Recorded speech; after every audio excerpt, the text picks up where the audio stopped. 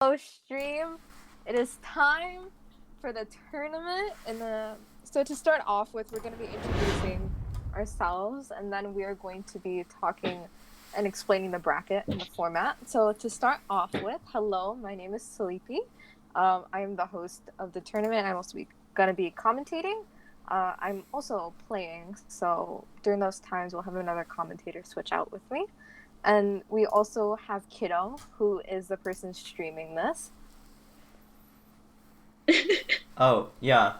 Hi, sorry, I'm distracted by the stream. I'm also going to be doing some commentating here, and I am playing on Team Yes, so please don't beat me up.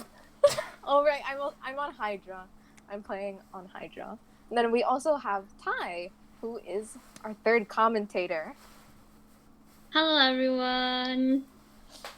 So, to start off with, before we start the games, I'm just going to explain the bracket. Just give me a second to pull something up.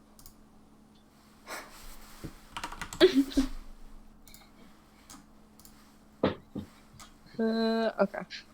So, to explain the tournament bracket, so we have 5 teams playing, so that was an uneven number. So in order to keep the defeat and advance format, for our upper bracket in the semifinals, we're going to have the 3 teams play each other. So each team will play against the other 2.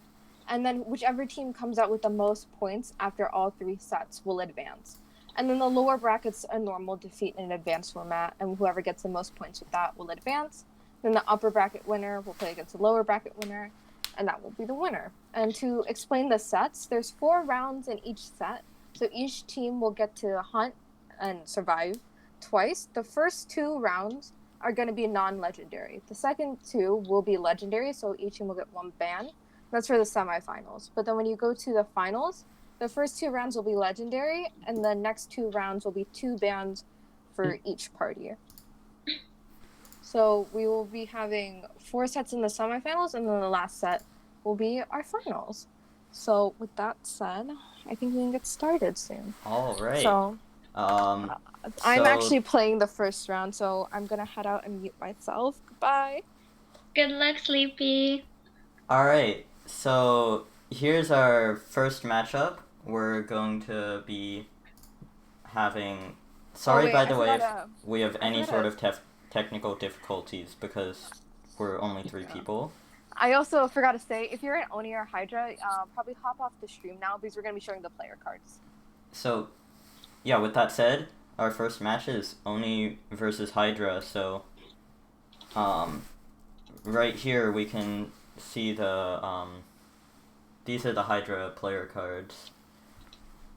We have had some changes due to technical difficulties, so Hydrated is not actually going to be playing this round, but Ty, if you would like to kind of talk about their players. Wait, real quick, I'm going to interrupt. Kai, I need you to accept my invite. Oh. Okay. Oh god, this is not an awkward stream. We are professionals. It's okay, we're so professional. We know what we're doing. Don't worry about it. It's alright. Oh. Alright. So, yeah, right here we can see we have, Sleepy Star, Nemu, and Jianru, and they are all, Sleepy seems to be a kind of rescuer main, so we're probably going to be seeing kind of mercenary or something like that, maybe a first officer gameplay coming from that direction. Then we also look like we have a mech main and a seer, so we have a lot of kind of meta gameplay, right here. Ethan, I'm going to interrupt you again. Can you look at your screen on your phone? Yeah, I'm looking. Oh, finally. Sorry. I can't multitask like this, okay? Alright. And then looking towards the hunter side of all of this for Oni, it looks like a Dream Witch main, so that's very, very scary. S-tier hunter right there, but also really hard to play, so we're gonna see if that's a risk that they're gonna decide to take. Yeah. Otherwise, it could be a Ripper and Axe Boy, Wu Chang, those are all hunters that Oni might bring out right here. Yeah, already really strong hunters that they play. So, with that said, we're looking just about ready to get into the game right here. This is a first round, so there's not going to be any bans happening. So we'll just see who they decide to play. Alright. So we do have, like Kiddo predicted, Sleepy playing the mercenary, Nemo playing mechanic, Jian seer. Well, they are also the seer main, so and then maybe a priestess coming out. Lakeside Village, so really strong. Yeah, it's gonna be a strong map for the hunter. It's very large, especially if they play Wu Chang, which is what we're looking at right now. Yeah. Wu Chang is really well known for having a lot of map pressure, so it could be kind of tough for the survivors to see what they can make happen here. Exactly. But then again, they also have a priestess, I guess, so... Yeah, so those long portals... Ooh, switching to Dream Witch, actually. Oh, Are we gonna... my. Looking like we're gonna see Dream Witch gameplay right here. See how this goes. So here we go, getting into the very first game. Alright. Uh-oh, I just realized something I have to do. It's okay. So, we see the hunter has spawned on the boat, and might be heading towards shore. Yeah. Oh! Whoops, I am bad. I am sorry, stream. I'm multitasking too much. It's alright. And Dream Witch already immediately found someone. But, yeah. Oh, and the priestess got a calibration out of all in that moment.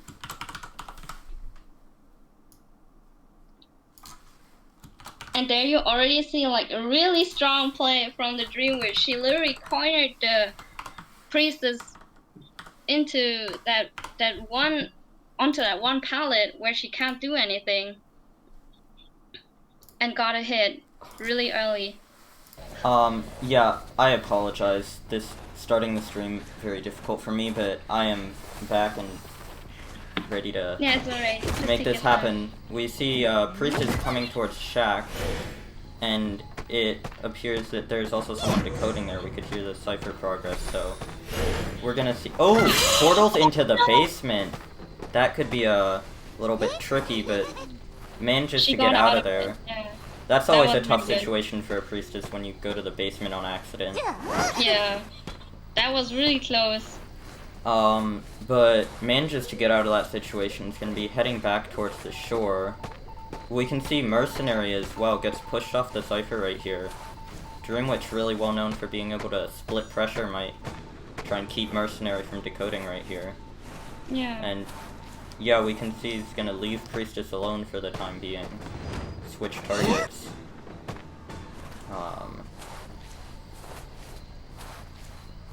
So now the Dream Witch, aside from that, oh, we can see she's found the mechanics robot. Yeah. So she's gonna be bringing her main follower over here to get rid of that. But the robot has already popped a cipher, which is the majority of the work it's gonna be able to do anyway because of the new mechanic nerf. Exactly. Now she knows the mechanic's location, but honestly, Priestess already wasted a lot of time. Yeah, so we can see right here, it's already 2 ciphers, and one of the last ciphers is really far along. We can see Seer and Mercenary decoding together. Yeah. Now, getting a hit on the mechanic, but Priestess also got healed up, so Dream Witch is really kind of in trouble right here. Mm-hmm. We're gonna have to see what they make happen with all of this. Yeah. But Dream Witches can also turn it around at the end of the game, right? So maybe... Yes, with her really strong map pressure, the fact that she can be in 2 places at once. You know, This is never a done deal with the Dream Witch. Mhm. We I think so can too. we can also see though, despite Mechanic is going down right here, but the Cypher is almost primed, so even though she's gonna be going on the rocket chair, it might be really tough to secure a kill right here with the Cypher primed. Yeah. So we'll have to see how the Dream Witch plays this, because they can probably see, you know, no Cyphers are shaking, there's nothing happening. So they probably Okay, know we'll the see. Cypher's primed right here. Yeah. Going to hit the Mercenary anyway, and going for a double hit. Now what's interesting here, if they can hit the Mechanic real quick, and they have to pop the Cypher, the Mercenary won't get healed by borrowed time. Yeah. So right there, if they pop the Cypher, you see how they Alright. waited until Mercenary got past half, otherwise they would have Yeah. gone down. Really well played by the survivors right there. Exactly. And before that, the mercenary also put down a global portal, so that means he's out of it, out of the mid zone probably. Yes, Blink coming in to get the Mechanic down once again, but the gate near Shack has already been opened. We're gonna see the Dream Witch teleporting over there, but is it gonna be soon enough? Yeah, since the Priestess leeches and have to be Mercenary are here. both running for the gate. It looks like they might be able to make it out. The leech won't activate soon enough, and that's gonna be 3 survivors out. Yeah, for really Hydra. good play by the survivors though. That was really quick too. That was a really quick match. Yeah, that was really well played by the survivors right there. Yeah. Even though the Dream Witch got a hit on the Priestess really early on, Priestess was able to transition and make up with a good kite. Yes. Yeah, really well played. Dream Witch is a hard character to play. It can kind of Yeah. snowball really well in the early game, or it can go kind of like that. It's hard to Yeah, exactly. But still, figure good play out. on both sides. Yeah, that was really good. Yeah, A good beginning match. yeah.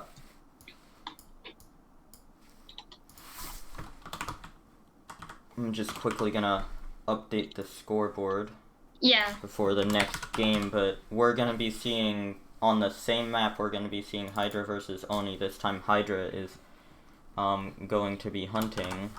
Mhm. So we'll see. Oni will have to.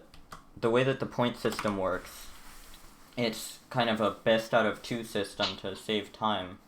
So if Hydra can pull off a win here, then all they have to do is tie the next round and they win. And they will advance. Or, well, not advance in this situation, but they will be considered the winners of that situation. In the best out of 3 format right here, it gets kind of interesting because there's 3 teams all vying to get the points. Yeah. But Hello, I am back. Welcome back, Sleepy. I am sorry. Good job on your first round. Thank you. So the players are all we can see being invited to the Next game round. right now, and we can see coming up Oni's survivors. So what we're looking at right here could be we're seeing kind of mains: Cowboy, Perfumer, Gravekeeper, and Prisoner. So a really kind of, personally for me, a really interesting thing to see right here is a Cowboy. I am a Cowboy main. Mhm. So I have a lot of support for this sort of gameplay. Cowboy can really be kind of a clutch, win or don't win character. Yeah. Because when he gets balloon lassos, he can really change the game. But it's also very risky. If he plays it wrong, he could end up getting killed and getting slugged next to the person on chair, which can really hurt their team. So Yeah. But judging, they have an A badge with Cowboy, so. And their mains are Cowboy and Prospector too. And both characters waste a lot of time if they are able to bully the hunter. Yeah. yes. So I'm gonna head out and leave this to Sleepy and Ty because I am bad. Okay. So good Bye. luck, guys. Good luck, everyone on this stream or in the Yeah. tournament. Alright, see you. Bye, Ethan. Okay, so what we're looking at over here, we don't know if this will be their final setup since they still have about 40 seconds left, but at the moment we're looking at a Merc, a Prospector, a Priestess, and a Seer. And the Priestess is especially nice because it's a big map, so you can always make really nice portals. It's always very useful if it's not near Cypher and the Hunter can teleport. Yeah. From the Survivor side, like, that team so far is really strong. They have Yeah. a Priestess and a Merc and a Prospector who has a lot of advantages for kiting at Lakeside, as well as a Seer who grants them a second chance Yeah. to anyone who's kiting. And it is Blood Queen, the So, strongest hunter in game, Yep. played So by let's see. a Mexican. So it seems like we've got our Prospector hiding, probably because they know that the Hunter's gonna go there. So the Hunter's got tinnitus, so they're looking around trying to find them. Oh, they found them. Oh, got that hit. And she still has her mirror on. Yeah. So we gotta see what could happen. This could be very difficult for Prospector right now. And Bloody Queen gets the first kill. So Yeah, that was the really survivors. Yeah, this puts the survivors in a bit of a difficult position. Because right now, since they have two slow decoders with Merc and Priestess, if they do a save right now, another decoder is going to be off, and they will only have Priestess and Seer on Cyphers, neither of which are decoders, although Seer doesn't have a debuff. It's going to be very hard to do this rush, but it does seem like Merc's going in. Merc takes a hit, does a nice elbow pack over, but Bloody Queen has the mirror. And she decides to come over because Merc pressured the double portal. Chair hit. Now Puffy's got his magnet, so it seems like he's going to try to do a recovery kite now. So what's going to be really important is his second recovery kite, whether they can recover from what happened in the first kite. Because they really need a Cypher. Oh, an owl, nice. Probably thought that Bloody Queen was going to hit in there. Yeah. It's very difficult with stun characters with Bloody Queen, because if she just mirrors to them and only uses her mirror image, they can no longer use their skill. Yeah, exactly. That was a really good stun by the Prospector though. Yeah, and he's using his speed boost to try and get out of there, it seems like, but will he be able to make it out? Oh, unfortunately, Prospector doesn't, but good on Blood Queen, she was able to keep her calm and prevent a recovery kite for very long. So now they're still at 5 Cyphers, and there's like Bloody Queen's chairing him at this is one of the best chairs for hunters, because it's very far from a lot of people. And there's also not very good kiting area you can transition to, especially if the hunter has Berserker. Yeah. So it's kind of doubtful if any of them will be able to make it on time, so it seems like Bloody Queen's just pressuring the Cyphers at the moment.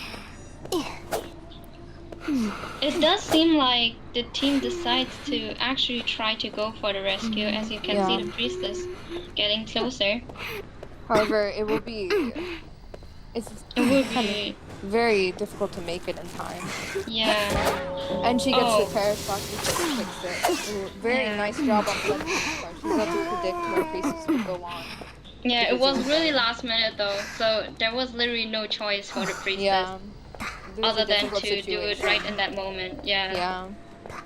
The team is able to pop 2 Cyphers, so the dungeon was revealed. However, it unfortunately was right where the hunter was, so as long as Bloody Queen saw that, she knows where the dungeon is now.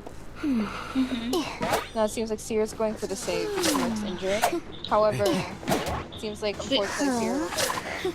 Yeah, he got a hit really early and he can't. He already used his outrage, so. Yeah, so there's not much she can do. She has some really good mirrors, especially with the camping. She's able to really prevent saves. Yeah. Now it seems like she's going to look for the Merc. So she might be looping back to the dungeon and the chairs to make sure Merc doesn't save. Honestly speaking, the best choice for the team right now is for Merc to actually just go for dungeon. Yeah, especially because he's a character who can take a hit, and Bloody Queen isn't one of those hunters with no attack recovery. Safest thing would be for him to try and wait it out or kite until the dungeon's open and then go. Yeah. Seems like that's what their goal is, and so we'll The see if he queen can does do have that. tinnitus though, so Yeah. she knows the Merc is close. But it seems like Merc is doing a good job of hiding, and she actually hasn't found him yet. So it seems like Merc is actually going for the save. He's able to make the save, but now Bloody Queen does know where they are now, so he's veering over to try and find them. Does have the blood trail, so she's going after the Merc now. Yeah. Trying to like get at least one hit on the Merc so that he's busy with healing. It's especially because the Seer is last year, she'll have to slug if she goes to the Seer, because otherwise he will be blasting off on the chair, which will make it difficult to kill the Merc. But if the Merc, she's able to kill him, especially with Merc's chair time buff, she has some more time. And she does get that hit on Merc, very nice for Blood Queen. So they are in a difficult position right now. It seems like Seer is heading it towards the dungeon. They're probably hoping to be able to get it. We'll see what Blood Queen does here. Merc did manage to bring her all the way across the map, which is helpful because it buys the Seer a little bit more time if she does choose Sarah. It seems like she is teleported. Because she does decide to teleport. Yeah, she's probably able to predict that Seer would want to hang by the dungeon, especially because that's the closest cipher. What most survivors like to do is tap the cipher when they're waiting for dungeon, so it doesn't alert the hunter, but then they don't get crows. Seems like Blood Queen might be mirroring back to Chairmark now. So they are in the position where she isn't forced to do a 4K or such too harshly if she doesn't want, because she's hunting for a Hydra right now, and they were able to get right 3 in that points. moment, Merc actually picks himself up. So he might be able to buy some more time for Sia right now. Sia's actually ciphering right now, it seems like. Oh! She actually takes a quick route. Oh, and she's able to hit Merc. Again. She'll probably be able to fully slug now, because the Seer is injured, and then the Merc can't use his self pick, so she can probably fully slug and leave him, because he's also across the map from the dungeon, so he can likely not crawl there before bleeding out. Yeah, definitely not. Seer is in the basement. I know the stream can't see this right now, but it seems like he's just in the basement at the moment. Yeah. And Bloody Queen's heading over. Probably just trying to check the cipher location, try and figure out where he is. And she does have tinnitus now, so she's gonna look around, try to find him. And he is creeping around, trying to survive for a little bit. So he's in a difficult position because... Oh, she actually even checks the basement. Oh my god. Yeah, she checks the basement. They're in a very difficult position right now because they're across the map from each other, so it might be difficult for Seer to go to pick up Merc. She does have tinnitus here, so she's checking through basement thinking that Seer might be hiding here. Yeah. Seems like she's heading out now though. And Seer did leave a graffiti, so I think Bloody Queen does know that he was there at one point, even if he's gone away now. Seems like Seer's still hiding. Okay, she lost tinnitus now, which is why she's thinking that the Seer might be here. Yeah. And had tinnitus for a moment, but then when she got closer to Merc, it disappeared. Yeah. Okay. Seems like they're just trying to do what they can at the moment to try and at least get one person out. Yeah. And oh, she's found the Seer. Yeah. Oh, nice shoot. Unfortunately, he's in the open though, so Bloody Queen does get that hit. Yeah. And that is a 4K. So Hydra is now at 8 points, and Oni is currently at 1 point. And then we will go ahead to our next round. Yes. And I am actually playing the next round for the Survivor team, so I am going to head out. All right. Bye-bye.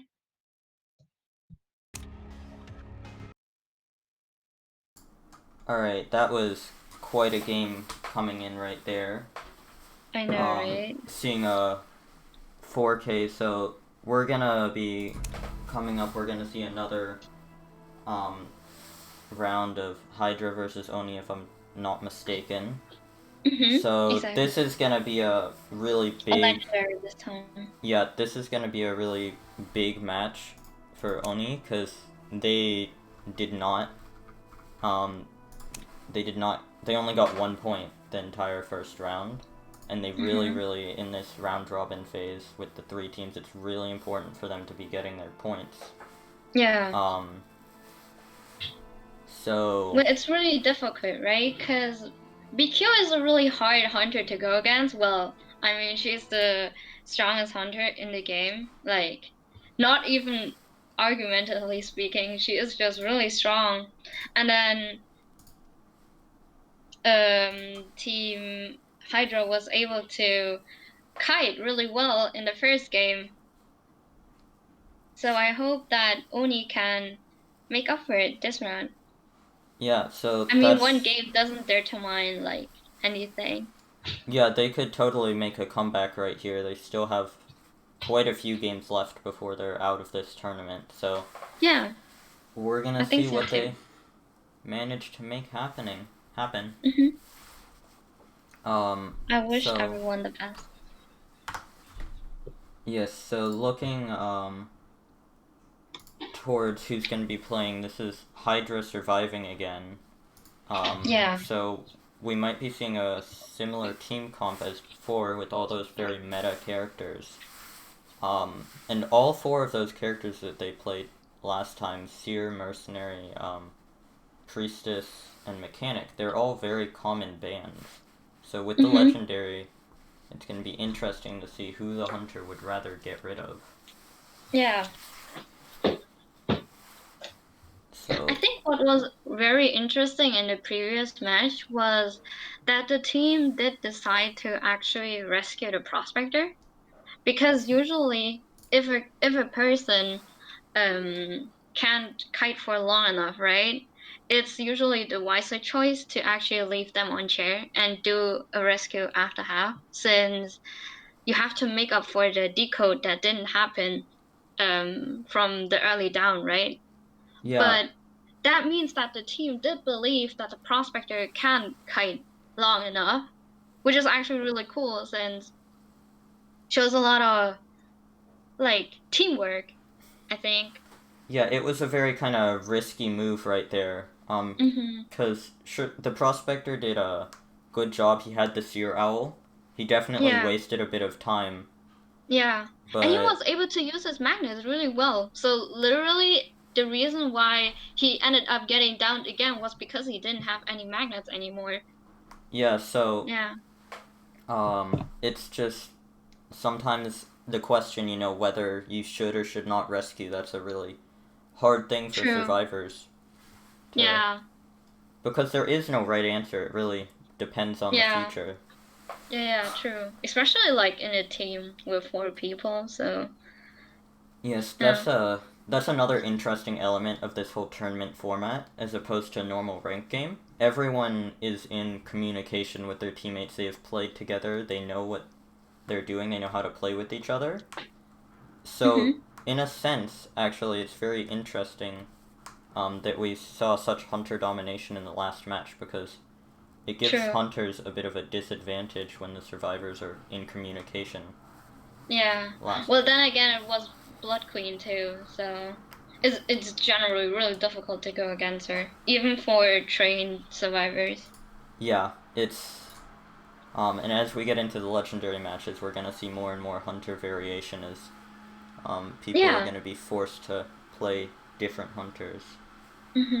So now Since it's really likely we're gonna that be getting into the first ban phase of this game. So looks like for the bans, we're seeing a Blood Queen and Seer bans, both very common bans. And it looks like, despite the difficulties of the last round, the Hunter is going to be looking to play Dream Witch again, make a bit of a comeback play. Yeah. Different from the previous game though, Leo's memory is actually not that big of a map. So that is really good for Dream Witch, right? Since Yeah.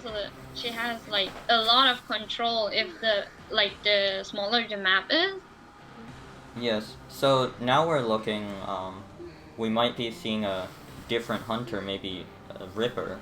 And from the survivors without their seer in their comp, it looks like they might be going a double rescue sort of a build. Yeah, and with like if Mechanic has rescue build too, and the priestess as well, then they actually have 4 Titurners in that round. So it's kind of a risky strategy. It slows down your decoding, but it's also going to be much harder for the hunter to catch someone. So looks Yeah, like and the then survivors again, are.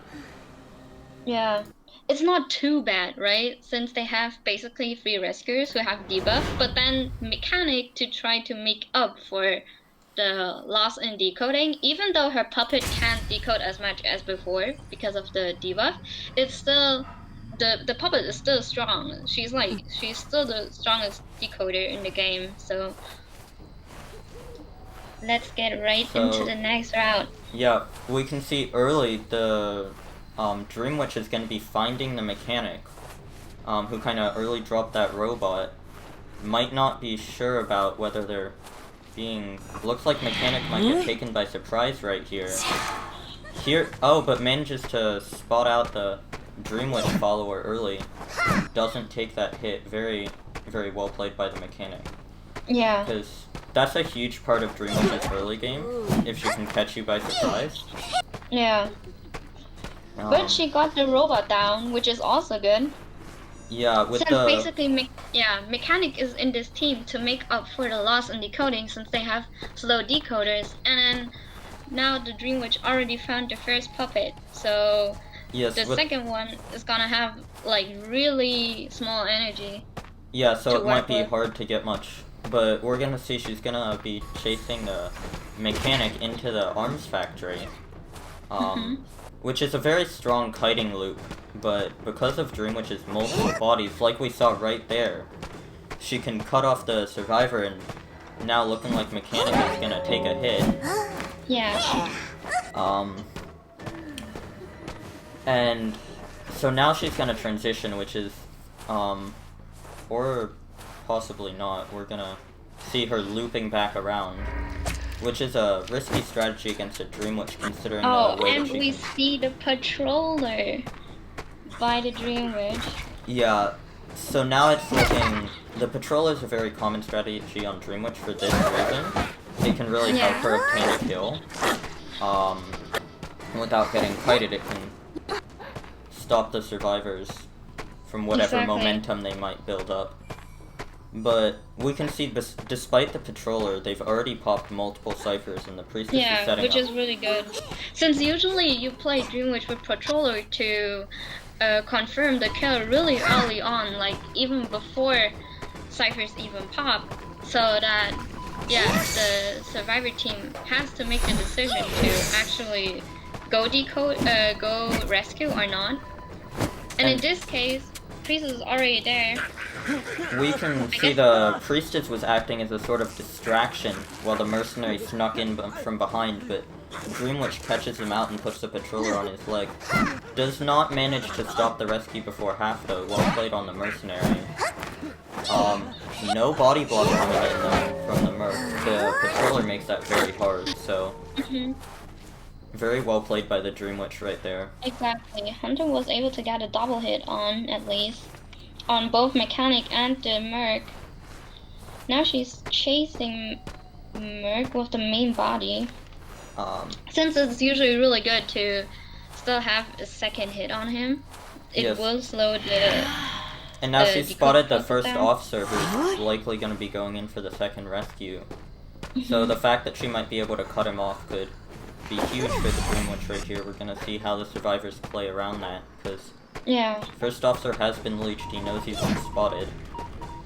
So Dream Witch exerting that map pressure, keeping the mercenary from decoding even while she has Mechanic on balloons, but she spent too long away and Mechanic does struggle out.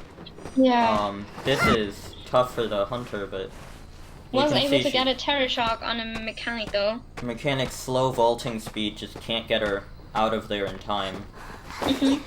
So now Mechanic's really probably going to be going on the chair. Dreamwish isn't going to let that happen twice. That was really unfortunate. And, well, the Dreamwish did try to, like, catch one of the rescuers, like, with a hit, so that it would be, that the team would be forced to heal before the rescue. Really nice play by the first officer. Knows that the Dreamwish is looking even if he doesn't have Fear Radius, and baits the hit on the chair. Manages to get the rescue without taking a hit, and the Cypher's gonna pop. So now, even though Mechanic took a hit, she's gonna be back to full health.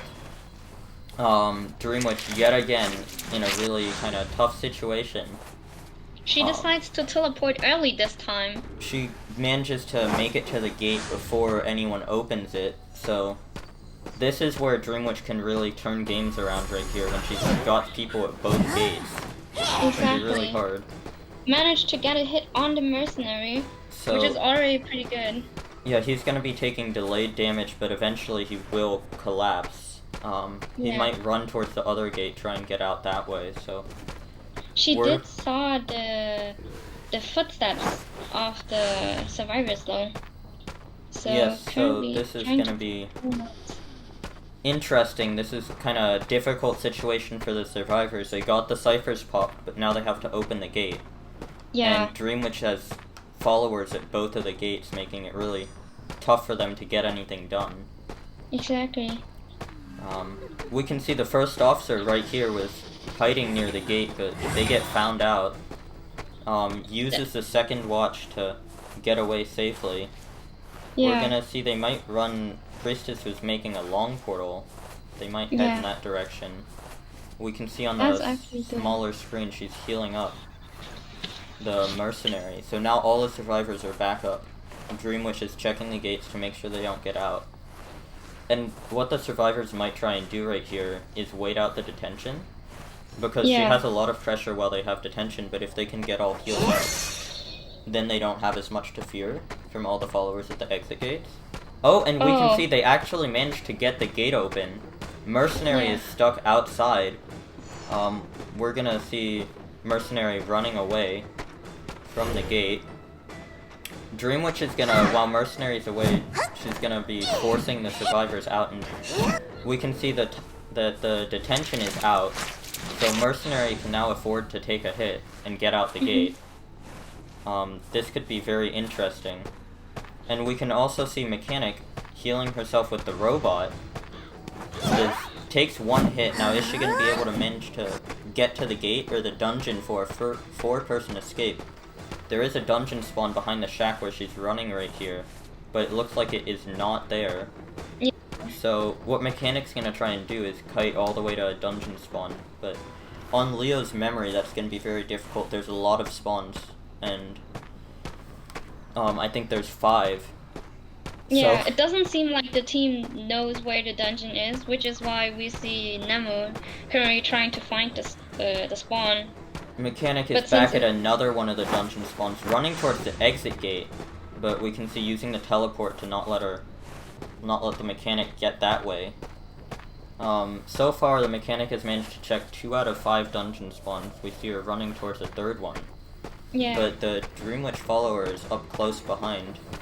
Yeah, the speed is really fast. Looks like, manages to finally get in that hit for the one-person elimination. Against Dreamwitch, a team that communicates is really, really strong, right?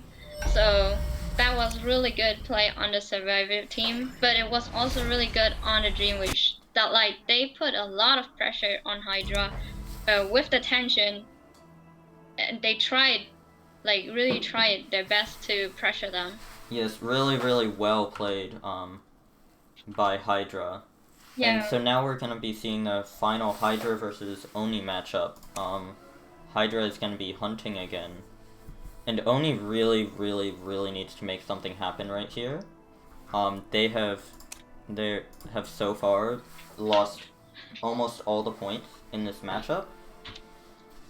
And even if they don't make anything happen right here against Hydra, because of the round robin system, they really just need to secure as many points as they can. Yeah. because it's not over yet. Mhm. So we're gonna see the characters are gonna be getting chosen soon enough.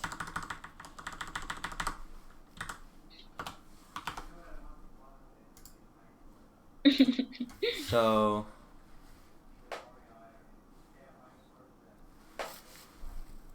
now we're looking at Oni once again. They had a really rough matchup the last game that they played. So we're gonna see what sort of adjustments they might choose to make, maybe in their team composition. This is a legendary match coming up, so they are gonna be able to ban the Blood Queen that really hurt them so badly last time.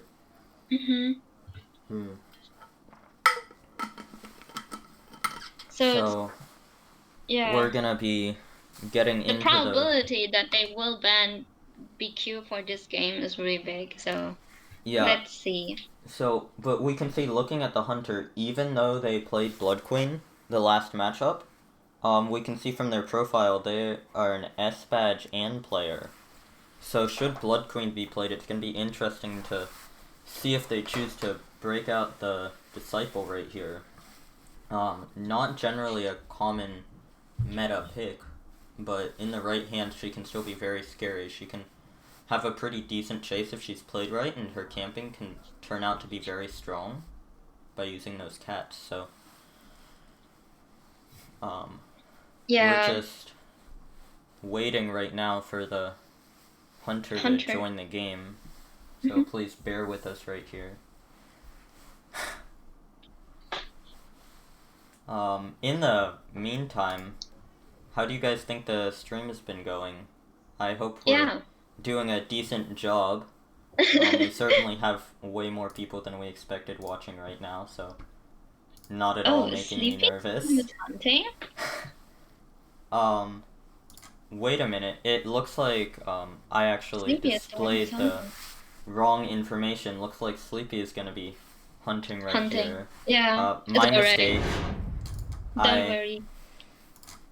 Switching through all the profiles. But anyhow, we can see Sleepy looking like they're gonna play a photographer right here. To hunt. Now, photographer can be a very risky play. If they have a strong early game, they can exert a lot of map pressure, similar to some other hunters like Dreamwitch or whatever. But it's very important to have to find the hiding survivors early game, and then force them to take damage or to heal up, which slows the decoding. And on a map like this, it's not a particularly large or small map, but if they choose to go with the photographer, we're gonna see how this goes. Now we can see that survivors are not gonna be playing a mercenary. They're not playing the same roster as the previous round. Yeah, we can see the Seer was banned, but they chose not to go with the mercenary. Maybe they suspect a photographer, or they're just changing their team composition. We can see the Cowboy coming in, like I talked about earlier. And now here we're gonna get into the match.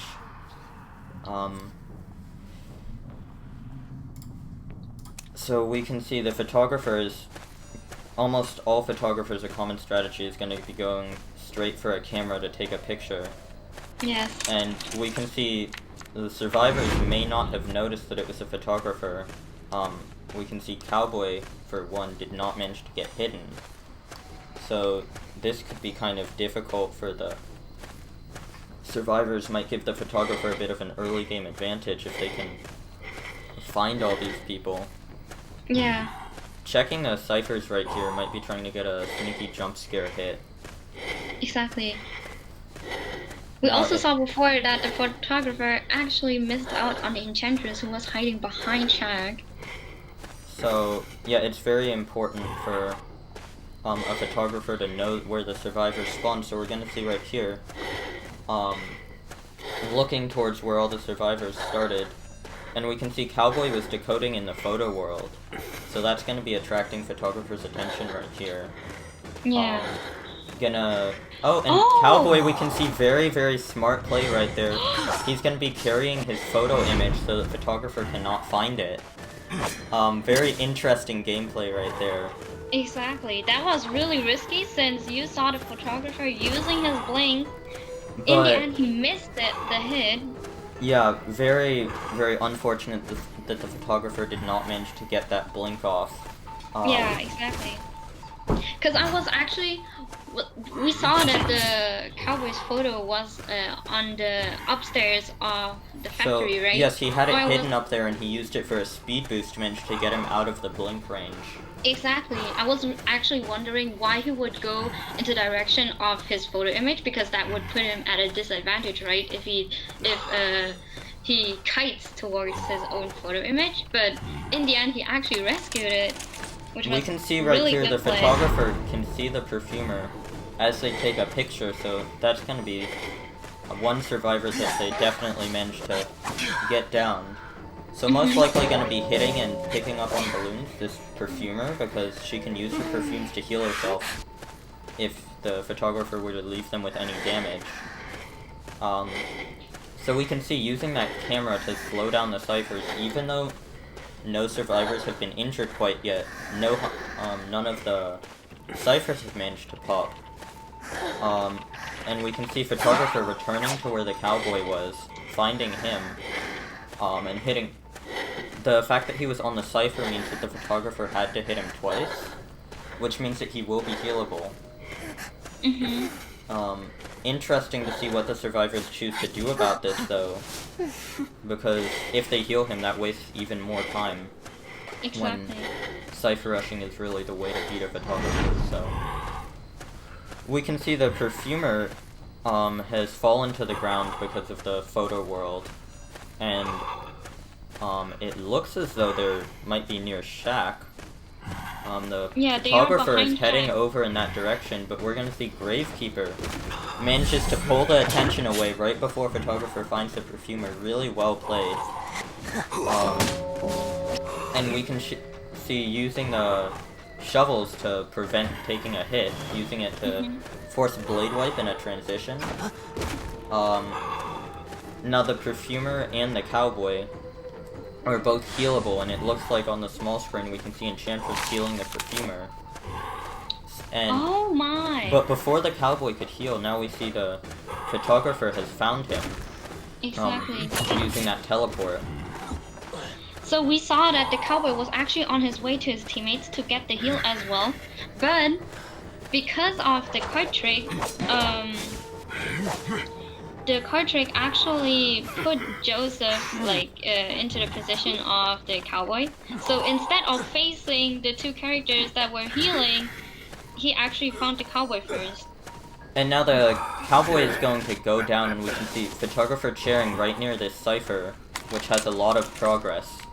Yeah. Which is going to force the survivors not to be able to decode that cipher. It's going to force them to do different ciphers.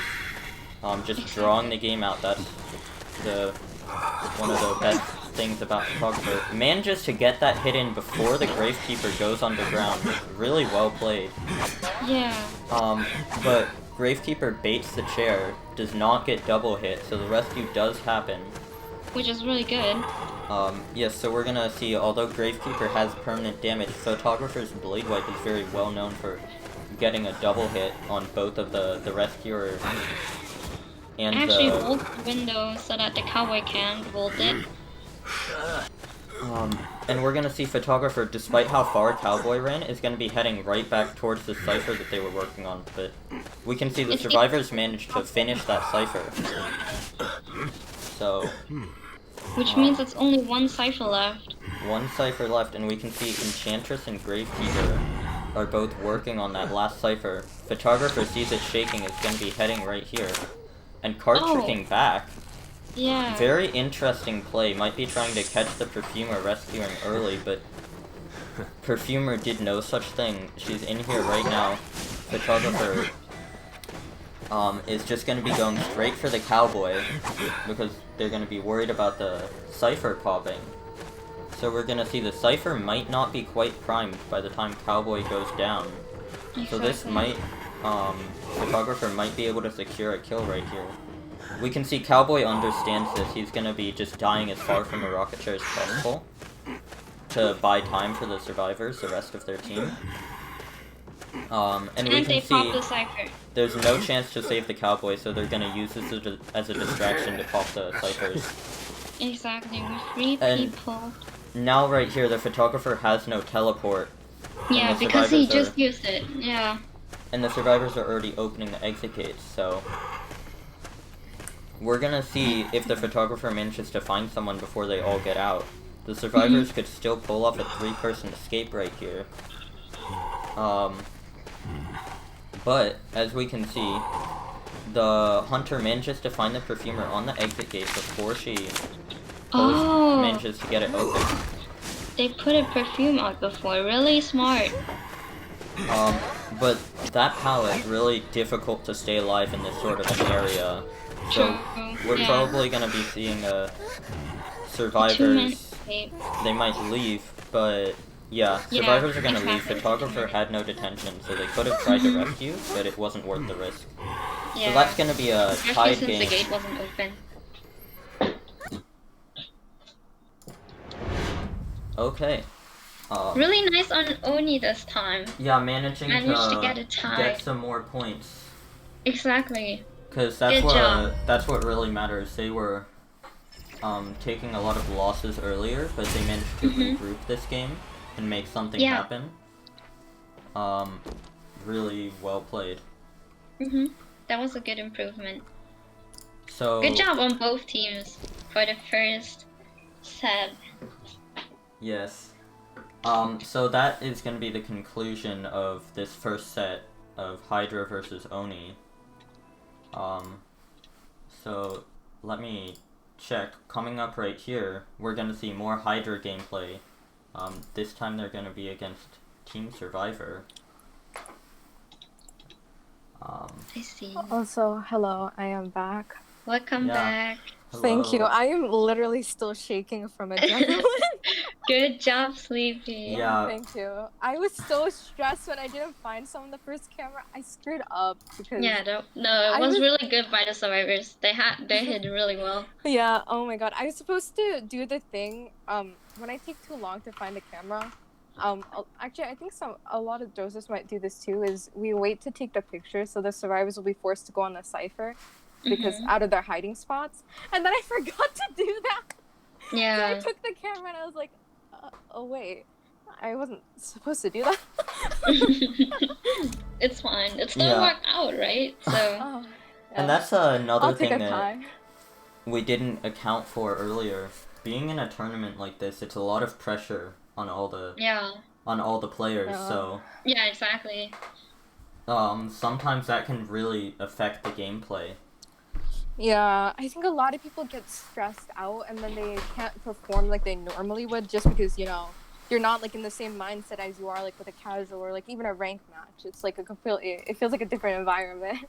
Yeah. So and I just did the RNG and we actually got Leo's again.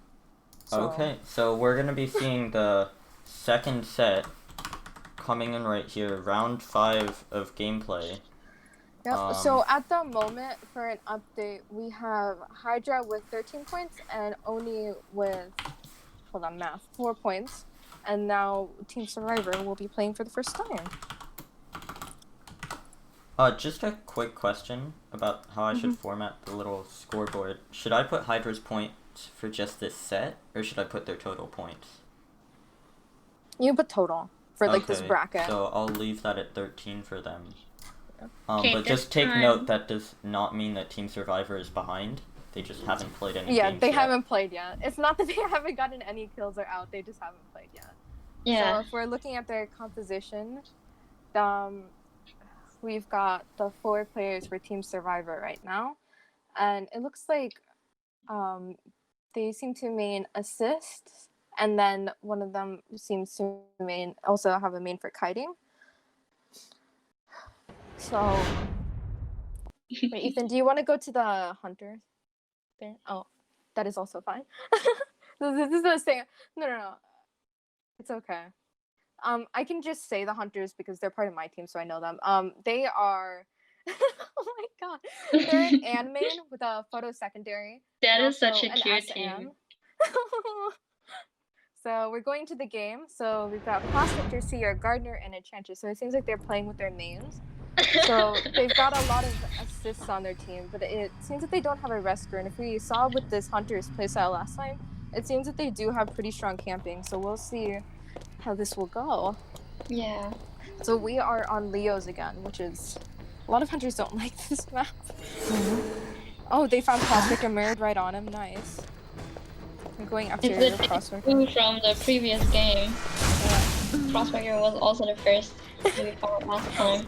Does Will have a thing for Prospectors? Oh, And Gardner. we see the Gardner going towards the Prospector, taking one hit with the bubble. Fortunately, the protection was still up. It might have been that Gardner didn't know that the Hunter was there. Or maybe they wanted to bait. Yeah, maybe they wanted to. I actually feel like they wanted.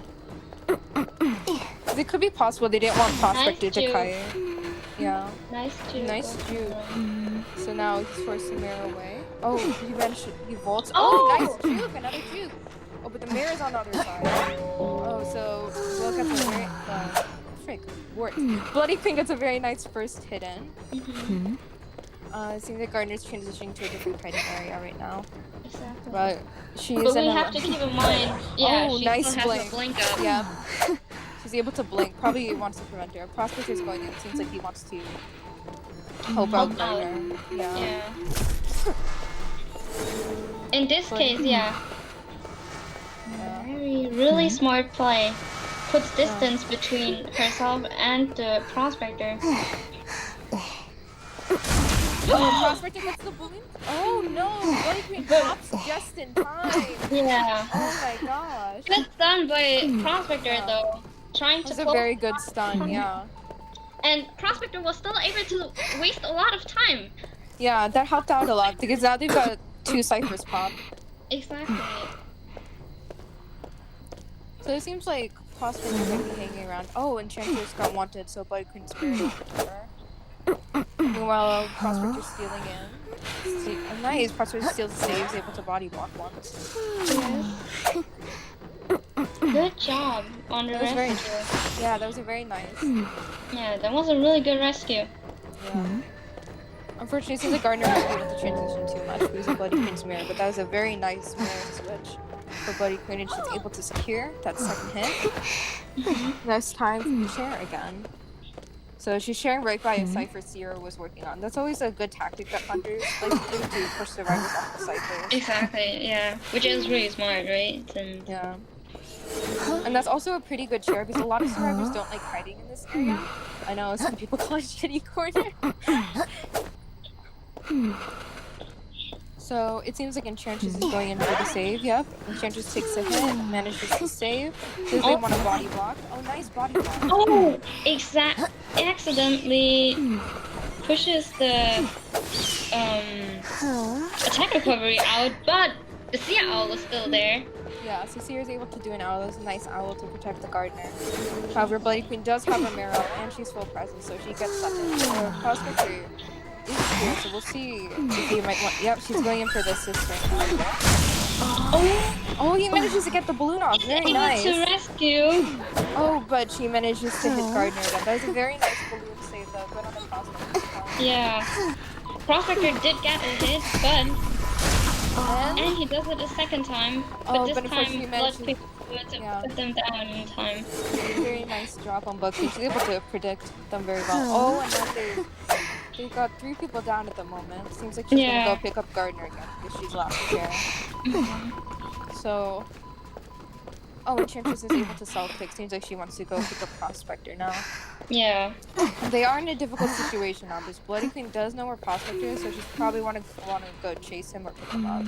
Yeah. So we'll see. Enchantress isn't able to pick Prospector up. It seems like Bloody Queen wants to chase her away.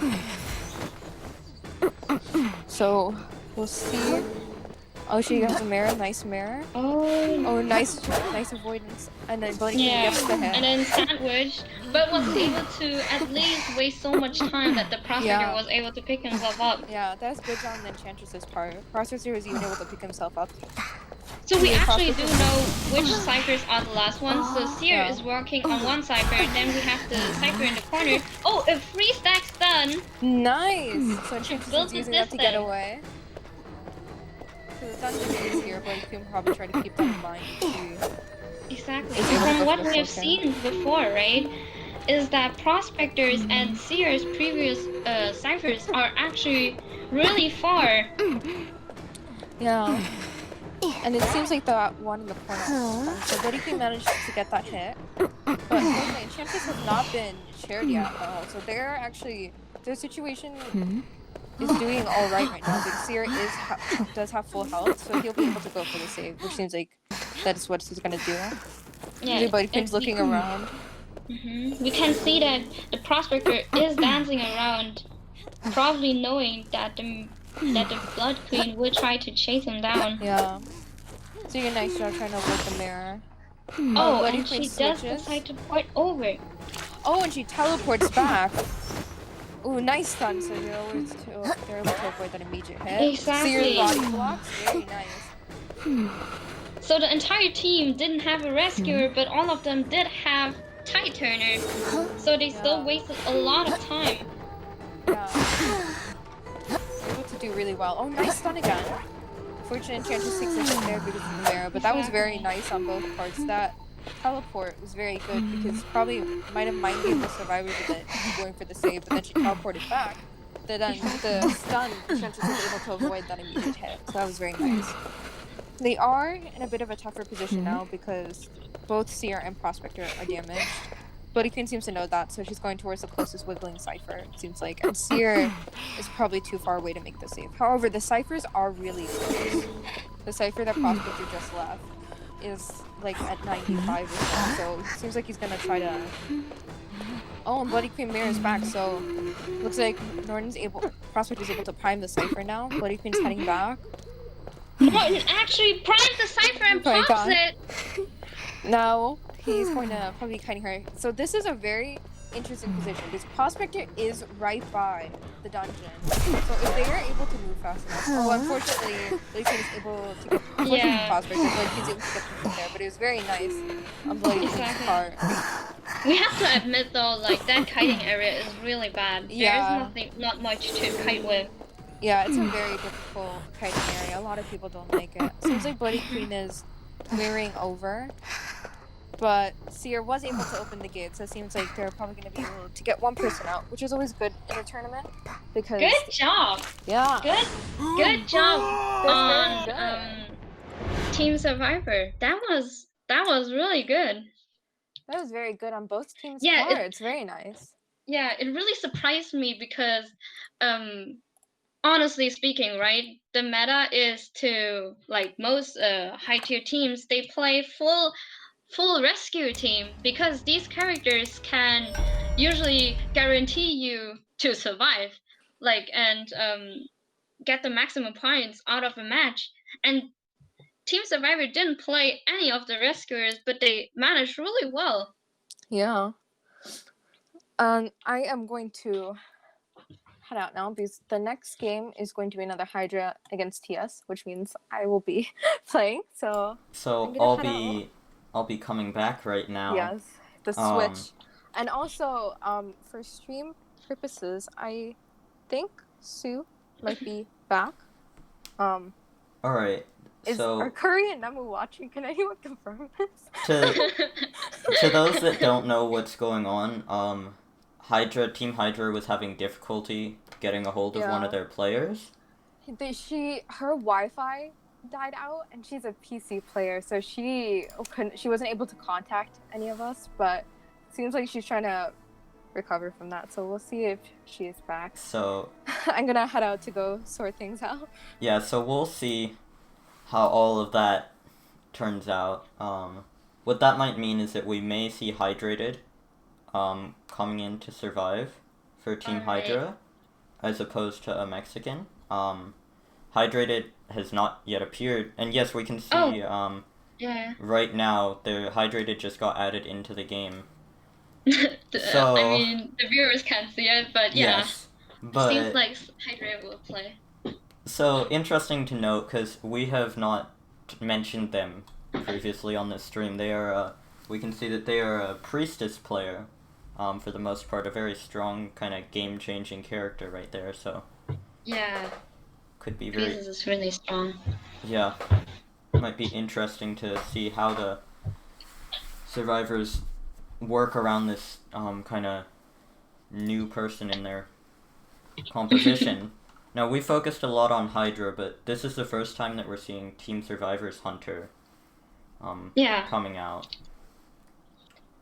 So honestly speaking, Team Survivor already did a really good job against a really strong Blood Queen. Yeah, we've seen, we've seen that Blood Queen, they were dominating earlier. It's very difficult to play against a Blood Queen.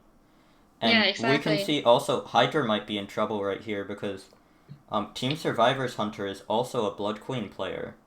Yeah. So they might be in for the kind of taste of their own medicine. Mm-hmm. Oh my god, I feel bad for just saying that. It's fine. All right. Well, she is just really strong. You can't deny it. She is abnormally strong. Yeah.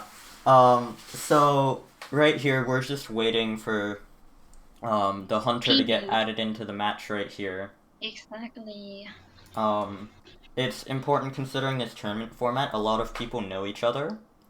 So what is happening right now, the survivors might be giving their ban prematurely. It's part of the rules of this tournament that you have to choose your Hunter ban before you see who the Hunter is. Because a lot of these Hunters only main one character. So yeah.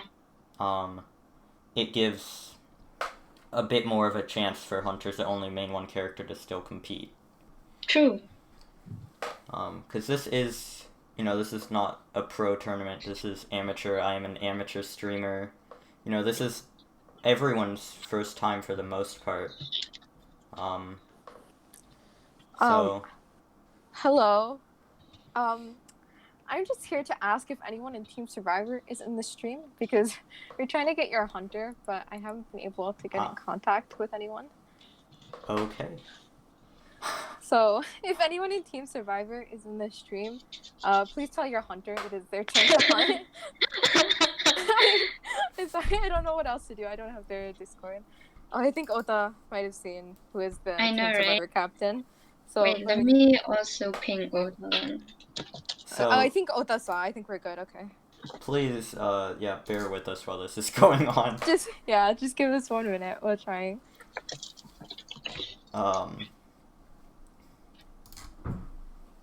Okay. I will leave once we get this issue sorted. I'll sit here for a little bit. So, what's really interesting right here, we saw Team Survivor, even though they only got one person out, like we discussed earlier, kind of very admirable gameplay against a Blood Queen of that caliber. So if they can continue playing that way and they can ban Blood Queen next time, we might see them scoring quite a significant amount of points, depending on... I know, right? Yeah. Honestly speaking, it really does surprise me, because I do believe, if you get into higher tiers, rescuers are so important for the game, especially, the entire Titurner deal. It's so important, right? And then just seeing them, so in the end, all of them had to play Titurner, so that means they do have a harder time to kite since they don't have broken windows. But for example, Gardner was able to make it up with a really great knee-jerk reflex when she was kiting Blood Queen. Sorry, I'm gonna interrupt you guys real quick. Ethan, could you mute us on the stream? Yeah, real quick, let me work on that. Sorry about technical difficulties right here. It's alright. It happens. Alright, so we're gonna be just going for a quick intermission, I suppose. We'll be back in a minute or two. Yeah. Just give us... I believe you guys cannot be heard on the stream anymore, unless I screwed up royally. Yeah. Yeah.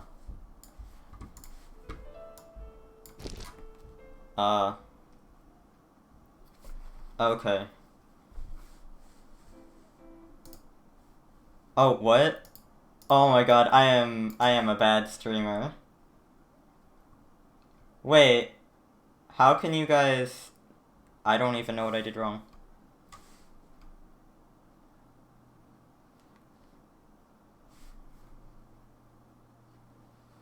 Alright.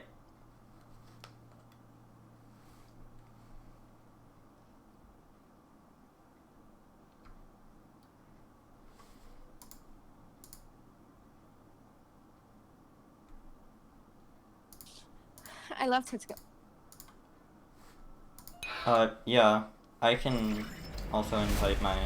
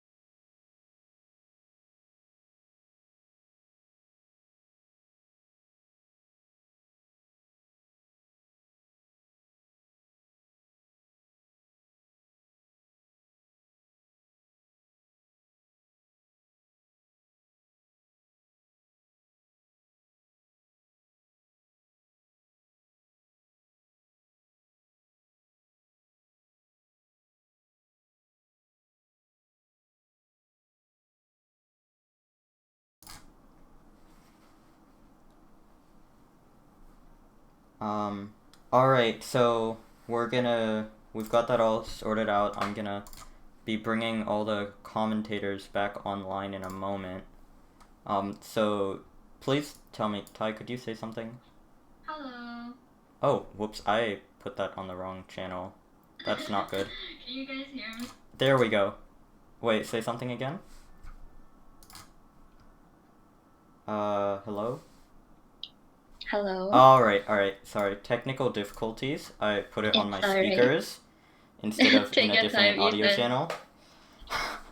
Oh my god, live streaming is the same thing as stress. Don't let anyone tell you differently. So we're gonna be coming back. We've certainly seen plenty of these team compositions. Quickly, let me Alright. flip through my slideshow because... It's alright. Alright, so here we go. We're gonna see if we can't get the hunter in the game this time. Wouldn't that be wonderful?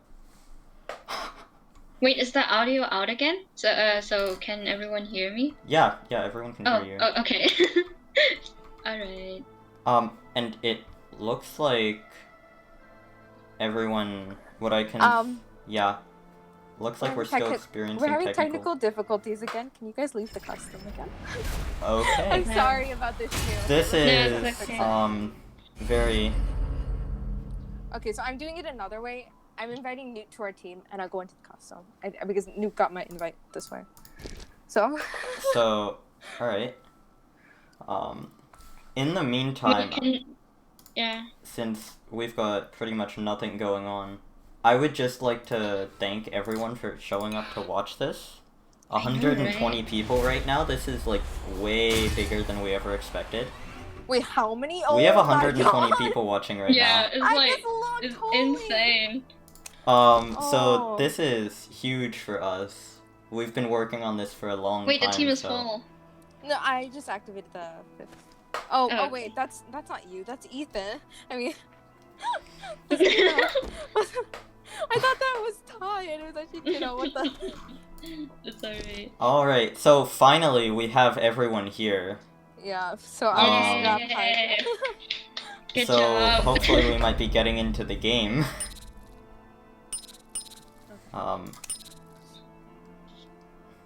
Alright. I'm gonna actually head out this time. Okay, goodbye, stream. Goodbye, guys. Bye-bye. Good luck. Yeah, so just a quick catch up if anyone, I don't know, just joined or got distracted during our kind of weird intermission. This is the second set. It's Hydra versus Team Survivor. This is Exactly. the second round of this set. Hydra is surviving, and we're gonna see Team Survivor hunting for the first time in this tournament. So we'll see what happens. Hydra right now has a lot of points, so unless Team Survivor and Oni manage to accumulate a lot of points individually, Hydra is going to be the team that advances here, so we're going to see what TS manages to pull off right here. Exactly. So, finally, we're going to be getting into this game. We're going to be seeing, as we predicted earlier, it looks like the Team TS Hunter might be going Blood Queen. Yeah. Well, there's nothing, like, you can't be wrong with Blood Queen, so she's always a good choice. Yes, she is, and we can see in the chat, this is a very very competitive tournament, you know, we can see all of these teams are definitely opposed to each other. Yeah. No friendliness at all, none whatsoever. But it's very good to see kind of, you know, sportsmanship in this sort of event. Yeah. Yeah, So, I think so too. Alright, Okay, let's start. so here we go, getting into this matchup. Yeah, we have a really meta team on the Survivor side. It's Seer, Knight, Priestess, and Mechanic. Like, that's the meta of the meta, basically. Against the Blood Queen.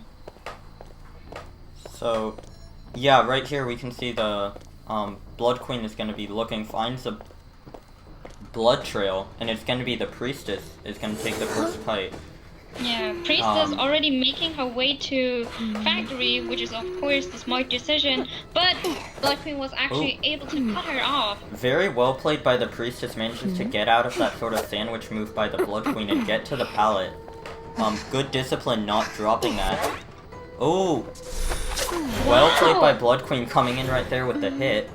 Exactly, and she timed it. She timed it, like, she ran into the Priestess to time it for her to cut off the one portal. Yeah, so what happened right there, when Priestess got hit mid-portal animation, that wasted a portal, but she didn't go anywhere. Ooh, nice owl coming in. Amazing owl, yeah. So, as a result, the Priestess really had to use both her portals to stay alive, and that leaves her kind of vulnerable fighting right here. She's also in a very tough situation. She's sandwiched between the Blood Queen and the Mirror, and so she is going to go down. Yeah. Now, it was not some kind of supremely long kite. Yeah. So the ciphers still have progress to be left. So we're And probably we actually gonna. see that the dungeon, the basement is actually inside Factory. Yeah, Blood Queen chooses, maybe worried about the survivors struggling out, chooses not to go to the basement. Yeah, true. And we can see the Blood Queen is pressuring the Mechanic with the mirror image while the Mercenary comes in to save. Yeah. This is a common strategy with Blood Queens, kind of. Oh, but Mercenary gets in there without the Blood Queen seeing, does not take a hit. But Priestess does go for the vault. So Mercenary is gonna go out unscathed, but Priestess is gonna go down once again. Exactly. It was still a good rescue by the Merc though, because getting a rescue without any damage is always really good for the entire team. Yeah, so as a result, we could see potentially the Mercenary going for another rescue, or Mechanics often bring Tide Turner. So that might be what this... Yeah, and we can see the Mechanic is kind of lurking near the chair, probably gonna go for this rescue. Blood Queen doing an excellent job just keeping Seer from decoding with that mirror image. Mechanic goes in for the save, mind games the Hunter, and she managed to body block as well. gives Priestess some time to get away right here. So we're gonna see now. Priestess is still stuck in a kind of bad situation, using these portals through these large objects to stun the hunter in transition. Yeah. Towards a new area. The mirror coming out though hits the priestess. Nothing mechanic can do anymore. Yeah. Except for a stun. So Honestly speaking, Blood for Queen. the entire team, right? The mechanic probably already popped the cycle of the robot.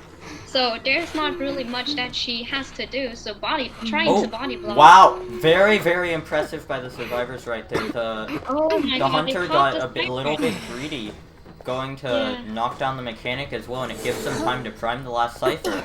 So now Priestess is back up, just to get smacked again, but this is gonna give the survivors even more time to open the exit gates and start getting out of this map. So we're gonna see the hunter has switched to teleport, but they do not have it up yet. And we can see the 3 survivors standing at the exit gate. It looks like it's gonna be a 3-person escape. Yeah. Very, very well played, managing to distract the hunter enough for the cipher to pop. So that was very impressive. Good job on Peanut too, though. That was really good. It was good hunting gameplay. It's just gets like that sometimes where you know you can hit the survivor. Exactly. You know you can kill them, but then the cipher pops. That's so like we can conclude like right now, right? That Hydra is a really good team. They have really good team communication. With being able to even manage to like kite in the end, right? To get more time, to waste more time, so that they can pop the ciphers in time. Yeah, Hydra is looking very strong. Yeah. Coming through this tournament, they have it was actually still really good from Peanut for managing to down these 2. Yeah, and so at least get 1 point out of this game. Yeah, so we can see right here, Hydra is still just racking up the points, putting the other teams in a very bad situation. In this sort of round robin phase with 3 teams. So now we're gonna be seeing the next matchup between Hydra and Team Survivor. Again, yeah. I came back and the first thing I see is that I sexually identify as Joseph message in the stream chat, and I don't.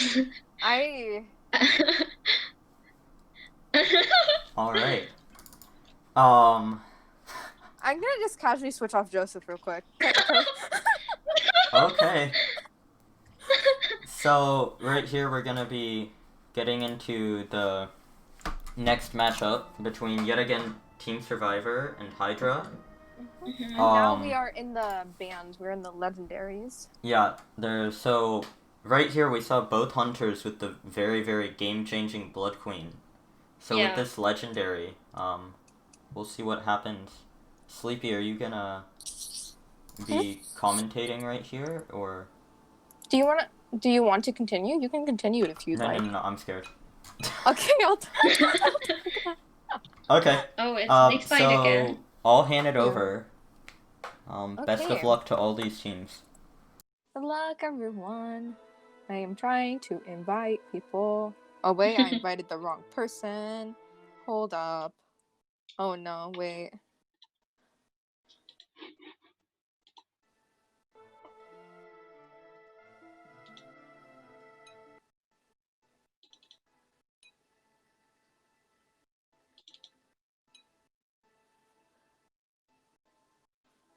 Sorry, we are having technical difficulties again, so just give me a moment, guys.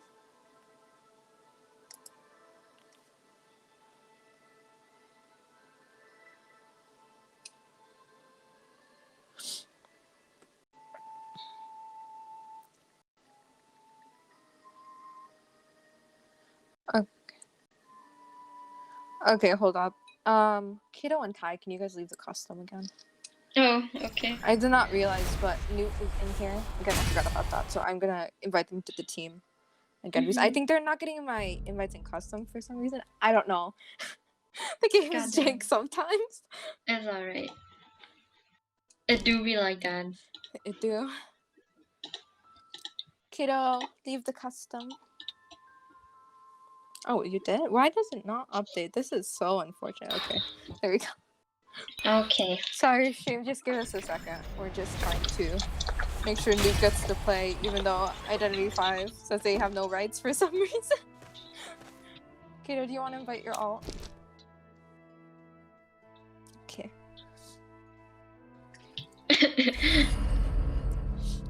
Identity 5 really said that Nuke has no rights. I know, This right? is very. Maybe they're No, allergic to no peanuts. rights for new today. Oh my.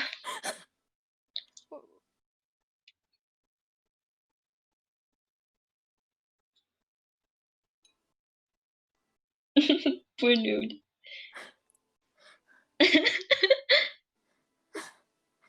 We are trying to. Let me invite the rest of their team. What is on the cards right now? Right. Okay. So right now we have Team Survivor surviving and Hydra hunting again. So once again, the hunter, the same hunter for Hydra, and that is a Mexican. So the main again is Disciple, the secondary is Photographer. They are an S badge Disciple, but we will see what happens at the moment because they have not used their Anne yet. They've just used Bloody Queen. So Yeah. we have to see who they will be banning because unless they did their research, they probably do not know that he mains Disciple. So I'm just going to confirm who the servers are binding, and then we will switch to the screen soon. Oh, for this stream to understand, since it's a for fun tournament, and it's a lot of, we're not like super high tier or anything, a lot of the hunters only have 1 or 2 mains. So in order to make sure they don't just get their mains banned and it's not as fun, we have the bans decided by the survivors before we add the hunter in, so that it's not as likely, so the hunter still can be able to play someone. I think the team is still discussing who they want to ban. Yeah.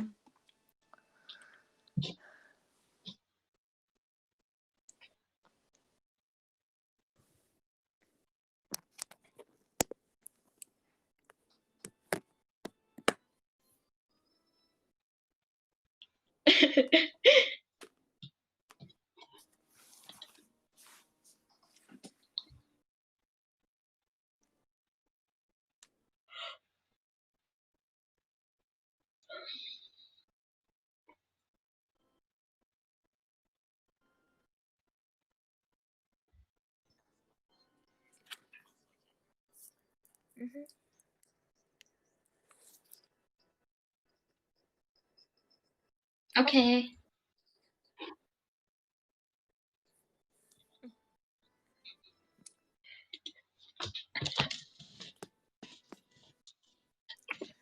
Okie dokie, so Kato, if you want, you can switch over to the game. All right. Screen? What? I can speak. I know how to speak. So they are banning their survivors now. Hello.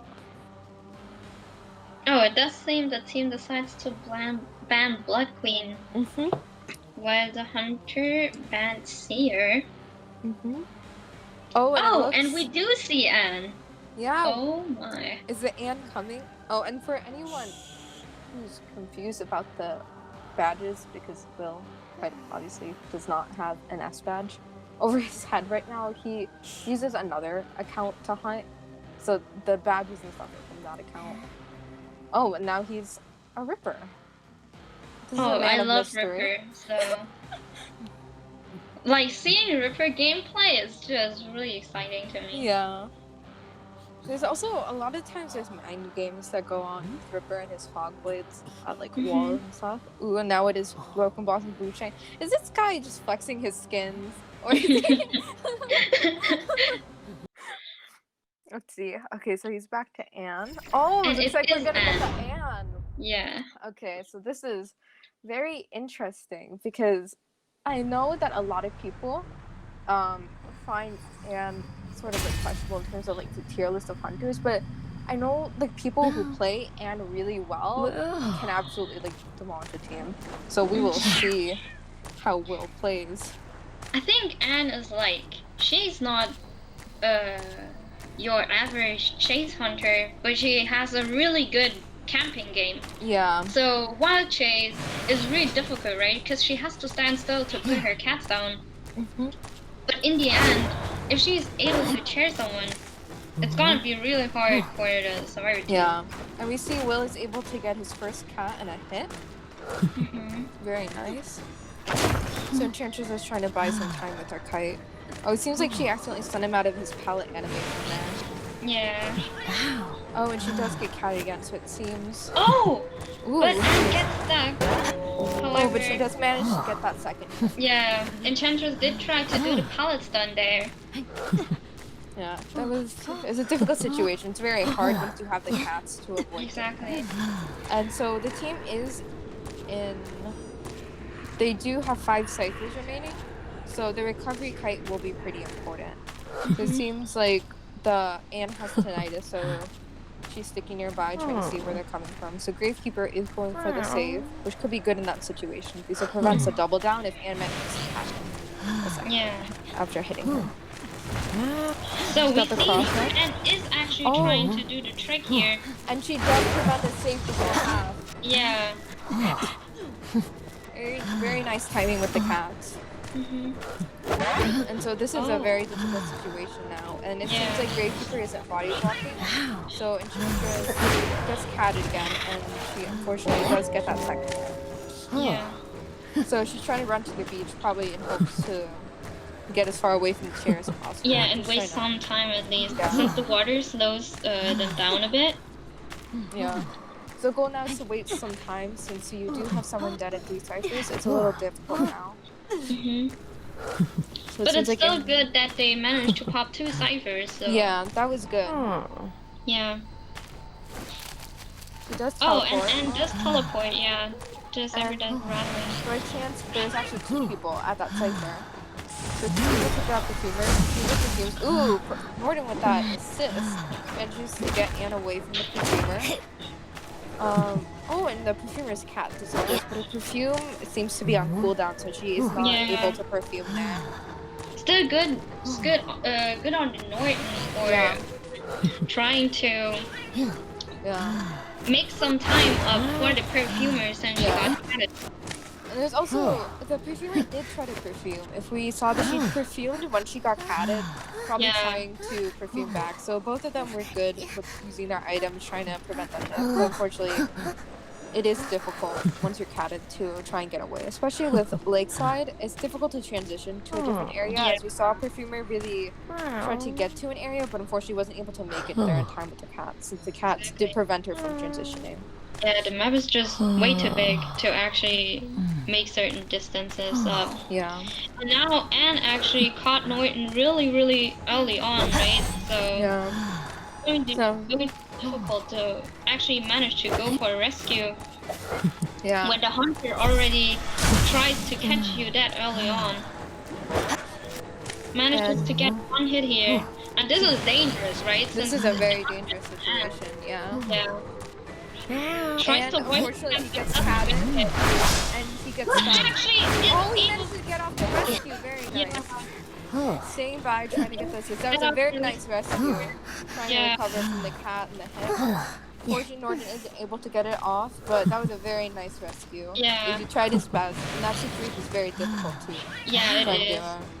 It is. And so everyone's going off the prospector now, and so unfortunately with the cat, he is hit. So it seems like, Gravekeeper is by the dungeon. So, Anna's dropping him right by the chair. Probably wants to go for that 4K. Yeah. Looking around, trying to figure out where he is. So she is heading towards beach, where Gravekeeper is, trying to touch the cipher, but now she's in tinnitus range, so... she mentioned not to... she does see him. So now, because Prospector does have his self-heal up, the goal would probably be at this point to try and buy some time for Prospector. Oh, and the Gravekeeper actually was more for putting down some pallets to waste time under them. With very nice. Yeah. So Anna was forced to break the pallet. Oh, nice. Avoids the cat over there, and Prospector has good managed job. to get up. But it is across. Gravekeeper does get that. It's a very nice play on Anne's part. Even though he managed to avoid the cat, she put the cross in a way that Gravekeeper was forced to get it. Oh, and she actually does put the Gravekeeper into the corner. Probably wants to make it harder for him. Oh, and she teleports to the right side for where Norden is. Yeah. So it was already worked on. Oh, gets off a long stun. Really good job. Nice. Oh, unfortunately, they do get the cat. It's difficult to avoid those cats since you put the pallet down and she catted, so Yeah. there's not much And she play. catted twice even. Yeah. So. And he has used his self-pick now, so it seems that she's just gonna go back to pick up Gravekeeper. And we see with their pings, his healing is not Really far. slow, yeah. So unfortunately, it seems like he will not be able to pick himself up. And the survivors have surrendered, so that is a 4K on part of the Anne. Very nice job on the Anne. The survivors did their best. They had some really good plays that rescued China Kai and buy some time, but it's very difficult sometimes. Some games just are difficult to recover from. Okay then, so I'm going to be in the next match, so I'm going to switch off with Kiddo now. Yes. Alright, I am back. That was quite some Anne gameplay right there. Yeah. Very, very impressive. So this is the last match that we're gonna be seeing Hydra in the round robin, kind of upper part of the bracket, right here. So it's gonna be very interesting to see kind of how they finish. They've played really, really well up until this point. So we're going to be seeing what happens. Oh, whoops. And it seems that I am messing up with the scorecards. Alright, here we go. So we're going to be seeing all of Hydra's survivors coming back. Hydrated is going to be surviving again. I think a Mexican is done with that for now. They were just a substitute. We have certainly seen plenty of Hydra. They have really kind of proven that they're very flexible. They use a lot of kind of meta team compositions. Even when they got the legendary match in the last round, they worked around having their Seer banned. And so it's really, the big question right here is Team Survivors Hunter, we're gonna have to see how they manage to adapt. Because most likely with the legendary, their Blood Queen is gonna get banned. Yeah. So. And like Pinot wasn't bad at all. Like that could have, if she that could have gone really different too. And we can see from their character sheet, they are also photographer main, and they secondary with Geisha. So one of those two characters, very interesting characters we might be seeing coming out right here. So the Blood Queen is banned, and on the Hunter side, this is... Oh, sorry, I forgot to switch to the screen. My bad. We can see the Hunter chose not to ban anyone. I wonder if that was a mistake, or if they're still gonna be doing that ban. I am unsure about what's going on right here, but nonetheless, we're gonna be looking like we're gonna be seeing a photographer on Lakeside Village. Very kind of interesting choice right here. Photographer is a small map sort of hunter, but at the same time, you know, never doubt if photographer can find those survivors, no matter what map, they can still exert plenty of pressure. I remember actually, flashback to the last tournament, my team tried to force us a photographer on Lakeside Village and we got 4K'd, so could be a very interesting play right here. Also, looking at the chat from in the game... Yeah, it seems like there's a technical difficulty because the hunter wasn't able to, I think, pick the hunter they wanted yeah. to choose, as well as pick the actual ban. So we might just be seeing the hunter surrender right at the beginning of the match. Yeah, we can see. Exactly. We apologize for technical difficulties.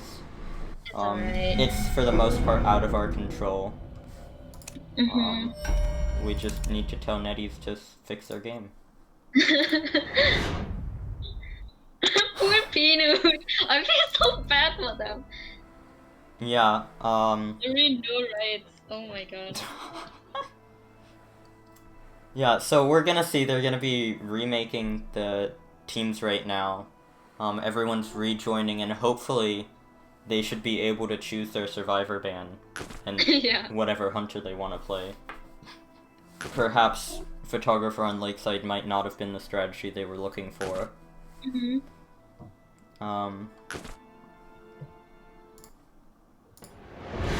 Especially photographer in like a big map is really difficult to play. So I actually kind of doubt that they would play photographer. Yeah, we shall see Yeah, we shall see. what comes out of this. We're getting into the bans right here. The survivor's probably just gonna ban Blood Queen once again, and we can see the hunter is banning the seer. Seer this time, yeah. So which is really logical, right? Very really kind of sensible and very common. Seer that owl can be game changing. Yeah. So coming in right here, it looks like there's still photographer. Perhaps they are gonna go for kind of a trick play right here. And we can see the survivors also very interesting team composition.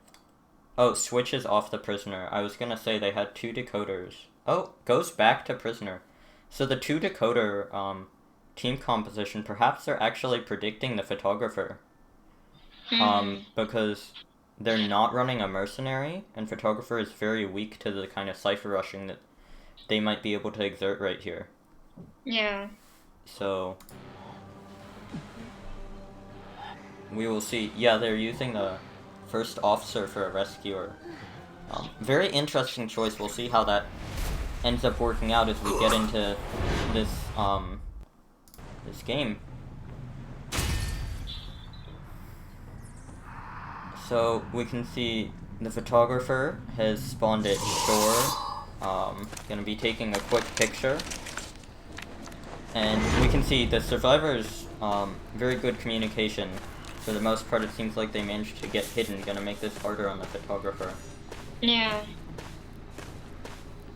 They are all really spread out too.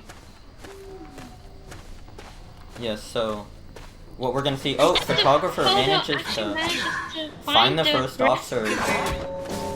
This is gonna be gonna pick this one up on balloons, and then walk them around the map, look for more survivors. Having the rescuer down first could actually be very advantageous to the hunter right here. Yeah. Should they manage to get a quick kill after this photo world, there might be no one suitable to go rescue. Exactly. Especially on a large map such as Lakeside, it's really hard to transition. A lot of the time the person you want to rescue isn't always close enough to rescue. Yeah. We do see that the photographer went to watch the mini boat because he did hear the prisoner who was decoding in Mirror World. And that's another interesting thing to note, the interaction between prisoner and photographer. When prisoner has his connection out, I don't know how many people know this, but it tells him if the photographer is near, even if they're in, one's in photo world and one's in the real world.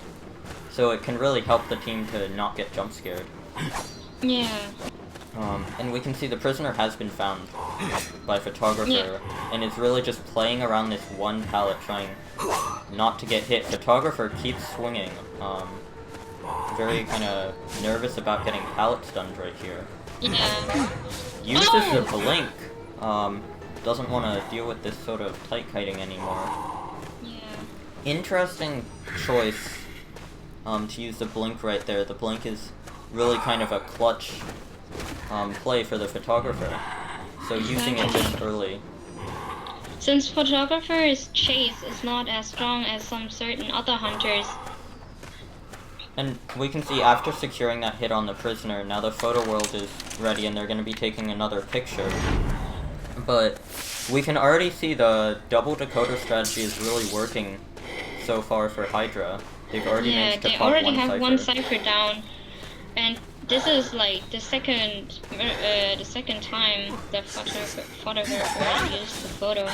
So we can see the photographer knew kind of where the prisoner was running towards and went and found that photo image. Will most likely be putting them on the rocket chair. But the interesting thing, the only survivor they've managed to injure thus far is the prisoner there.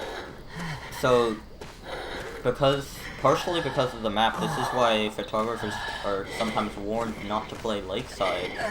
It can be really hard to find all the people during the photo Exactly. Like you see in this communicated team, right? They are all spread out all over the map, so they are not close to each other, which makes it really difficult for the photo to actually find someone. Yes, so right here we can see the prisoner went down, but the photographer did not find them, and first officer manages to distract for the time being.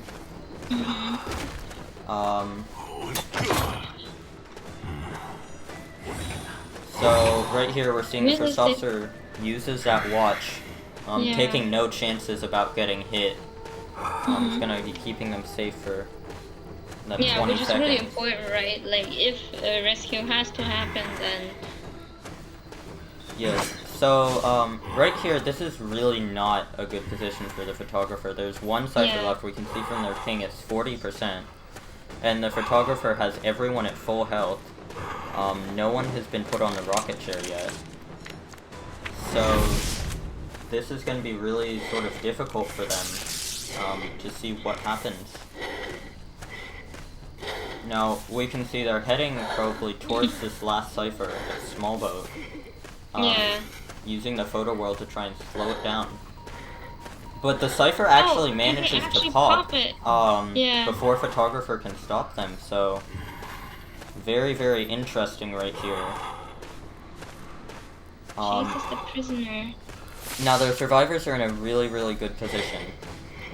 They have people all around the map. Prisoner goes to double back on the pallet, but does not get the stun. So photographer is looking like, unless they can pull something off right here, 3 survivors are probably gonna manage to escape. Yeah. So, it's actually good that prisoner was really smart, right? They died in the mirror world, so the photo... Yeah, so when the photo world ends again, photographer's gonna have to pick them up. Oh, and we can see the mechanics robot coming in. Might try and do a sneaky rescue. Does not manage to pull it off, but... Yeah. So photo actually manages to prevent 5 points, which is still good. On a big map, it's really difficult, right? So, good job. Yeah, that was... it was an interesting choice of Hunter. And they just did not manage to pull it off. It was kind of throwing a curveball, but didn't manage to make anything of it. So, that is it for Hydra in the round-robin phase. They managed to accumulate 27 points. Now, as of right now, that puts them far in the lead. But what we need to remember is that Team Survivor and Oni, they still have more games to play, while Hydra is out. So should either of these teams play really well, they could still come back and win this. And it's not a done deal quite yet. Certainly it would be difficult, but... So here we go, going into the matchup Team Survivor versus Oni. Set 3.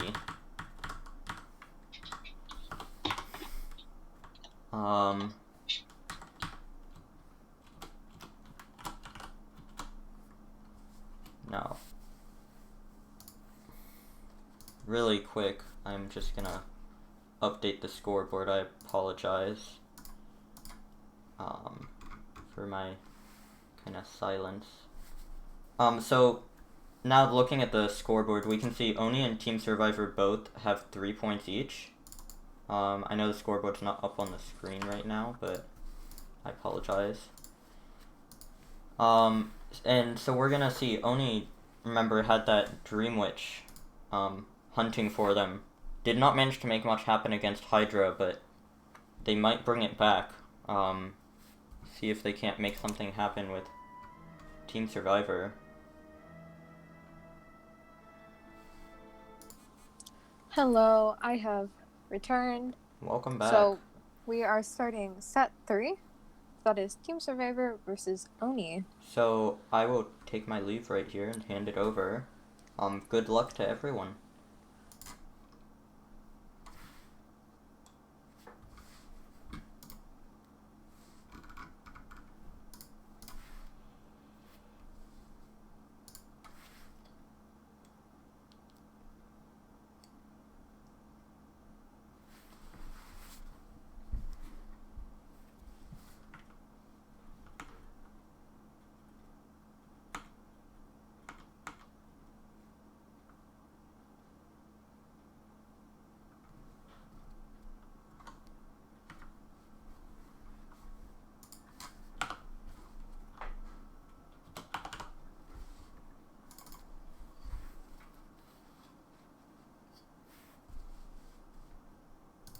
Just be adding everyone in right Whoops. now. I just realized I accidentally muted the commentators instead of my own microphone. I apologize. Are we unmuted now? Oh my god. No, it's okay. I was just saying nonsense trying to fill the time. It's okay. So, right now, I am just adding people into the custom. And so we have Team Survivor with Oni hunting them. Oh, wait. No, I said that backwards. I take that back. Team Survivor is hunting Oni. Sorry, a little frazzled. Hold on. I believe we might have a problem with the hunter again. Let me see.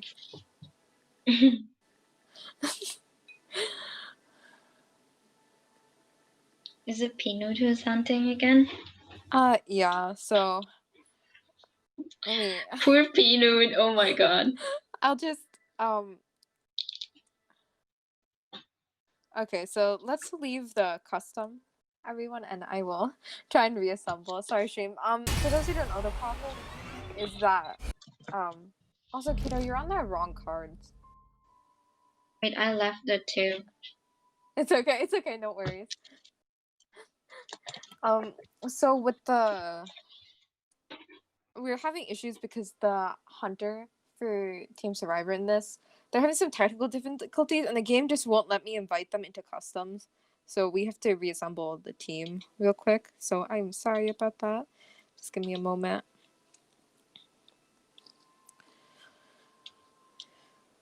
And then of course my game is also glitching, and it keeps saying you guys are in game.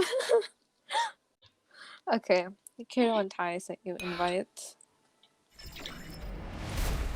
So if we're looking, we've got Oni again. So it's the same people that we saw before. So we have all their mains.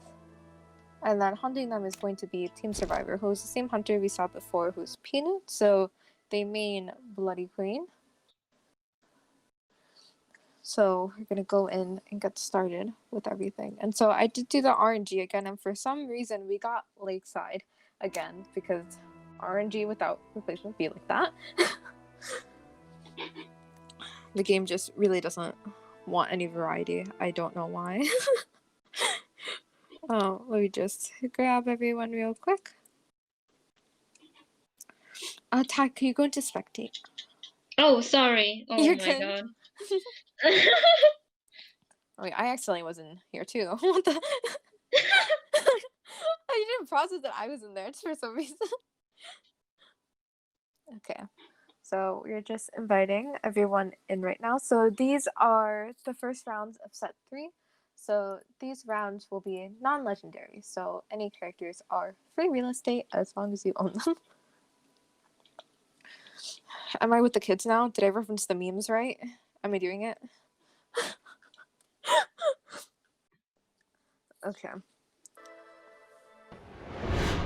So big maps are, a lot of survivors really don't like them because it becomes difficult for rescues and transitioning for kiting.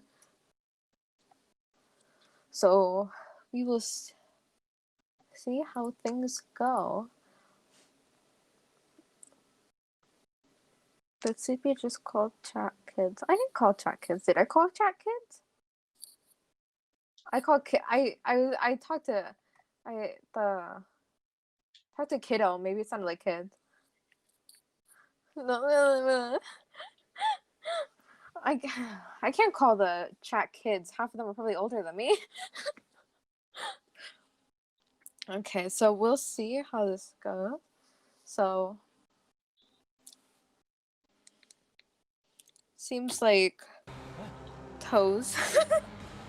Sorry, the name Toes might be going to play Merc, which is always good on a big map because if the survivor gets shared far away, you'll still be able to get across the map if you have elbow pads. Yeah. So Toads is saying it's night time, so I think that means they're gonna play live. We are going to get the good kitty content. Okay. Looking, so it seems like they are going for a cowboy, seer, perfumer, and knife. So that's a pretty strong build, because it's mostly metas. And then I know a lot of people don't consider cowboy meta, but a strong cowboy can really, I think Kiddo mentioned before, can really change the game. Because if you manage to balloon rescue at the right time, it can totally script the hunter's game. So we are starting the game. Also, Ty, are you here? Yes. Okay. I'm just making sure because I know I took over before. Okay, so we're on Lakeside. Bloody Queen is on the far end of the map.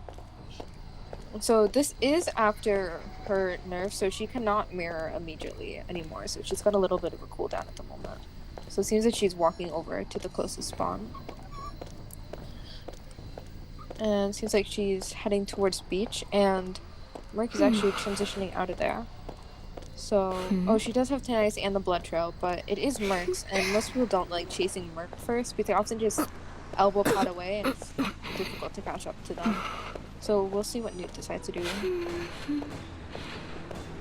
He's like Newt's checking the cipher to see if they can find someone else. It seems like they're gonna go after the perfumer now. Yeah, I actually did find the perfumer. Tries to bait the perfume. Well, fortunately, perfumer does. Perfumer is able to avoid wasting the perfume.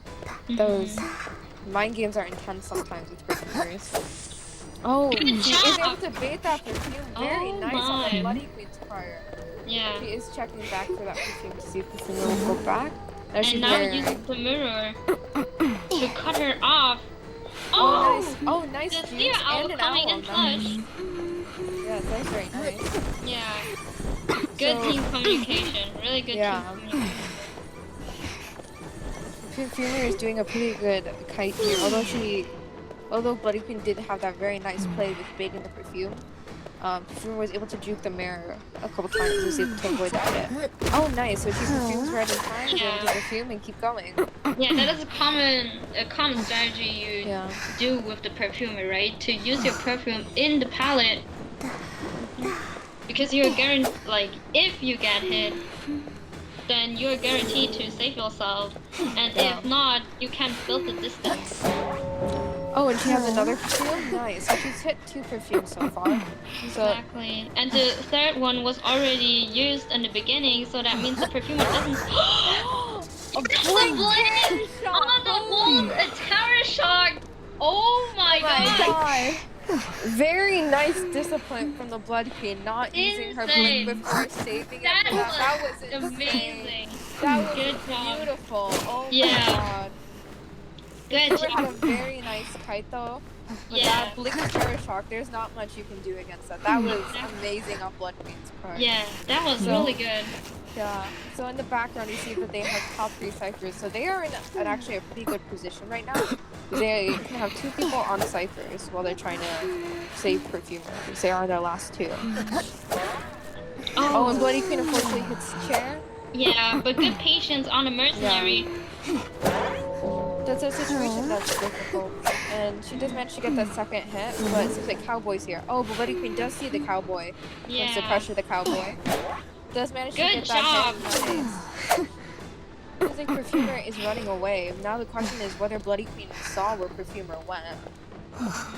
It seems like she might not have, because she's still going for Cowboy. Actually, the Blood Queen, she can actually avoid chasing the Cowboy because when she was starting to chase him, right, she saw that the mercenary was also running away, which means that the only one decoding at the moment is the Seer. Yep, and now she's right by Merc, so Merc is off the Cypher. So now there's only one person on Cypher.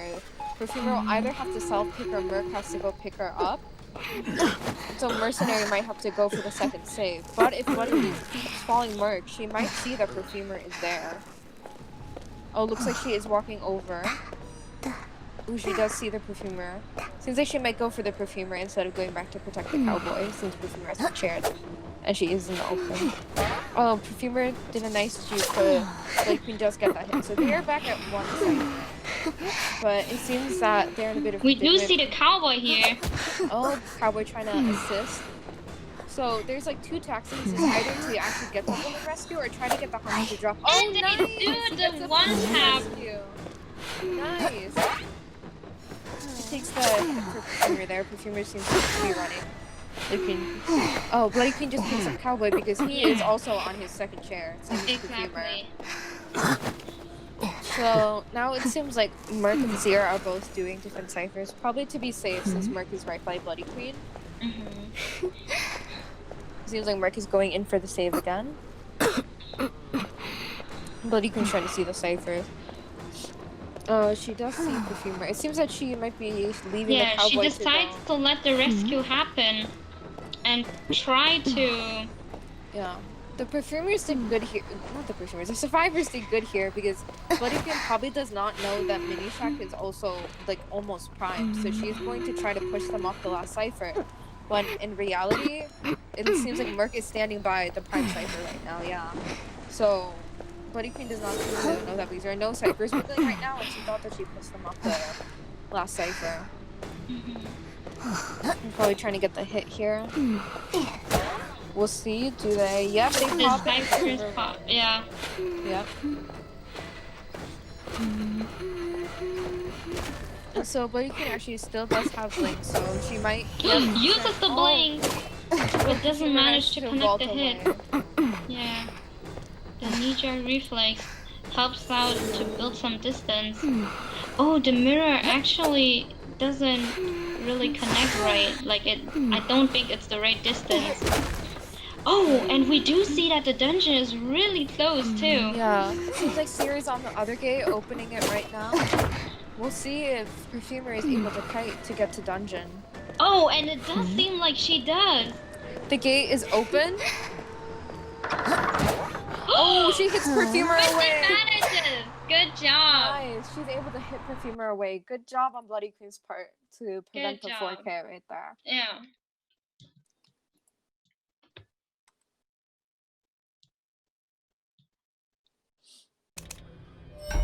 Okay. That was amazing. That was very nice. That Blink Terror Shock was absolutely beautiful. Yeah, that was Huh. insane.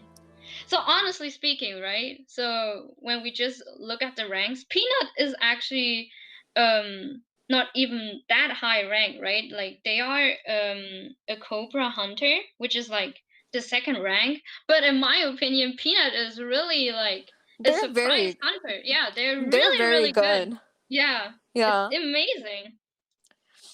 Because Like their hunters game sense is really good. Like Also, that's I'm what you gonna- saw with the blink I'm at the gonna- wall. pass on a message. I don't know if Oni is watching, but Peanut said that you guys are scary.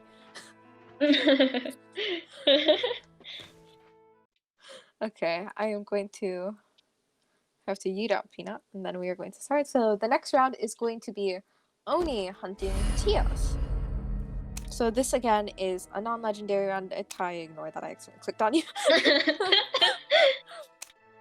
Okay, so next round is going to be Oni hunting TS. Peter, you're showing the Hydra cards.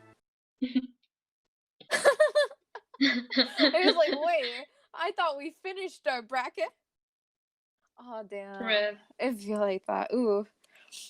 Okay, so I'm just going to add in the people right now. So you see for TS we have Nort, Snow Toki, Bunmi, and Fish. Fish? I don't know if I'm pronouncing that right. And then for our hunter on the Oni side, we have Min again. Actually, I don't know what Min's actual name is in game because I can't read that, but I know we call them Min, so that's the name I'm gonna use. So we're just gonna set up things real quick. So this will be another lakeside match since it is the same. Oh, these poor teams. Because honestly speaking, Lakeside is really difficult to go at. Yeah. It is just a difficult map all around. We will see what happens. I know a lot of hunters don't like Lakeside because of the big boat. Because it's hard if you're a chasing hunter. If you play that way and the survivor is able to transition to big boat, a lot of times hunters are forced to just leave the survivor because of the loop. Okay, so we are in the match right now. So you saw before, this team does usually seem to go without rescue, but because they, I think many of them bring Tide, they are still able to buy time with their rescues, and they are still able to do really good rescues. Exactly. That's always really cool to see. I know I'm always really impressed when survivors manage to pull off really nice rescues from campy hunters, and they're not rescued. Yeah. I think like the first match that Team Survivor played really did.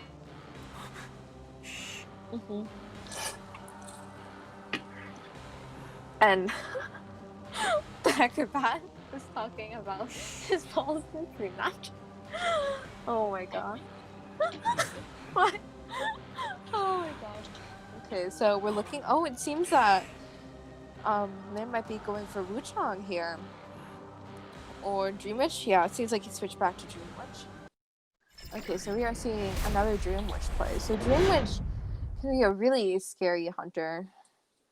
Yeah. I know a lot of people say the strongest hunters in the game. I don't think people have ranked Violinist yet, but I know usually they say Dreamwitch and Bloody Queen. So we'll see what's happening. There's only one surf spawn close, and it seems like that survivor is actually transitioning away now, which is good. So the Dreamwitch actually did hear someone and thought that someone might be at shore, since that is a really common spawn spot for the survivor. But Sia was actually able to get out of there. Yeah. Really good transition. So she just walked past the Enchantress there. Seems like she wants to call the Seer. I think Seer might have heard the footsteps because he has walked away. Oh, nice owl. Oh, nice. To prevent the first hit. Since most Dream Witches, they carry Blink, right? So actually, I think trying to owl the first hit is really smart, since then you will guarantee to not get surprised with a quick down through a Blink, since you are still full health. It's also very important early game because you still really need that Cypher Rush. I think what Dreamwitch was trying to do with that vault before, I think she might have tried to have a Terror Shock and have him vault the window, but she vaulted first, so he couldn't. But then she wanted to, but then he was able to owl and avoid that. Exactly. So we do see, They do have two leeches on now. It seems like she's trying to sandwich Seer in. Yeah. Oh my, uses the blink, misses both the hits! Seer was able to avoid, very nice on Seer's part. Yeah. So Seer's trying to figure out where to go. Oh, and she just got that hit. Yeah, That was very nice. exactly. The Seer still was able to waste a lot of time. Yeah. Enchantress just popped her Cypher, so 2 Cyphers have been popped already. Acrobat might have been able to pop off his, but he had to transition away. So she's taking him to this chair, which is, I think I mentioned before, it's a really strong chair for hunters because it is very far from most places survivors go in the map. Exactly, yeah. And then it's and also, yeah, the 2 pallets that are close to it are not strong enough, or they don't provide the necessities for you to actually transition away. I think the closest hiding area is the one he went to. Really good juke by an Acrobat. Oh, Acrobat's doing nice, so she's able to get a double hit. The Acrobat knew that if he gets hit really early on, he will get down since there will be a leech at the chair. Yeah. And he was able to juke it. And also pulled off the rescue before half. It seems like she has down Acrobat, but she is still going for Seer. Oh, Prospector is able to... Oh, nice Blink! Able to hit Prospector, so now the only one is Enchantress. So, by healing Acrobat, unless Prospector and Seer heal, she's kind of forcing the only person on a Cypher right now to go for the save, which will prevent the Cypher rush. And also in this situation, Enchantress is pretty far away. Something that is also... Yeah, you just continue first. No, you can go. Something that was, oh my, really good sandwich first of all. But what you also saw before, right, was that the Seer actually went towards the north, so towards the Prospector, like in case that Prospector would be able to actually buy some time if the Seer does get chaired. So, does get down. So, it was really good communication on Team Survivor, too. Yeah. Just with that blink, Prospector was not able to. But then, so Prospector was about to struggle out, but she was able to use her leech to hit. That was a really cool play. Oh, unfortunately, it fails the blink there. I feel that in my soul. Yeah, like blink do be boosted. Yeah. So she does get that hit on Enchantress. It does not seem like Seer and Acrobat are near each other to heal, so she does do a stun save. Oh, manages to avoid it. Manages to avoid it again. Magnus, oh my god. Both survivors actually managed to get out of there. That is insane. Usually one stack saves are very difficult to get out of, but they actually managed to do it. That was very nice move. That was a very nice play. Like, even though the Enchantress wanted to body block for the Prospector, they both managed to get out of the situation. Yeah. So now, the early game that looked really strong for the Dream Witch, right? Looks really Survivor-sided now, since they actually managed to get at least to the last Cypher. And they actually popped the Cypher, and... Oh my god. Oh my gosh.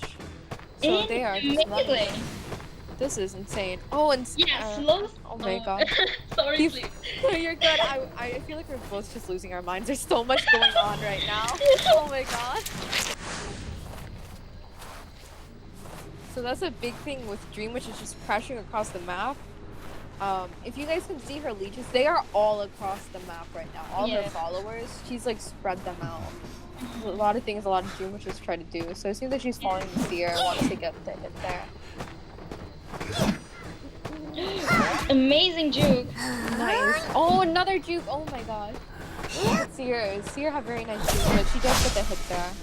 Ooh, and now after Prospector, this is a lot of pressure on the survivors right now, trying to pressure them all at once while securing a kill. So they are not able to open the gate right now because she's leaving her leeches there. So this is a very difficult situation. So she's looping back to try and save Seer in the background. Oh, and Prospector does manage to open the gate, but he isn't able to get to it in time. Oh, but does manage to hit Prospector. Seer does get saved, but the main body is still there. This is... So we do saw that the leech actually disappeared. Since it was like from Acrobat or the Prospector. Mhm. Yeah, from it was Prospector's Leech. So it all depends on if they are able to pick themselves up in time, and it does seem like the Acrobat is. Seems like she's still waiting for her skills to be back. Oh, she teleports over. I think I missaw earlier. I thought the gate opened, but it did not. So detention is almost over, actually. They do have one person at full health, so that is something to know. So it seems like Prospect is trying to kite here, is managing to avoid the hitbox. Oh my gosh, this is a very tough early late game. Oh, so they Good do manage to job. get the gate open. Oh my Yeah, gosh. Prospector trying to... Seems like he might be trying to get to the gate. exactly. Prospector was able to waste time kiting away from the gate. And to buy his teammates time in order to get the gate open. That was very nice. Oh, unfortunately, Prospector does get hit there. Yeah. So Dreamwitch, that was nice on her part, but she's able to secure that But kill. good job from the survivors. That was amazing. Oh my god, they That turned was... it around. Yeah, That was it a looked really like amazing... Yeah. exactly. It looked like such a big advantage on a Dream Witch because she actually managed to get Seer down when four ciphers were still remaining, but the survivors played really well, being able to pop the ciphers in Yeah. time with all four of them. And even with the detention pressure, they were able to get three people out. That was incredible. That was amazing. Oh my Dreamwitch god. had some really good parts too, because she did pressure very heavily endgame. Her endgame was very good. And Yeah. I know, like, I was scared, like, watching that. I was like, dang, I am glad I am not in this situation right now with her leeches all over the place. Very difficult. She was Exactly, able to right? pressure both gates. It was a Yeah. lot going on that end game. She was Yeah. using the character very well to try and pressure everyone. Yeah, that was incredible. Oh That my was god. intense. Oh wait, Yeah. hold on. Wait, to the commentators, can you guys leave the custom? I Yeah. forgot something. We are going to. Hold on. It's okay, Yeah, it's technical alright. difficulties. Just give me a second. Um, Oh my, that was incredible. That was amazing. Both also the Dream Wish though, like she did a great job in the beginning trying to get an early down, and she did, and then able to put so much pressure in the end, right? You saw that the Prospector kept trying to open the gate, and then even the Acrobat went towards the gate. So Acrobat does have a debuff in door opening, but they were able to manage and get the free people out. Good job from both teams. That was a really intense game.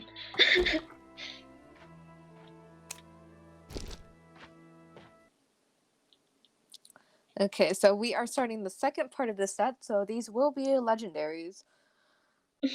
So I am going to RNG the map.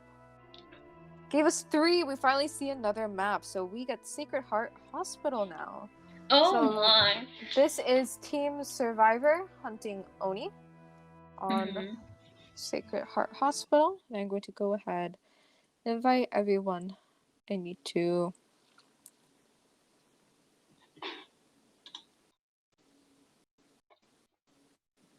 Okay.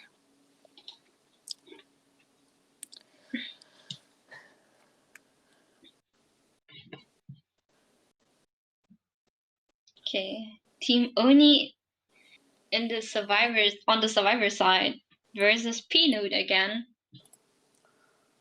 Who's gonna hunt?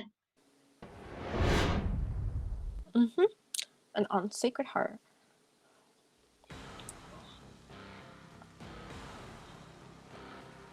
Now I'm gonna mute for a second. Mhm.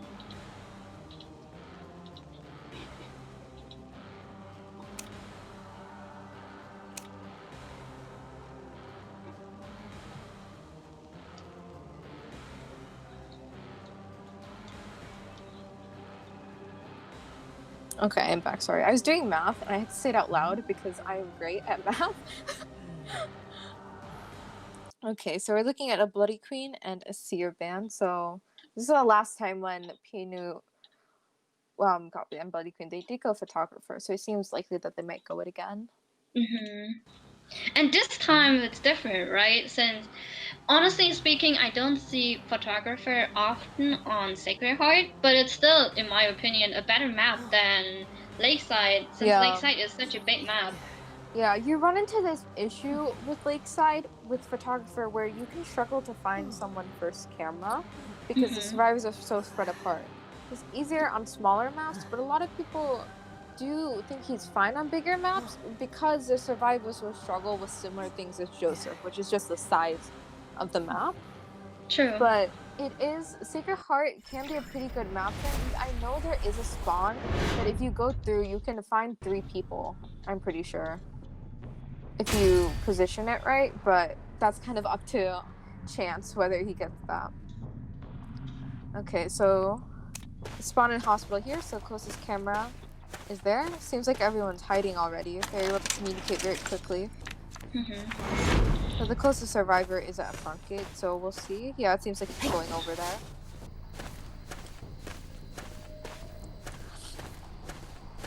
So the first camera can be very important for Joseph. Oh, it seems like Cowboy is ciphering. And he has grabbed his mirror image and is running. He also did this to me. This is a really smart thing to do. Exactly. Then you are able to kite, but then you can also protect your mirror image so he doesn't kill your mirror. Different from last time though, Yeah.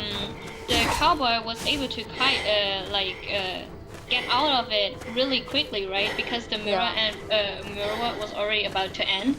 Yeah. But yeah, this time it's a little more pressure because he's got to kite the whole time now. But it seems like Joseph does want to pressure him and just go for him at the moment. So he is in a precarious position right now. Oh, he managed to avoid that hit. Oh, nice. Oh, nice. So he's able to kite him in the middle wall. So seems like he's going to be chasing Cowboy now. Oh, tries to get that blink terror shot. Trying to do it again, yeah. Almost. That was really close. Yeah, that was very close. It's hard as Joseph sometimes, I know, with the windows because his hitbox goes forward and to the left. So sometimes his window hits can be tricky because of that angle to the side. So it seems like he's switching over to Gravekeeper now. Yeah. He is breaking all the pallets here, which is something some Josephs will do because, especially if they stack pallet break, because this pallet break stack is pretty bad. So it seems like Joseph is just going to take the camera there. So this can help since he doesn't have anyone injured right now. It can help to slow down the ciphers while he goes and tries to get someone. And you see the perfumer actually saw that Joseph was going to take a picture because they called it out since the Gravekeeper was able to also rescue, also hide. Yeah. If we look over, it seems like Priestess and Cowboy might have gotten off their ciphers as well in the Portal World, so it seems like they did call it out. So Joseph might be getting that perma damage on Gravekeeper now, since he went for that one hit. So he has his second skill unlocked now. So it seems like he might be going to check the shack cipher, since that is a pretty popular cipher to go to. No one is there. So he's trying to find someone. So, thing is, although he may not know, is Perfumer is actually pretty close to him right now. Oh, they managed to save Perfumer. Oh, good job. And she perfused back. Great communication. That was very nice. Exactly. It was really risky, since you would, if the Gravekeeper would have gotten a hit, that would have been a really risky play. Yeah.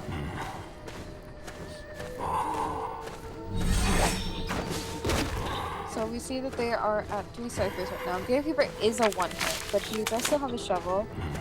Joseph does have his card trick now, which will make his chase a little bit stronger because it makes it harder to loot the Joseph once he gets his card trick. So we do see Gravekeeper transitioning out. Yeah.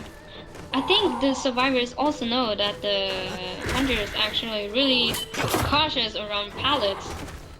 Yeah. Because we have seen, he is swinging through the pallets, so it seems like he's waiting in case the survivors are camping the pallets. Exactly. Gravekeeper goes for that hit, and he's able to get hospital now due to the attack recovery animation. If he hadn't struggled, he probably wouldn't get it. Yeah, we do It see. does fall through, unfortunately, Joseph. Yeah, it's fine. It happens. I feel. Joseph is taking that other photo. Probably wants to slow down that last cipher. Oh, so there are two survivors here. Yeah, the survivors are forced to pop the cipher now if they actually do manage to decode it in time. Yeah. Or having to wait out and decode, like, make up the progress that they just did. Yeah. Seems like he's just one hitting Perfumer. We'll see if he goes back. There's a lot of places like the chair Perfumer, but she just Perfume back. Oh! The Priestess was running through the camera at the exact same time. So he's able to get damage on the only survivor who's not damage at the moment besides Perfumer. Well, it won't be. We'll see if Perfumer perfumes back, because in that case she also won't have damage. Oh! Oh, very Amazing nice. green. Is that the last cipher is not primed yet, so they're able to go over. Oh, Cowboy seems like he wants to go for the assist. Oh, Joseph is able to chair her. Nice. Good That was job. good for the Joseph. And Perfumer did perfume back, so she is full health right now, so it seems like she's going for the rescue. Yeah. And Cowboy is on the last cipher. Oh my She god, does perfume amazing back. timing by the Very perfumer. nice. And now she is also able to body block if she wants in order to buy some time. That was a really Because- good portal by the priestess too. Yeah. And the cipher is primed now. Because like Joseph is still chasing the perfumer, yeah. Oh, and they pop did it. pop it. Yeah. So now Joseph has to try and find someone to chase. So he does have detention, which is good because no one is injured at the moment. Yeah. He's taking a photo. Seems like maybe he'll want to jump scare them later, or maybe hit the mirrors. He's going after Grave. He does not have any shovels at the moment. We do see the cowboy did try to lasso him. Oh, That is why the gravekeeper was running. walking Yeah. birdcage. But the lasso unfortunately misses. Yeah, unfortunately, the lasso just PB'd the fight. Oh, it seems like Cowboy might be heading over to rescue. He card tricks back. Oh. Let's see what happens here. Is he gonna try and lasso? Smart by This is Joseph, very- trying to block the cowboy's view so that he won't be able to lasso. Yeah, it seems like Cowboy is just running away now. So they just Yeah. want to get the 3 people out. And Joseph seems to be guarding because he wants to make sure he can only scout one person. Because he's Exactly. worried about someone looking back, probably. Mm-hmm.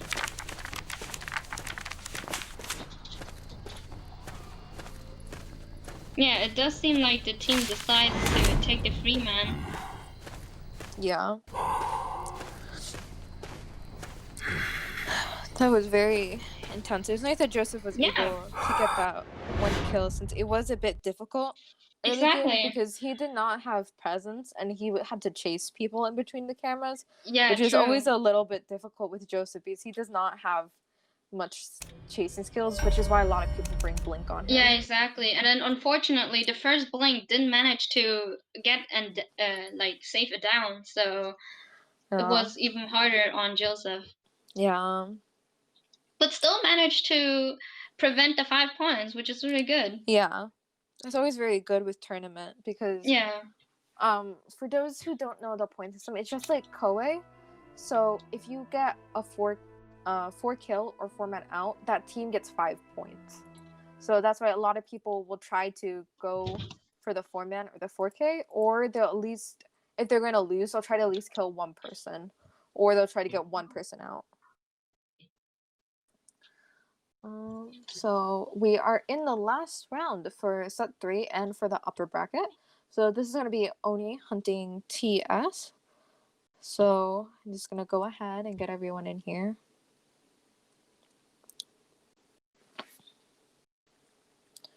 And so again, this will be on Sacred Heart since it is the same map as last time. Exactly. And so before we start, we're just going to confirm their ban.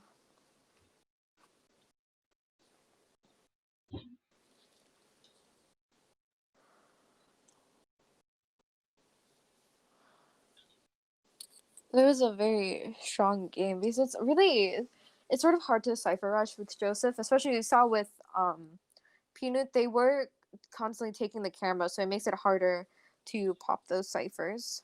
Yeah.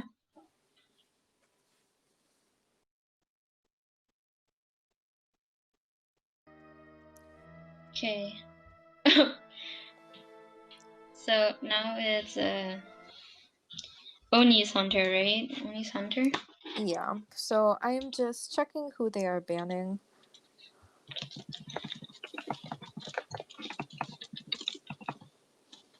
I think they didn't see my message, so I was just gonna check with them real quick. So if we want to in between just talk about the characters. So Oni again, Min is hunting. So we saw that they have gone Dream Witch before, but we will see if maybe Team Survivor might ban their Dream Witch since Min has been consistently hunting and consistently using Dream Witch. Or they might ban their Bloody Queen because we've seen a lot of times with this tournament. We've just been banning Bloody Queen because a lot of people are nervous about her because she is one of the strongest. She's like people say the strongest hunter in the game because she's very strong, but then also not too hard to learn. Unless you're me and have no depth perception, but we don't talk about that. So the survivors just confirmed to me that they are going to be banning Dream Witch. Oh. So we will see how this goes forth. Yeah. So I just did that in DMs because I think they didn't see my message in the chat. Going to ban Dream Witch. Seems like Min is hovering over Lawyer at the moment. Alright. Switch to Seer ban. Okay. So we'll see how this goes. But I'm gonna never mind, I can say. Oh, will they go Geisha? Ooh. Another lady hunter? Oh, or a ripper? What are we seeing? Let us. It's interesting. This is like Will just changing every 5 seconds, and we're like, what's going on? Oh, it's a Joseph? I'm fine with that. I could use looking at a Joseph. I can look at a Joseph the whole game. Ooh, now Bloody Queen? Gamekeeper? Ripper? Min? Now Feasting? Only... I don't know what's happening right now. Looks like Team Survivor. Okay, I'm scared. What is Team Survivor? Oh, it seems like they are going in as the Ripper. So this could be very interesting. We have not seen Ripper gameplay yet this tournament. Yeah. Ripper is so cool. Yeah. So we've got Gravekeeper, Enchantress, Prospector, and Perfumer. So they do have a rescuer this time. Oh, Ripper has found the Perfumer. Yeah. Which can be good. A lot of people find difficulties because of his fog blade. Oh, tries Good to job snipe. on Peanut. Nice job, Perfumer. Ooh. That was really risky, but good job. Able to avoid that hit, drop the pallet. Yeah. Oh, nice. Very nice perfume on Peanut's part. Bruh, Peanut is like, oh my god, I can hunt, but I can also survive. Oh, unfortunately, Ripper misses his fog blade there. Peanut is still kiting them. Seems like he wants them to use the perfume. Yeah. Able to buy some time to transition. So they are out of perfumes now. So they are transitioning to a different area. Ripper does not have his fog blade up. Oh, it seems like he might have wanted to go for the pallet slam, but unfortunately it was a little bit too late there. Oh no, it seems like Peanut is lagging a bit. Oh no. Unfortunately. So Ripper, that's unfortunate for Perfumer. Oh, Prospector. Even though the Magnus... Yeah. Even though the Ripper was standing in, yeah, that feels bad. Magnets do be glitchy sometimes. I know, right? The game is it's... Oh, he is able to snipe that fog blade. Very nice. Good job. He's going back to the chair. Probably knows the Gravekeeper will go to save being the rescue. I was able to wait it out and hit the Perfumer again. Very nice on Ripper being patient with that. Yeah. He's probably trying to hit the hit. Gravekeeper. Nice! Gravekeeper Okay. So now he probably wants to make sure that he can still get the perfumer, so he's gonna go up for the perfumer. Oh! Dying in hospital probably to try and struggle out. Yeah. We'll see. It seems like Ripper will probably be able to make this chair still though, because he Yeah. chooses a quick route. Nice job on the Ripper. Yeah. Find that quick route. So he did chair near Enchantress, who is the only person who can really save right now, unless Gravekeeper wants to use his shovel, but that might be risky considering it is a Ripper. Oh, avoids that Misses the Foggy. Foggy, unfortunately. Yeah. Good dodge. So Enchantress saves. Seems like she probably wants to body block since this is Perfumer's last chair. There are 3 ciphers at the moment, so there are 2 people ciphering, and Enchantress was on Birdcage. Seems like Enchantress. Oh, so they actually avoid the Fog Blade. Yeah, that was really risky. Like, honestly speaking, like going against a Ripper when it's just a single wall is really difficult. A slow vault too. This is a difficult situation, but she is out of her pouch, so she only has that window. Oh, and Ripper manages to snipe that. This time, yeah. Enchantress trying to build some time. Does the last minutes then? Oh, unfortunately, Enchantress gets hit there. But it seems like Prospector is coming by for the assist now to try and get it off with the chair since that is her last chair. Oh, he does connect. Oh, he manages to drop in time. Very nice reflex for the Ripper. Prospector going in again. Drops again. Oh, he manages to... Okay, what's a casual hit this time? Oh, yeah. He was The close enough that magnet- it became that, yeah. Yeah, the magnet also disappeared. Yeah. Oh, seems like... able to this chair. time. Yeah.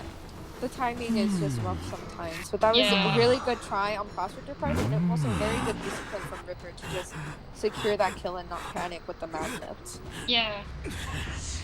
It seems like Gravekeeper is the one who will have to go for the save now.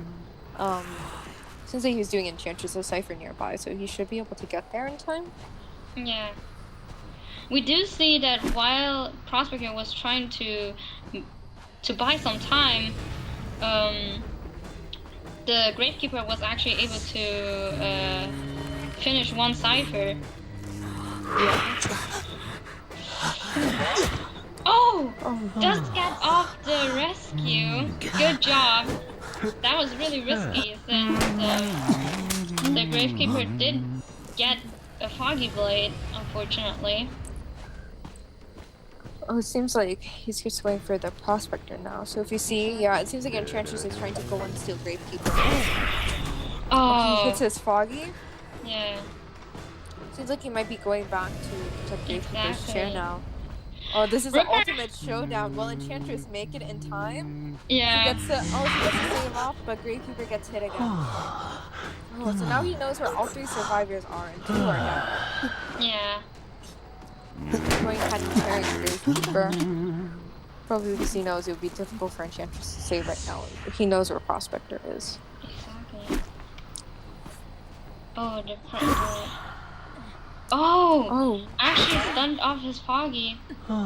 Very nice stun. Yeah. Seems like Prospector is trying to transition. Oh, but he does put down a peeper. Seems like Prospector was not in peeper range, so Yeah, he he's does going to get think... the save. Exactly. He did think that the Prospector would try to make it for the dungeon. But no.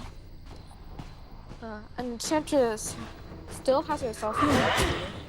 Oh, Norton takes that hit there, so he has used his self hit. So we'll see.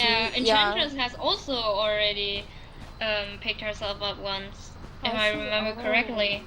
Yeah, when they tried to rescue Perfumer, right? So Enchantress and Prospector. Oh. I think that's when she already used her self-pick once. I see. I think Gravekeeper might just be going for the dungeon now. Seems like he's getting a box to try and have something to work with. Exactly. He did get some elbow pads. Mirth time. Nice. He avoids that Foggy Foggy hit. Blade. Oh my Nice, god. avoids it again. Very Yeah. nice. Oh, and avoids it again. Oh Good my job. god. Oh, unfortunately, couldn't skip that, but Unfortunate. that was very nice. Perfect Yeah. bit. Very Good hard joke. situation. So it seems that Ripper will be getting that 4K then, unless, yep, they Yeah. surrendered. Unless Norton miraculously fell to dungeon.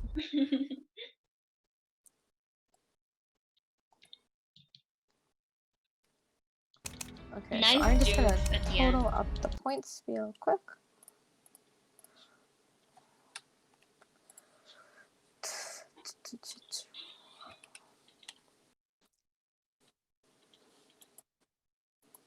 Yes. Right? Wait. Alright. Let me. Yes.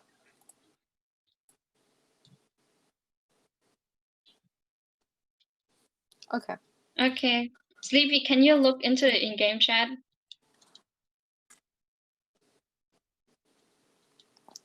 All right. Wait, can they not hear you? Okay.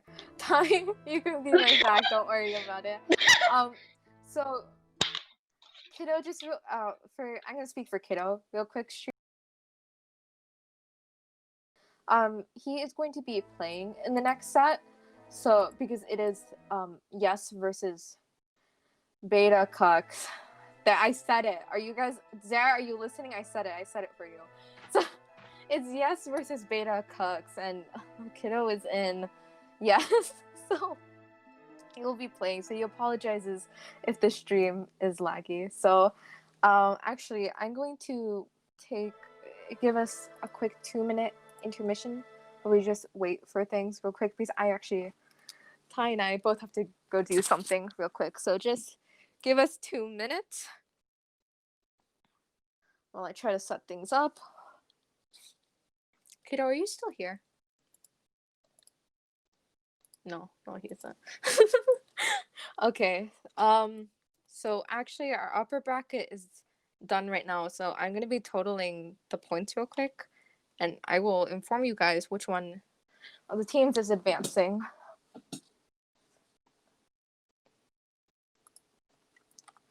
Okay, so I'm gonna start off with going from the last team to the first team in the bracket. So we have Team Survivor with 8 points. We have Oni with 16 points, and we have Hydra with 27 points. So in the upper bracket, Hydra will be advancing to the finals. And then this next set will determine who is advancing in the lower bracket. And if anyone was wondering, the placements of the teams in the upper and lower was just RNG. I assigned numbers and the numbers into places, and the teams were just put randomly. Okay, so I'm going to start setting up for the next set real quick.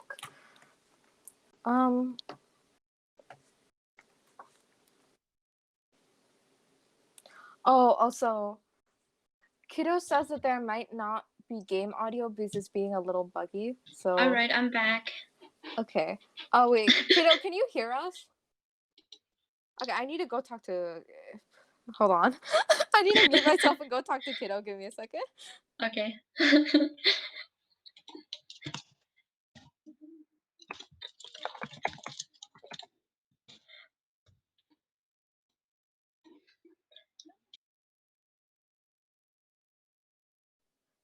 Okay. I'm gonna see if he heard what I said. I had to crash his VC real quick. So I'm gonna try and get the player cards up for you guys real quick. Okay, yeah. It just accidentally resets to the first one, unfortunately. Okay. So first up, we have Yes versus Beta Cook. So Beta is hunting Yes. All right. So actually, Ty, I have to go do something real quick. Could you take care of the stream for 2 minutes? Sure. Babysitting. Someone said I called them kids on accident, you know? So there we go.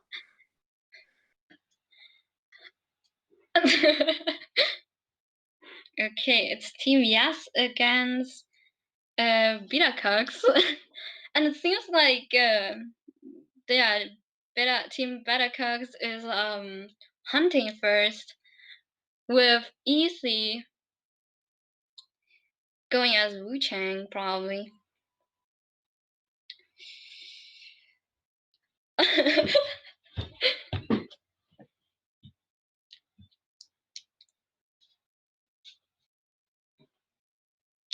All right, we do wait until it starts.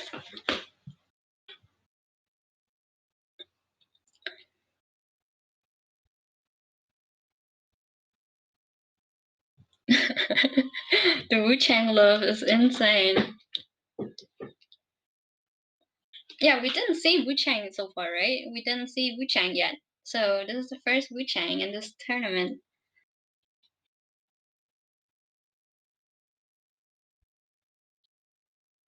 Yeah, I'm ready too, but so Sleepy had to go for a minute, so I don't know. I'm not sure. I think the teams are also ready. I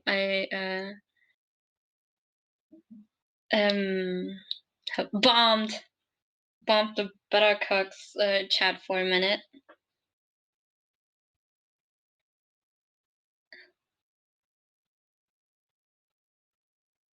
Yeah, and here we have Yes, Team Yes player roster with really interesting mains too, right? So we have a Thief main here, which isn't really meta, like honestly speaking, and even the cowboy main is like not that common, but yeah, they do seem like really fun survivors. So watching the entire roster of Team Yes, they're the only rescuer seems to be the coordinator. Like, this is a really uncommon team in my opinion. It's really rare to see a team which doesn't have seers or which doesn't have mercenaries. Yeah, I'm not sure. Can you talk to Sleepy? Hello, I am back. Sorry, I have to go do something real quick. Okay, so we're gonna start now, right? Yeah. Okay. Game is gonna start, guys. Okay. So we gotta watch the stream too. If anything goes wrong with this stream and Ethan is not in the middle of a game, I will go tell him in the call since I know where he is. So Alright. I'm gonna go ahead and RNG the map. Real quick. Yeah. Okay. And oh, we actually got a new map again. So we actually got Moonlit. Moonlit. Oh my. So with this being the first round of the set, the first two rounds are non-legendary, so there will be no bans this round. Mm-hmm.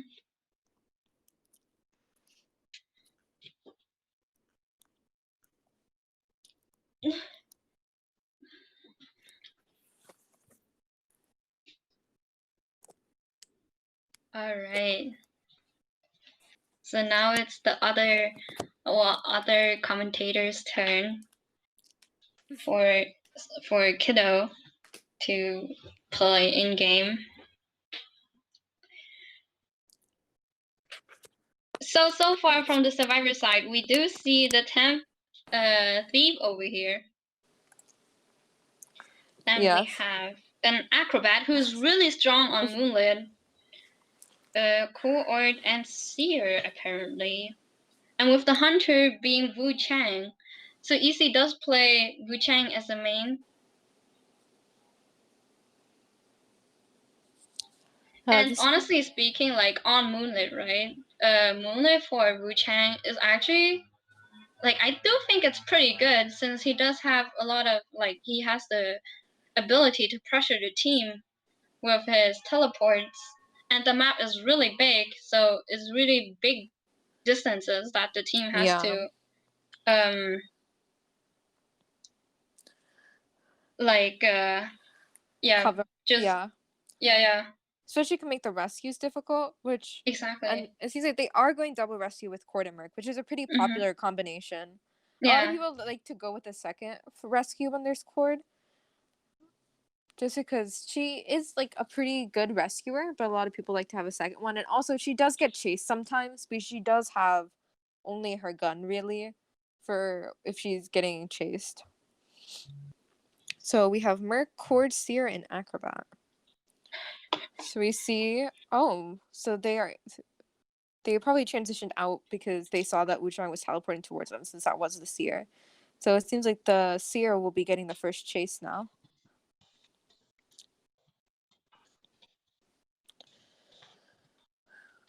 We'll see the other players are actually across the map at the moment. So he does kind of get free range of this side of the map if he wants to stay here.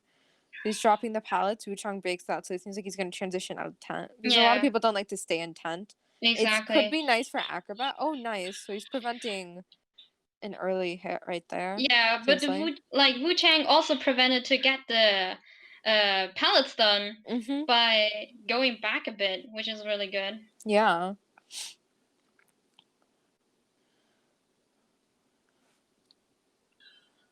Okay, Seer is actually going back inside the tent. Yeah. It seems like Wuchang is actually carrying confined space and detention right now. So we'll see. Seer is back in tent right now. He does have broken windows from what his build seemed like, but his boost may not be. Oh, nice blink. Yeah. He's able to get the hit before preventing Seer from transitioning somewhere else since he was trying to. So Seer was probably able to build a lot of rage. Yeah. Oh, he does get that hit. Very nice for Wuchang. He suddenly was able to kill. But Seer did do a very good kite because they are able to pop 3 ciphers. Yeah. Which means the two rescuers managed to decode. Yeah, Merc managed to pop a cipher, which is that always is a sign of a good kite. And it seems like Merc is going for that save right now. Yeah. And it's smart to go early, right? Since the black bell will slow you down. So some Wuchangs like to, if they come too late, they'll bell to prevent the save. Exactly. Oh, nice owl! Nice owl. Good job. Seer was able to get another owl. Exactly. They probably already built it up when they got knocked down at the bridge, but maybe they just weren't able to use pull it it at off that in moment. time. Yeah. Very good use of the soul cipher. Yeah, soul cipher. He did like teleport into that pallet, but because he's soul siphoned, the Seer couldn't do anything at that moment. Exactly. Let's see. Yeah, it seems like Cord is going for the save. So Acrobat and Merc are both on the ciphers, which are past half. Oh, it seems he's going for the soul siphon. Will he? Oh, he's managed to get it. So will Cord be able to get this save? Oh, but she also gets belled. She is able to get the save. But Seer gets stuck for a moment within Wuchang in the chair. And he gets a double hit. Oh my gosh, this is a very nice recovery on Wuchang's part. We do see that the mercenary cipher is pretty far ahead though. So depending on, maybe they will try to. Oh my Pop God! was a moment too late, but that was very nice try. It was just a second. It's very difficult in that situation. Exactly. They pop both the 2 ciphers at the same time. So we'll see. He's cheering him over here. So the survivors probably cannot go to this gate over here at the moment. So he knows that they're going to that gate because he does not have tinnitus. So it seems like he's just trying to umbrella over there. Yeah. So the gate is opened. However, not all survivors are there yet. Oh, they leave instead of... Oh, that was an interesting choice. Since Merc was full health, he probably could have body blocked the cord out. Exactly, but the cord was just too far, so yeah, seems like they didn't want to take the chance. Was able to clutch the tie. Good job. That was a very good job on both parts. We saw some very nice moves. Yeah. The cycle part was really good, and then also the clutch tie. Good job. Very good job on both parts. Exactly. Okay, so next we will have Yes Hunting Beta. I am not saying the full name again. Jeremy told me to say it twice, and that's all I'm doing. Okay. I actually did say beta cooks before. Oh my god. You can say it as much as you want. I refuse to say it with my own mouth. It's against my morals. I absolutely refuse. So we have Yes Hunting Beta Cucks right now. So for Beta Cucks, we have Moofin, Cloud Korean, Bomber Boy, and Nitro. So we're gonna go ahead and start that. So if we look at their build, they have a pretty wide variety of mains. As you can see, Nitro and Mufen seem to have a lot of survivors they can choose from between their mains and secondaries. Yeah, look at Muffins and Nitro's main list and patches list. Like, yeah, it do be like that. Oh my god. Like I was actually struggling making this card because I was like, I need to like make the font so much smaller in order to like fit everything in.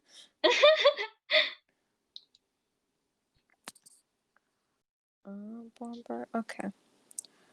And so then for the hunter, we have I don't know how to pronounce her clan name, so I'm just gonna say the beginning, which is Rosie. Yeah. And so as we see, Rosie is a Bloody Queen and violinist main, but violinist we're not using this tournament because he's too new. And her secondary is photographer. And so we're going to use the same map as last time since it's the first 2 rounds, so it's going to be Moonlit again. Yeah. So we will see. I'm imagining a lot of people don't like playing Josephs on big maps, so I imagine Rosie might be going for the Bloody Queen at the moment. Yeah. Yeah, true. No Antonio raids, yeah. We don't have Antonio raids for this tournament. Antonio really do be illegal. Yeah. And we have oh my gosh. Oh my god. Zar. Cloud Corin. Why? The stream.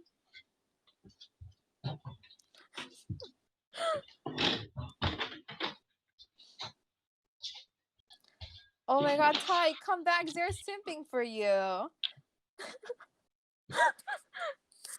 my gosh. Okay, so we're going in. It seems like they're going Merc, Acrobat, Seer, and I cannot see Clarkern right now because of her dress. Prospector. It seems pretty solid. I think they are playing mainly to their mains, it seems like, if I have a memory, but that's debatable. Let me just check the player cards real quick. Yeah, it seems like they're mainly playing to their mains or secondaries. Moosman and Nitro are playing on their secondaries, and then Bear and Bomber Boy are playing on their mains. Well, Cloud Current, sorry, I forget that. So he's talking about. And so Rosie did go for that Bloody Queen, so we will see how this match goes. Bloody Queen can be very difficult to kite. Because 2 of them, Prospector and Acrobat, her mirror will not be affected by their abilities. Exactly. Oh, and so Bloody Queen does see the blood trail. I actually get stuck on the stairs right there for a sec. It seems that she might be leaving that area because... no, it seems like she's going around. Might want to catch the person off guard, maybe? So she's coming back. Yeah, Acrobat's leaving the cipher probably as soon as he saw the heartbeat. Oh yeah, Bloody Queen does see Acrobat now. So he's going towards the station. This is can be a nice area for Acrobat. Oh, she sandwiches him in. Oh, did he manage to get off around the... No, he actually didn't. She doesn't. But she didn't realize. He did. Yeah. Oh. She thought he managed to go to the other side. Let's see. The second person she finds is the Merc, and I know a lot of people do not like to chase the Mercs. But some people do chase them until they take them to someone else's... Oh, she gets a blink hit. Nice. Yeah, trying to slug the mercenary at least. since it will difficult down his rescue ability. Oh, does she seem like she She might decides to actually go be after chasing him? for the Merc. Yeah.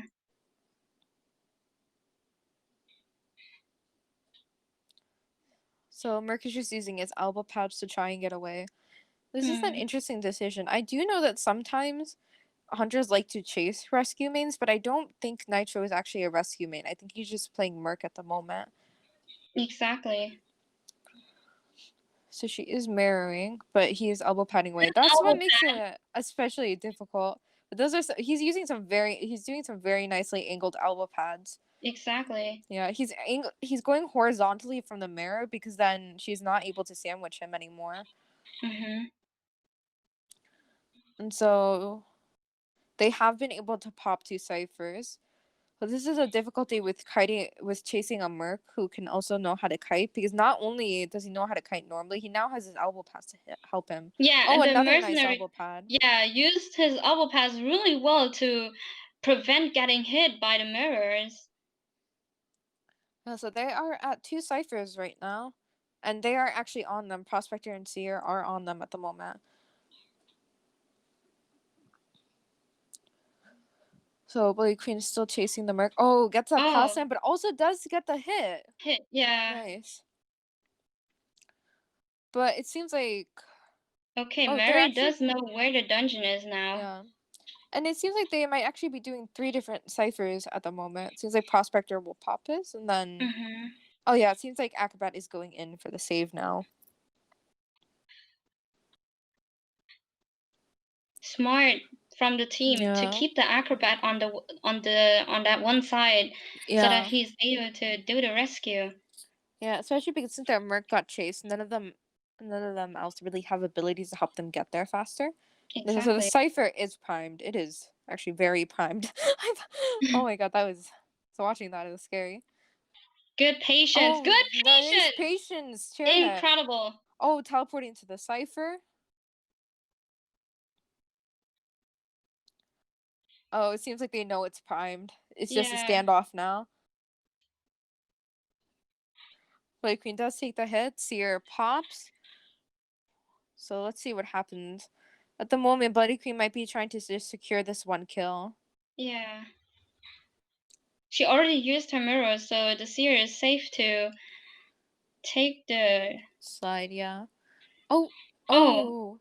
Try to get the pallet slam, but it seems like the timing is a little too late. So, yeah. let's see. So now she's contemplating. Do I go to the gate or.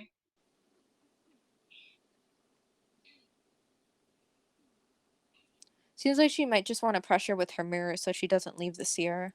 Exactly. So the only person out of the gate right now is Merc, so he would still even be able to go if she got hit. So yeah, it seems like she might just be going for the 1 hit right now because Mhm. it seems like she knows that the rest are there. That was nice Good plays. job. Good job from the team. Yeah, Merc did a very good kite because I know sometimes Mercs will end up using up all their elbow pads and not I know, right? kiting. Yeah. But Yeah. Nitro was very careful, very mainly use them to get away from the mirror and transition to area. Exactly. So Yeah, that was yeah, very yeah. good. He was really patient with using his elbow pads. Yeah, good job. Good That was a job. really good play on the Bloody Queen, but also really good from the Survivor team. Okay, so now we will have beta hunting, yes.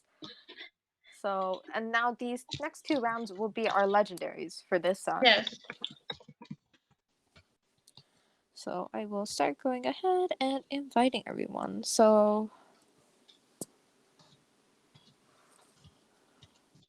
I'm getting confused between the their tags, the clan tags.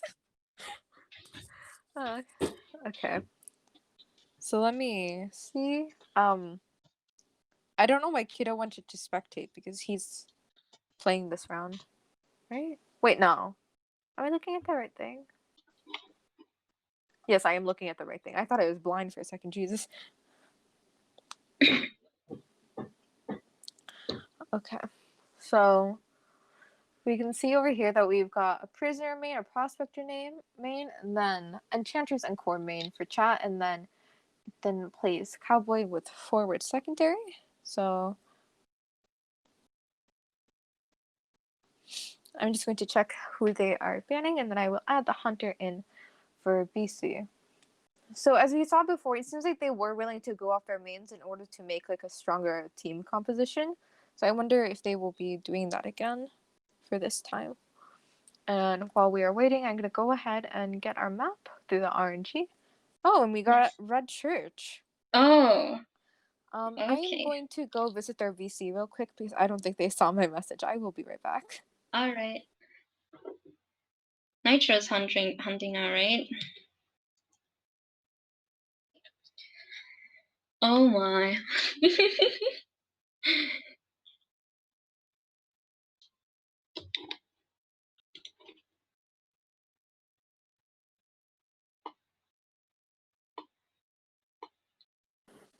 Okay, I have returned. They're gonna message it in the room chat once they confirm. Oh. Okay, yeah, they're banning Queen. Okay. Blood Queen is getting banned. Mm-hmm. And see, I think this time we've only seen one ban, which was the Dream Witch. That wasn't Blood Queen. A lot of people True. don't want the Blood Queen, it seems like. Yeah. Reasonable though. It's really Yeah, very reasonable reasonable. to ban her. There's a lot of time, even if people don't main her, a lot of people secondary her or know how to play her, and they'll pull her out. Like I know. Oh, but this is the first Ooh. time that not a seer is getting banned, but the mercenary. Ooh. So could this mean he's playing a campy hunter or campy style? Mm-hmm. This is interesting. Wow, Nitro is showing off all the hunters he has, apparently. Okay, Nitro. Why you gotta flex like that, man? Damn.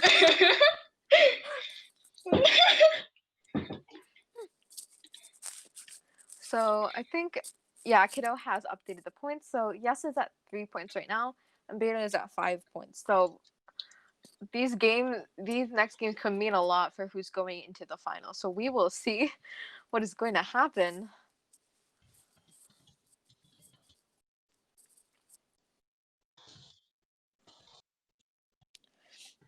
So it seems like they are going Cowboy, Prisoner, Cord, and Seer.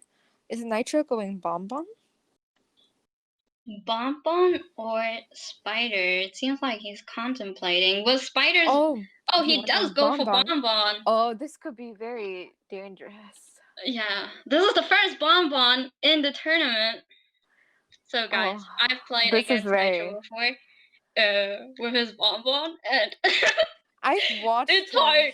It's oh my god. It's Okay. hard. So he's going over trying to find the last survivor. It seems like chat is transitioning away, but he is near the seer. Does have tinnitus, so he's gonna go look for him. So we will see what is about to go down. Yeah, it seems like Seer's gonna get first kite. Yeah. Oh, and actually, Prisoner and Cord ran in at that moment too.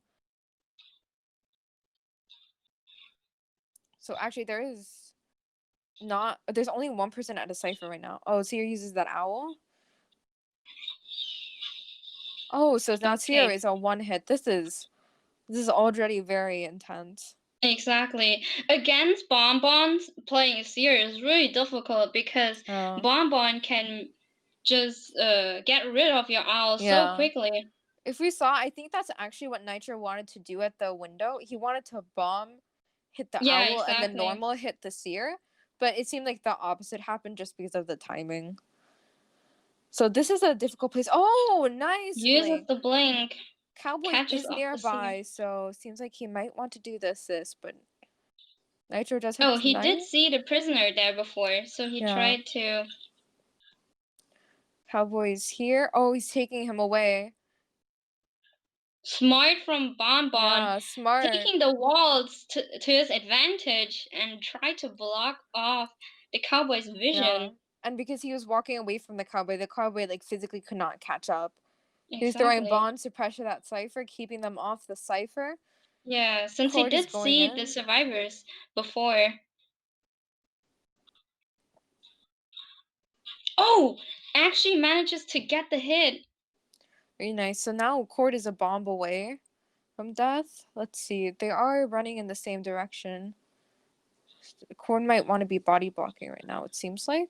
Yeah, Cord is now going to die a last effort. Oh, but the Bonbon got in between them. Now Seer is a bomb away from Death, and Cord is down, so she can no longer body block. Oh, and he The gets the time hit. bomb. Good job. Very nice. His bombs are very precise. Accurate. Yeah, really accurate.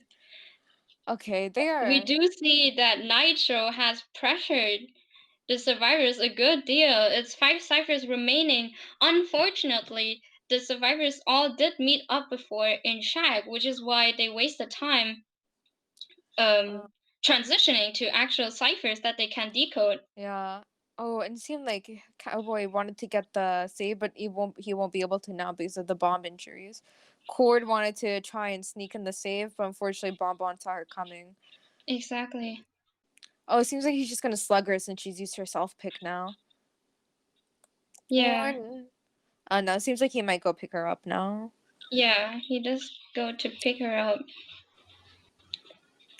And probably, yeah, seems like he's purposely going away from the. Oh my god, that Cowboy does manage the gets lasso and an additional stun to help them get out of the situation. Yeah. Unfortunately, Prisoner does get sacrifices hit himself for that. That was a beautiful lasso, though, from so far away. Yeah. He's like they're trying to heal to maybe heal up in time for the save. Yeah. Bonbon seems to be bombing in case they're back at that cipher. Yeah. So he does Nitro is in fact a really strong hunter because he did pay attention to. Oh, amazing lasso! Beautiful lasso. Launched right over him.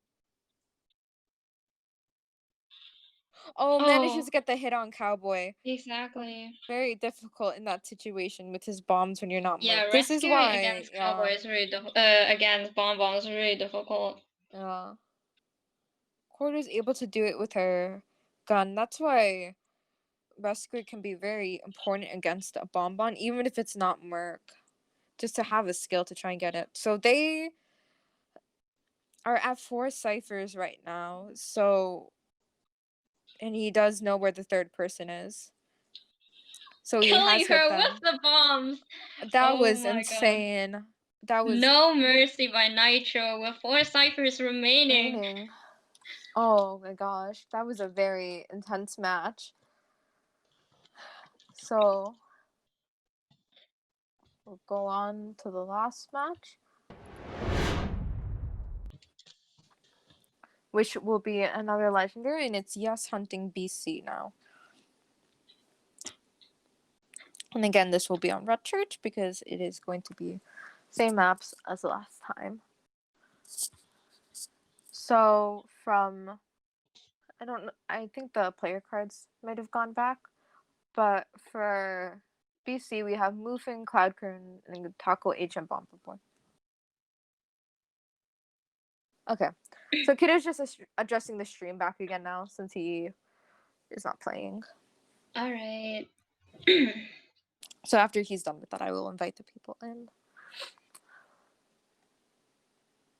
It's time for Team Beta to survive again, right? Yeah. Okay. So I'll just start inviting people in while we wait. So we do have a difference from last time because Nitro has switched out with Taco H. So let me go ahead and start inviting people in.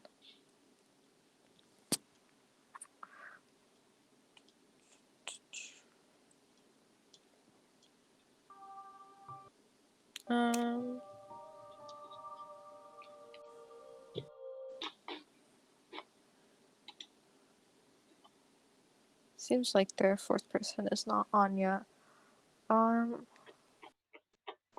we talk about their mains, though, I think Ethan's still adjusting the stream, so he doesn't have their cards up yet.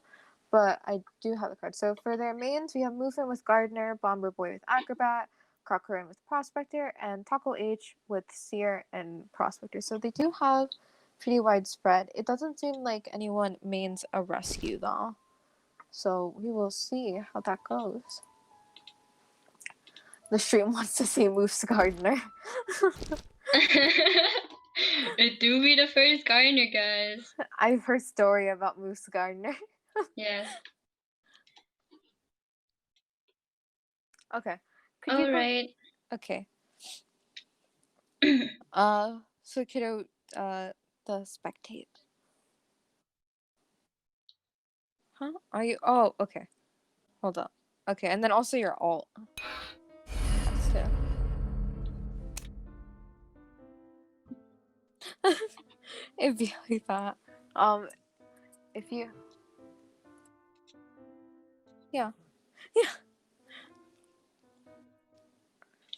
Okay.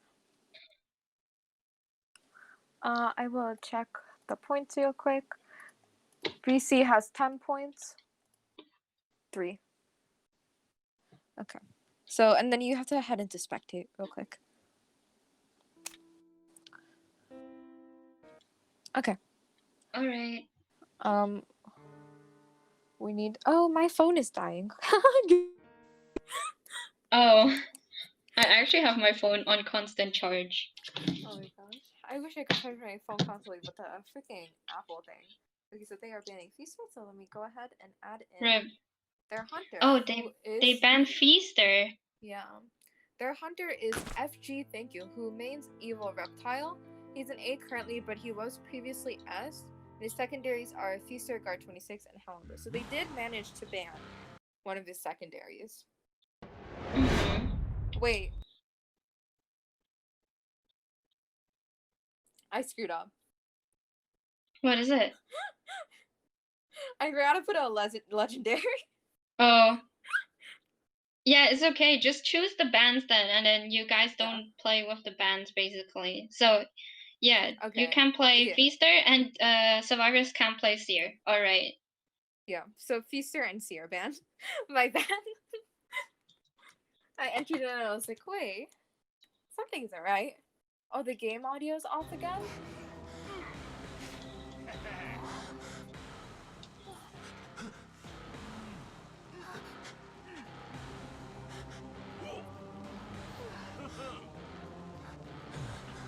What's off with the audio? Is it like, is it just not working? Oh wait, no, is it working? Okay, I think it's working. Okay, so we've got... No, the game audio is working, I think. So we've got Gardener, Acrobat, Forward, Merc, and Evil Reptile. Yes. Very interesting. We get to see some Evil Reptile gameplay. Yeah. There's not a lot of Another new hunter, finally.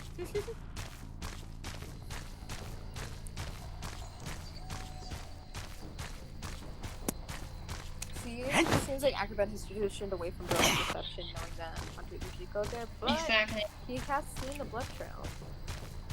Yeah.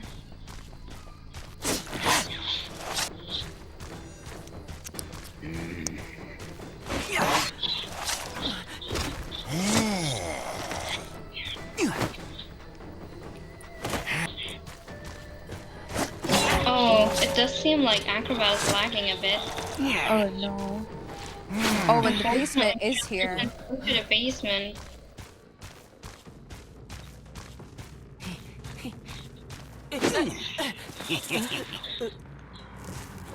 So we'll see what happens here. Seems like they might still be ciphering. Exactly. Really early down from the lizard. Yeah, very nice. Yeah. Able to jump like right close to where the Acrobat was at the beginning. It made it hard for the Acrobat to get away. So lizard did spot out a new survivor already. This is interesting because he does see the Merc. Yeah. Yeah, Merc is not running towards, so it seems like they are just completely selling the Acrobat.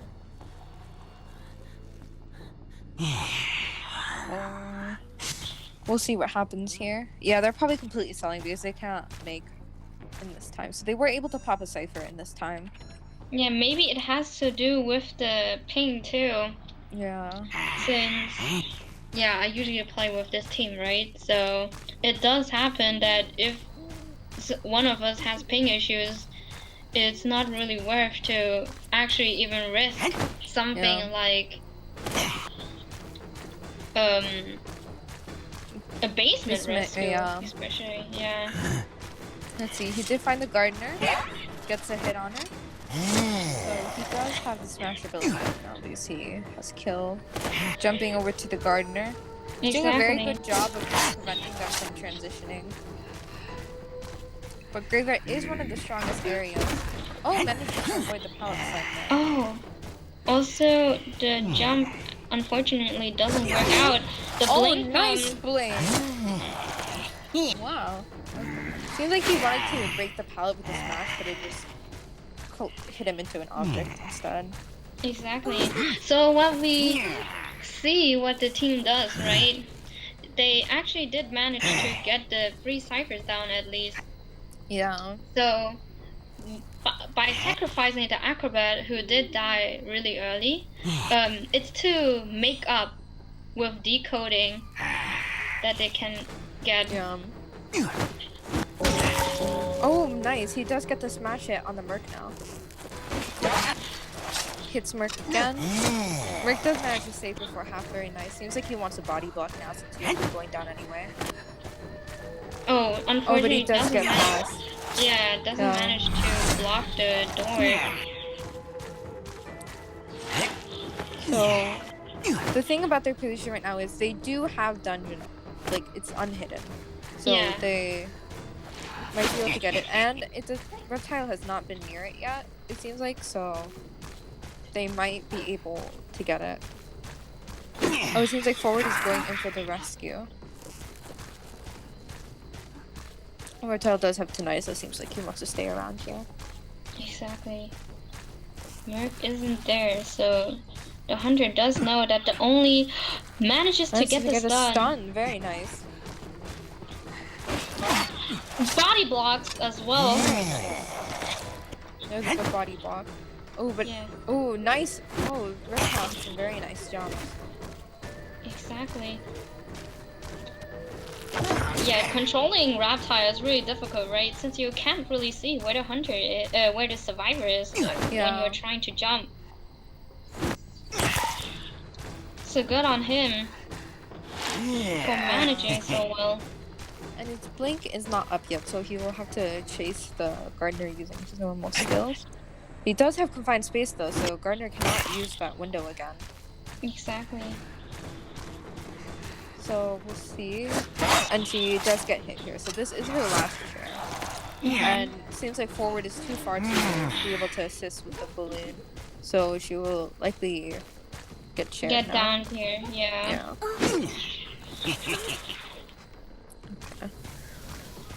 So seems like they might be going to ciphers now. And Reptile is going to look for them.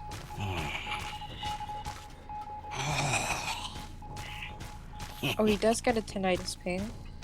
Going towards the cipher. Oh, the cipher is really far.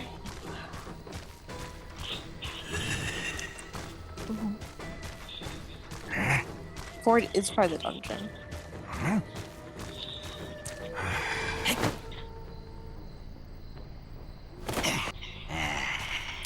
Oh, it seemed like the turn might have been an accident. Yeah, I think it was an accident too.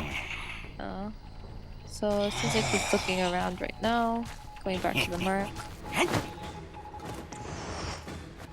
Oh, good elbow pad. Nice elbow pad, yeah. He is out of the elbow pad. Oh, good. Prevents the turret. Exactly. That was going so. to the pallet. Oh, nice hit. Nice slash. Ooh, avoid the blink hit. Yeah. Seems like Reptile might want to slug himself to look for the forward. Exactly. Seems like he's gonna check the ciphers. Fortunately for the forward, Reptile didn't seem to have tinnitus, so he didn't go towards the cipher he was at. So the ciphers are fairly spread apart right now because there's still a one at graveyard. Oh, so he is trying to check for a dungeon. Oh, yeah. And since he just saw that dungeon is not a graveyard nor at the gate, Oh, so he didn't really look at the gate, basically, but he tried to check for the tinnitus, I guess, to see if the last survivor is maybe trying to stay, like, if the last survivor is near a dungeon. Oh, And he he does have his does. tinnitus now. Exactly. And also sees the blood trails. Yep, so he's found the forward now. The Merc self-pick. Nice. The person who probably has the highest chance of getting out of the dungeon usually is the Merc. Oh, nice smash hit. I think he's going back. Checking the type again for the Merc. Seems like he wants the 4K. Yeah.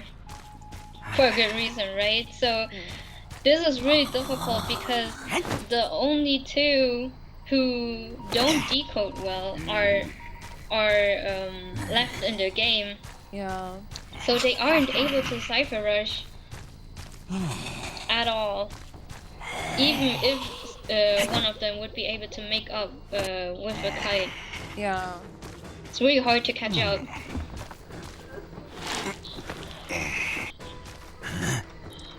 So forward is able to pick himself out. Oh, We nice. do see an amazing jump! Oh my god. Incredible! Oh my god! And he's probably leaving the Merc because he's already used a self pick. Oh, he sees a blood trail. Exactly. Okay, he does know where the forward is now. Oh, forward still had his football left. Oh, nice. And wow. catches him in Beautiful. front of the window. Amazing jump. Beautiful jumps. Damn! That was a 4K. Bro, we had That a was bonbon and then a lizard, and both of them did amazing. That was beautiful. Incredible. So that is the end of set 4. It was very close. Yeah. Yes has 8 points and Beta has 10 points. So Beta and Hydra will be proceeding to the finals. So for now, we're gonna take a 5-minute intermission to just get things set up for the finals real quick. So I don't know if Kiddo came. Okay.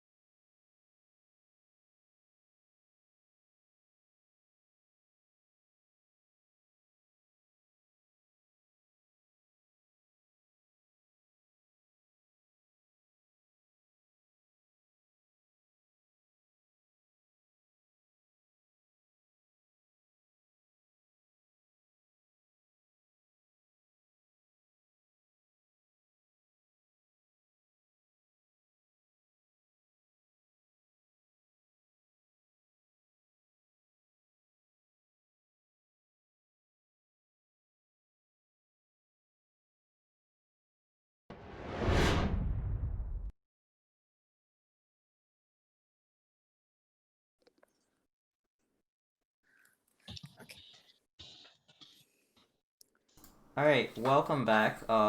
We're all ready and set up for the finals, so we're gonna be getting everything started soon. It's gonna be Hydra against BC.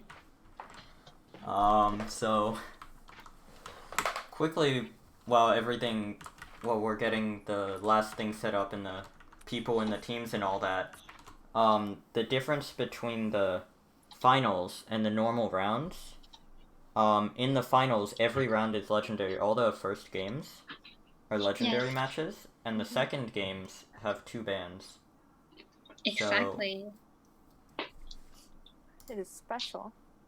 And also, for the stream, when we show the which card are you showing now? Sorry. Could you show the beta cards? Yeah, sorry. Beta cards. I am not whoops. saying I it. am. Oh my god. Here we go. So, Are you dying? sorry, out of order, but who is hunting and surviving first? I'm disorganized. Okay, so it's beta hunting. Wait, no. Hydra hunting beta. So show beta survivor cards. Yes. Wait, in which round am I? Someone invited me to a round. What? Wait, what? Where are Someone you? invited me. Did you just? Someone invited me into a room, and I don't know who those people are. Ty, get out. Oh my I god, just our got commentator has been snatched. Our commentator has been snatched. What the hell? What happened? Oh my god. So your commentator just got stolen? What the? Okay, I'm back. Get out of the room. Yeah, I'm back out. I apologize. Perhaps we weren't quite as ready as we let on, but we wanted to get the stream back up. Bro, going. what the hell? So, Okay, also, Bomber Boy's ping is acting up, so they're going to sub out with Yuju, who is another member of Beta. Officially, we don't have character info on them. But yeah, we will actually see, because the team seems to still be contemplating if Yuzu can go sub. Oh. We will see, we will see. Okay. So they did try Boomer Boy's ping before, but... Yeah, so please just bear with us. Just we give are us not professionals. This is just an amateur tournament, and bro, who invited me? It is what it is. Oh my god. But anyway, looking at the finals right here, both of these teams were very, very dominant in their matchups. Hydra by far scored more points than either of the other teams in the round robin phase.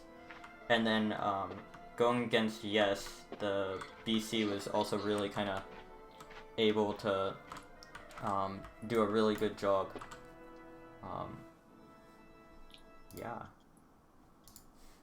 Yeah, sorry, we're just checking the subs right now. For what will happen with the ping. In the chat, I see, never mind. Okay, so we have decided the subs, I believe. Okay, so the change is that Nitro will actually be subbing in for Bomber Boy now. Yeah, okay. Yeah. So we saw Nitro before main Postman, and then secondary to a handful of other characters, and Yeah. had like 78 badges. Sorry, I don't have that card to pull up No, right it's okay, now, that card but... doesn't exist. Yeah, okay. it's alright. So Nitro is going in, since Yuzu actually also doesn't have a reliable, like, she can't communicate with the team. So, like, at the moment. Alright, so everyone's joining the game right now. Yeah. We're just... And then one of them is not... Do you guys want me to, like, give one of you a break right here? Because... do you think you could give me a break, please? I need to charge my phone. Totally. Would you mind? So, Yeah. I'm gonna go. Alright, so... Here we go, just waiting for the hunter to get added into this game.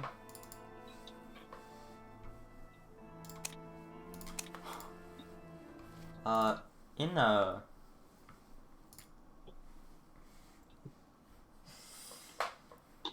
Is the hunter a Mexican again? Yeah, I think so, it is, right? yeah, hunting for Hydra, we're gonna be seeing a Mexican. So we saw, we saw a lot of Hydra gameplay, a lot more than we saw of OA, just through the nature of this tournament. Or, Yeah. not OA, sorry, I was just looking at Nitro's name. BC, I am a fool. Oh my god. Anyway. So, we saw, a Mexican was a very strong Blood Queen, a very strong Anne. Coming in right here, we're gonna see the bans that they're choosing. Because this is the So they finals, do so choose there are Blood bans Queen. every round. Banning the Blood Queen, probably a smart play. Yeah. Red Church. It's always a good choice. It's always a good choice. On Red Church, Blood Queen can sometimes have trouble walking around, but at the same time, it's a small map. She can exert a ton of pressure right there, so. And then we see coming in from the Hunter a Seer ban. Yes. So, very kind of typical. Yeah. Looking at BC, seems like they're going for a very kind of similar team composition that they used against Yes last time with the double rescuers. And although that didn't work out the last game, it is a pretty generally successful strategy to have kind of a forward and a mercenary. Yeah. They got really unlucky in the previous matchup. Yeah. Because a lot of there's a 50% chance that the hunter finds one of the rescuers, which is pretty much a don't chase. And especially with Gardner here too, Gardner can pretty much, if she gets found first, she can tank 3 hits. So she's also not someone you want to find first. Ethan, the kiddo, the stream's frozen. What do you mean the stream's frozen? Oh, the stream is frozen, actually. The screen's just frozen. Oh, wait, no, it's good now. It's working. Okay, alright.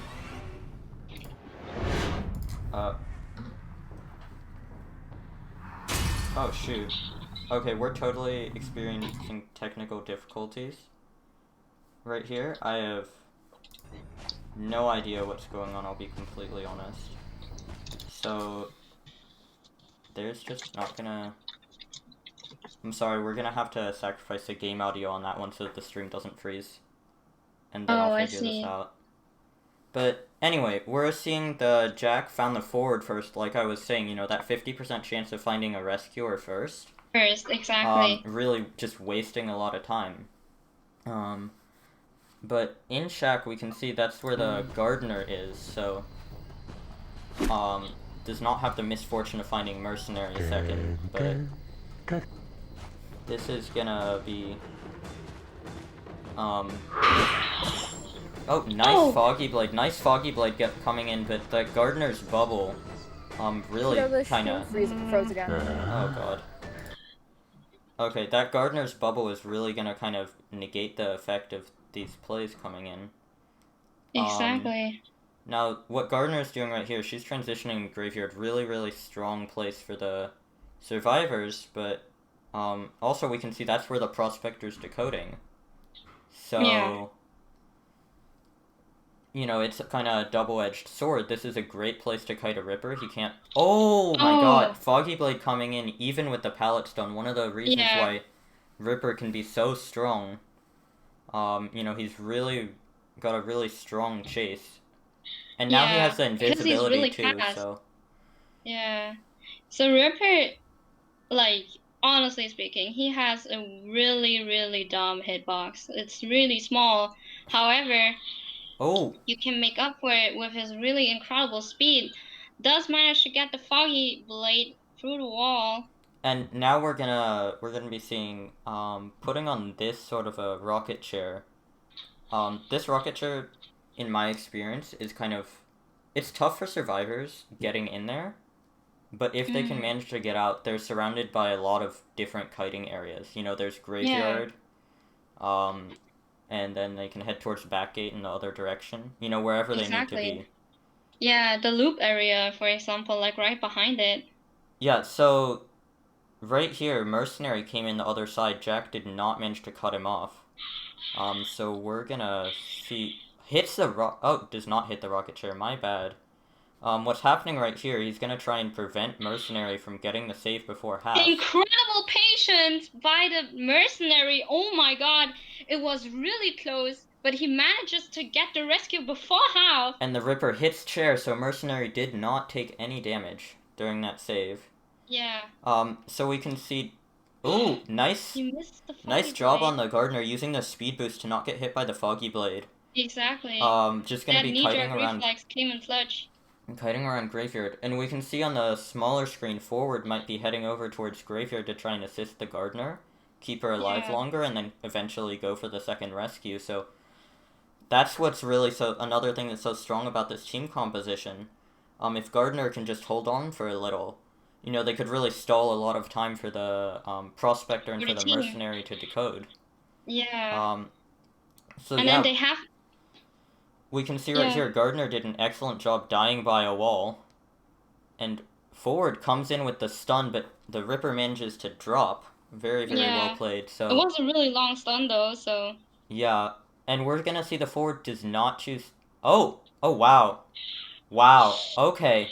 So the Ripper manages to not get stunned by that, and hits the Forward as well, so that's really, really well played. On the Ripper's part, because Blade doesn't go through. This is gonna force a Prospector to rescue. Oh, but we can see that despite this, the Mercenary has the Cypher primed.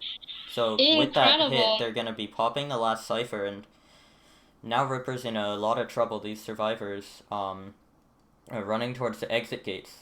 And if I'm not mistaken, he's still running Peepers. He has not switched to Teleport, so it's not looking so good. Probably just gonna be able to get one kill unless something impressive happens right here. Yeah. Gets the Foggy Blade, but this might actually, Gardener honestly might benefit from this, because... tries to build up distance to both gates so that her teammates will be able to get out. We're gonna see Gardener go down, but it looks as if they're gonna get 3 survivors escaping.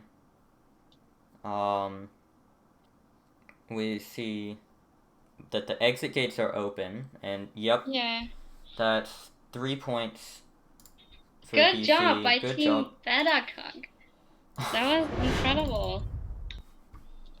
So what we do see is that at the Graveyard Rescue, right? Even though Prospector was the one who was at full health and the Forward was the one who was already hit once, they still did try to rescue with the Forward because of his tank turner, right? So really good assistance from the Prospector and helping the team so that they can get off the rescue with the Forward instead of them. Yes, really, really well played. Good job. Real quick right here, I'll be completely honest, I have no idea what's wrong with the audio, but I'm gonna try and do a quick fix while everything's getting set up. And if that doesn't work, then I'll just have to apologize, but I'd rather not have audio than the stream freeze, so...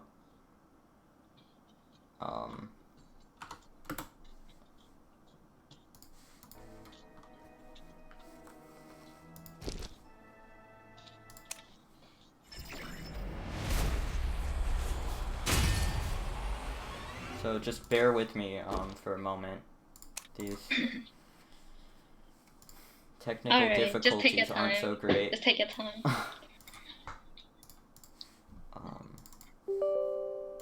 Alright, so I'm just gonna try and restart Identity and see if that will help. In the meanwhile, let's check out these player cards for the next matchup. We're looking at Hydra surviving. Yes. With Betacog's Hunter. So, what we're gonna see right here, we have seen plenty of both of these teams for sure. But OA Nitro actually, who's gonna be hunting for BC, yes, pulled out the Bonbon last game, but that is all we have seen. Hello. So, welcome back. Kiddo, you left the team. Yeah, no, I'm restarting my I'm trying to fix the audio real quick. Oh, okay, okay. I think I got it. Perfect. Alright, hopefully the stream will stop freezing. If so, I'm a legend. If not, I'm a trash streamer, alright?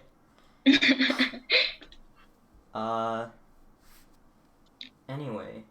So, this match should be getting underway very shortly. For the second game of the finals. BC versus, Team Hydra. BC. Yeah, that was an intentional. Definitely chose that name intentionally. Yeah. Alright.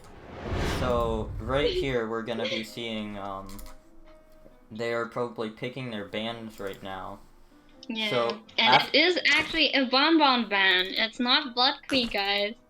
It's Bonbon who's getting banned by So- Team Hydra. This is. Bonbon can honestly be an incredibly scary character to Exactly. go up against, so Team Hydra's choice to ban the Bonbon, who knows? Is really reasonable. Yeah. Too. Yeah. Like, if we they did have. see like how Nitro played Bonbon before. Yeah, the way that Bonbon can just win a game through its camping. Oh, and it. For a moment there, it looked like we were going to see a Spider. Kind of some old meta coming back. You know, Yeah. when Spider used to be the best hunter in the game. Red Church is Spider's best map, so. So, yeah, that totally might be a possibility. Mhm. And right. Oh, switching hunters. Looks like Nitro's just showing off with the visit emote. Nitro, Oh, that Wu-Chang skin I is don't my know. favorite one. Yeah, all the skins coming in from Team Hydra. We can see that they are not bringing a mercenary because it was banned and instead going for first officer. An interesting kind of secondary rescue choice. But combined with like a Seer Owl and the fact that Mech might also bring Tide, they should probably be pretty much alright on that front since they banned Bonbon. Yeah. And the mercenary ban, while it did deprive their rescuing ability, it let them play Seer, which can have, you know, huge effect later in the game. Okay, it does seem like Nitro goes for the Spider at Red Church. So Really this scary. This is gonna be very interesting. She has a lot of areas to work where she can work really well because she can put so many webs down. Yeah, and that's what's so scary about Spider. If she can keep you in like a confined area, that's where she's really gonna kill you when she doesn't let you transition. Exactly. So right here we can see Spider gets the tinnitus, is just gonna try and find where this kind of sneaky survivor is. Does Goes see the towards blood Shaq trail on a of, blood of trail. one survivor and finds the Seer first. So we're gonna see, you know, this is exactly the kind of area that Spider Wants to be in. There's all these Yeah. close walls for her to put the webs on. Exactly. And that's what she's gonna have to rely on, being able to get these quick hits like that one, you know, a good Yeah. chase. You like just trying to guess if the hit will connect since they didn't even have the vision. Great job going in, using that owl just to safely drop the pallet just in case. Yeah. And, you know, we can see this Spider's doing an excellent job. It's gonna take a quick detour to go for the mechanic. This is very interesting. The Spider's actually gonna switch targets towards the mechanic to try and slow down the decoding. Exactly. Since the Spider didn't want to waste more time with the Seer Owl, apparently they just decided to go for the mechanic, which is, yeah, just like the Seer, a really vulnerable target. Now, what could happen right here, the mechanic is incredibly weak to Spider because she has really slow interaction speed. Yeah. And compared to the speedy Spider, we can see, yeah, killing the mechanic. And still 5 ciphers remaining. Great job on the Spider. And Exactly. it's gonna just be sharing right in the middle of this area. All these webs are still here. So, this is gonna be tough for the survivors, but... Yeah, it's almost like a trap. one thing to note is that the mechanic does have the robot out and decoding. So there are still 3 people decoding even as the first officer goes in for the rescue. And we're gonna see Spider is just staying really fast, because when Spider has her speed boost, she also goes through a faster blade wipe. So Oh my! First officer and mechanic were able to fake it really well, making the Spider hit the rescuer at the same instead time, of though. the mechanic. Oh, interesting. The mechanic goes to decode and takes the hit. Not necessarily sure if that was intentional or not. But right here we're gonna be seeing the mechanic going on the rocket chair, and first officer is still down with 4 ciphers remaining. Yeah. So now they have both of their characters who carry Tide Turner down on the rocket chair, so unless the Seer Priestess might have it, this is gonna be a really does have Tide Turner sometimes too, right? So yeah. So this could be a difficult rescue to pull off. We can see the Seer running in right now. Spider is going to just completely deny the rescue to the mechanic. Seer does not choose to go for that. Decides that it just wouldn't be worth it. Now we can see Seer did have Tide Turner, so first officer is gonna get to kind of run away a little bit. And Seer really incredible play by the Spider, because she did force the Seer to not go for the mechanic, because there were just too many webs. He would be too slow, especially like she had her web shot ready, so yeah, it was actually it was the smarter decision for the Seer to just leave and rescue the first officer instead. And so what's happening right now is that the Priestess is gonna have to rescue, so we'll see what happens with that, but they still have 2 ciphers remaining. Yeah, and the only who actually can decode right now is the Seer. So this is really gonna be tough. Spider gets an early web shot, is gonna be waiting for that to come off cooldown, which is gonna kind of force an early rescue. We can see Priestess does not have Tide Turner. So first officer try to body block though. Unfortunately, it doesn't connect like the hit. So first officer is just gonna be out of this game, leaving 2 survivors remaining. Spider switched most likely to teleport. Is probably just gonna try and secure a 4-kill victory right here, get all the points.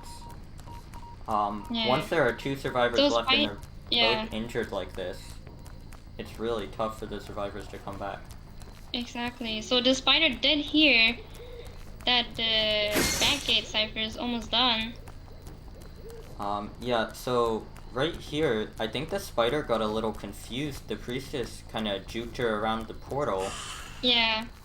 Really well played by the Priestess. I'm not quite sure that Spider knows where she went. Yeah. And, we can also see Seer almost has the cipher primed, and Spider still hasn't found a survivor. That was really well played. Pop the cipher, yeah. The cipher machine, the cipher pops, and now Spider's gonna be heading towards that back exit gate and using those webs to get there faster, but we can see there's actually no one there. Yeah, good transition by the survivors. Yeah, both of the survivors transitioning, kind of staying in the middle of the map so that whichever gate Spider goes to, she finds neither of them. But now we can see they're gonna have to eventually go for an exit gate. Spider does have Tinnitus. The Seer is kind of sneaking around, manages to get out of the Spider's fear radius. Yeah. So we're gonna see Priestess is opening the exit gate, and Spider still has not managed to find the Seer. Yeah. So what the survivors might try and do right here, Seer is on the dungeon. If Priestess can get out right now, they can secure a tie. Priestess has the exit gate open, Spider still has no one. And they get the tie. This is truly amazing! Impressive. That was really well played by the survivors. It was because the Priestess portals, right, really confused the hunter, since the portals were facing towards graveyard, which is why Nitro actually tried to stay in that area, because he thought one of the survivors was still there, since he did get tinnitus from time to time, even though both of the survivors were actually at the back gate and Priestess was on her way there. So Yeah, what Priestess, I did not see, but what Priestess probably did, she took the portal into Graveyard, and then she probably went back when Spider Back, wasn't yeah, looking. yeah, exactly. Really kind I of think fooled so him. too. Really, really well played, Manjing, to get that tie. Exactly. That was a really good tie because this situation they were in was really like really risky. Yeah, Hydra They could not in these finals afford to get 4K'd by BC because they already lost their first matchup. So securing that tie was really clutch for them. yeah. So we'll see in this second round. There's going to be 2 bans, so we're going to see a lot of alternative plays coming in now. Yeah. OA as the survivors, and we are going to be seeing. I keep saying OA. BC as the survivors, and we're going to be seeing a Mexican hunting again. Yeah. Gonna wonder with the 2 bans if the hunters are gonna decide to ban the Anne. It would be kind of atypical, but at the same time, that Anne has been proven to be, a very strong tool Yeah. for Hydra. Exactly. And honestly speaking, she's still really strong if she manages to chair someone, since Anne has the ability to catch you off guard while you're trying to rescue your teammate. So it's possible for her to turn a game around with just the chair, with just the rescue or the first try on the rescue. Yeah, so we'll be seeing, we're just waiting for the hunter to get added into this game. Most likely the survivors are declaring their bans right now. And we can see they said they're banning Blood Queen and Feaster. Alright. Very kind of interesting plays coming in right here. Perhaps they are thinking that Hydra might come back with Sleepy as their hunter, who is known to play Feaster. So this is very. No, it's a Mexican again. So this is kind of a interesting play. So we'll see how this works out if they choose to play the Anne again. Anne had 1 game earlier, really solid performance, but BC has proven themselves to be really kind of formidable opponents, so yeah, we're gonna see Anne is not, generally thought of as high tier hunter. So who's to say? Now we're waiting on the bans coming from the hunter. Looks like Seer and Mercenary. So that Mercenary ban might honestly be indicative of an Anne gameplay, because the Mercenary is a very strong rescuer. With that out of the way, it's very possible to stuff people with the cats. Exactly. Now we're gonna be looking at the survivors queuing up right here. Looking at a Gardener, Prospector, Ford. I'm wondering, without the Mercenary, Ford's gonna be their only rescuer. They cannot go for their previous strategy with the Ford and the Mercenary. So it's gonna be interesting to see how they adapt to this. Yeah. We're just waiting on Nitro to pick their character. And we're gonna see the Gravekeeper, so they're still gonna go for the double rescue strategy. It's been working pretty well for them so far. Yeah. And we do know that Nitro was actually an As-Badge Gravekeeper before. So very interesting to see how this goes off. Now we're waiting. No one has actually locked in their characters quite yet, but this is most likely who we're going to be seeing coming into this game.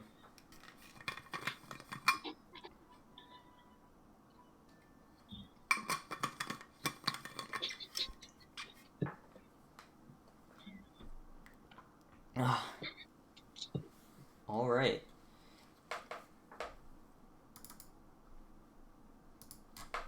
So this is going to be, by the way, for those who haven't been keeping updated on the tournament format, this is the second to last game of the tournament. This is, these last 2 games are really going to be crucial in determining, who our winner is right here. Exactly. So, this is really high stakes. They're taking a lot of time to consider this. all the survivors have locked in their characters, but a Mexican we can see is still kind of considering maybe talking it over, but no, they lock in the Anne. Yes. So we do see a Mexican's really scary Anne again. And they were also playing on Lakeside before, right? When yeah, they played this is Anne. kinda... So it's basically a rematch, but with a different team. And we can see the Anne has spawned on It's boat. even the same spawn spot. It's the same spawn spot. Wow. So Anne, like the previous game, since there's so many similarities, is we're gonna see heading towards shore. Yeah. And oh, we can see the Gravekeeper is hiding by the boat, but Gardner is still at shore. So although Gravekeeper avoids detection, the Anne is still gonna find Gardner first.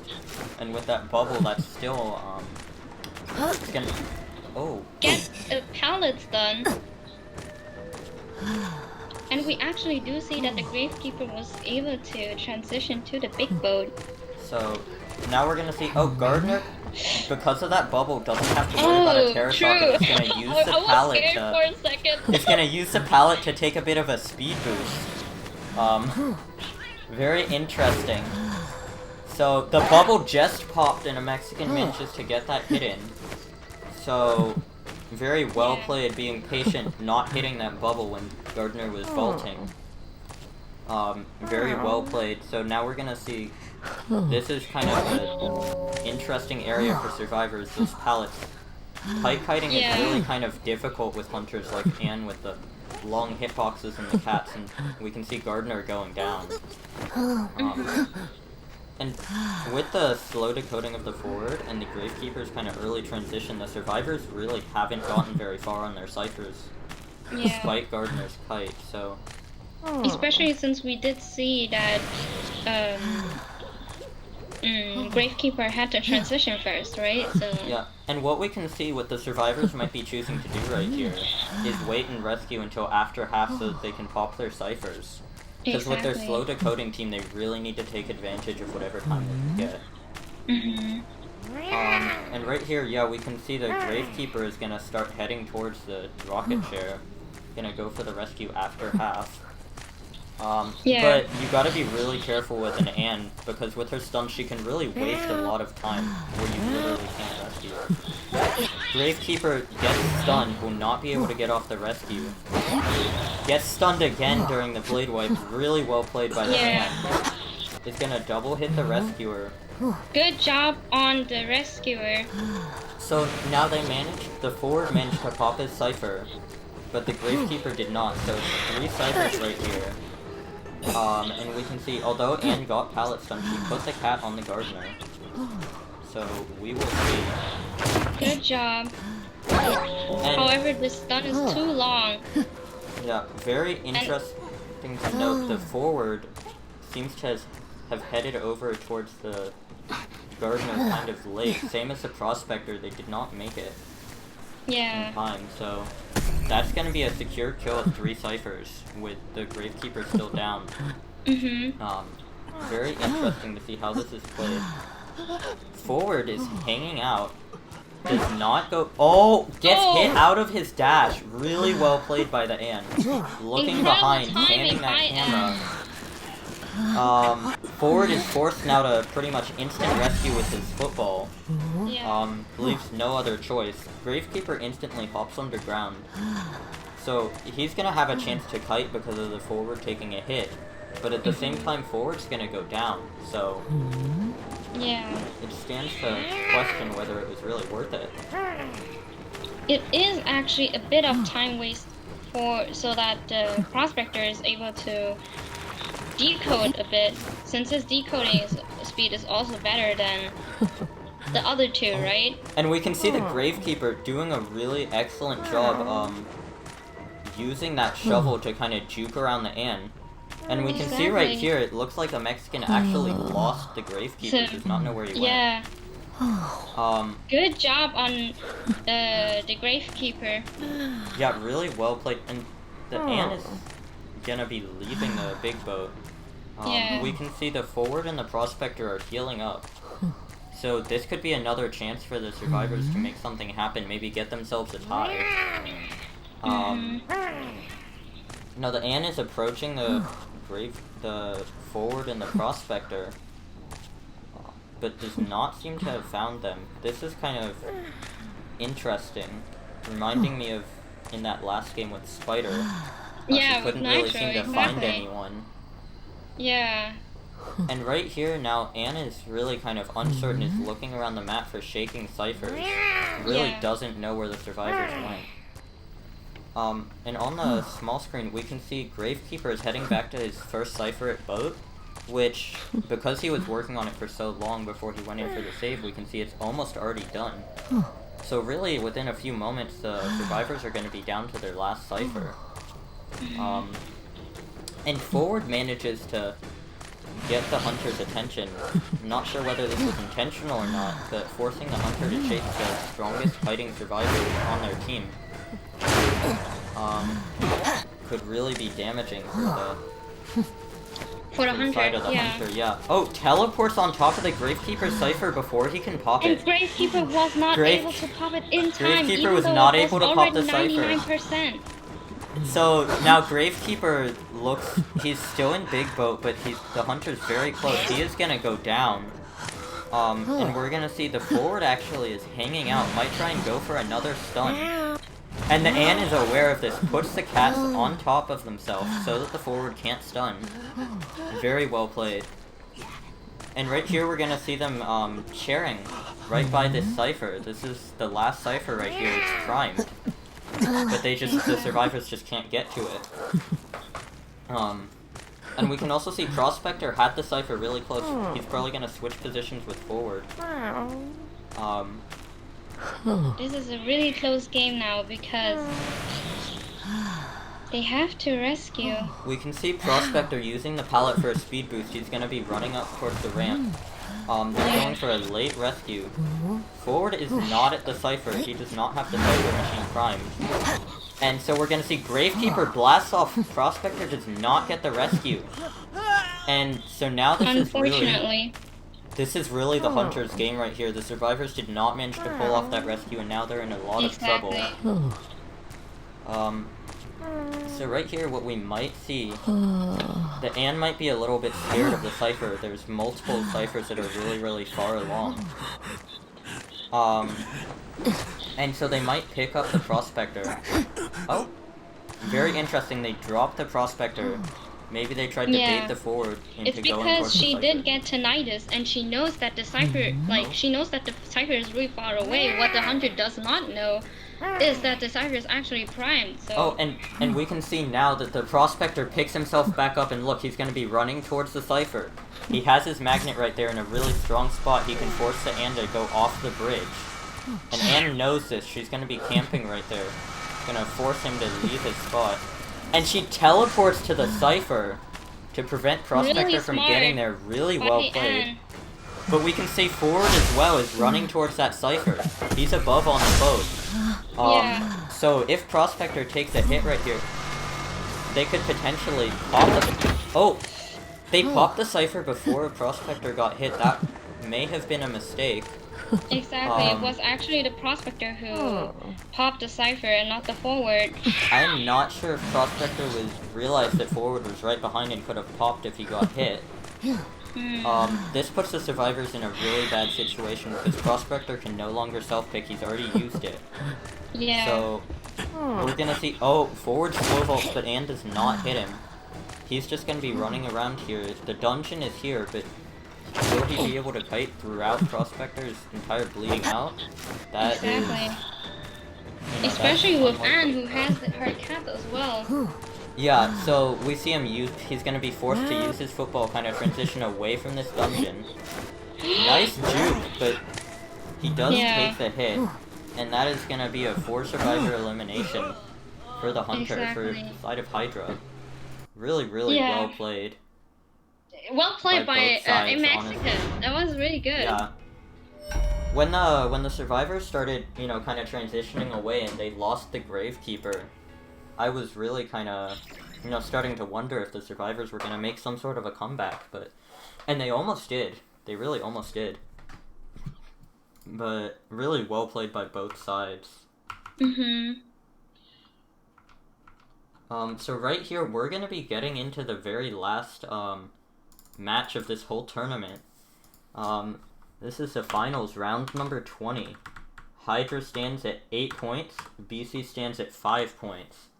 So to tie this up, BC is going to, or to win this game, they're gonna have to really get, they have to get a 4K right here to with their hunter to win this game, if I'm not mistaken. So that hunting from the Anne really put them in an unfortunate position. Yeah. But good play on the end, though. That was really good. Yeah, really, Yeah, because the Anne, like, you did see that she was panicking, like, or getting nervous, almost like Nitro, where she did get tinnitus but didn't see the survivors, right?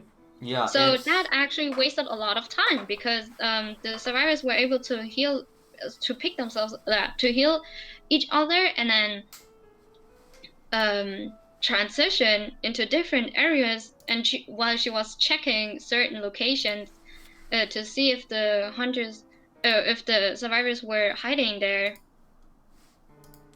And so right here we can see all the, well, you guys can't see, but the survivors are waiting in the lobby, kind of debating who they're gonna ban. Yeah. So this is the last round, right? Yeah. So we can remember they banned the Bonbon last time because they were scared, but with 2 bans, Oh, so it seems as though the Team Hydra is having a couple difficulties. It's gonna be a couple minutes. Alright. But after that, we're gonna be getting into the very last game of this tournament.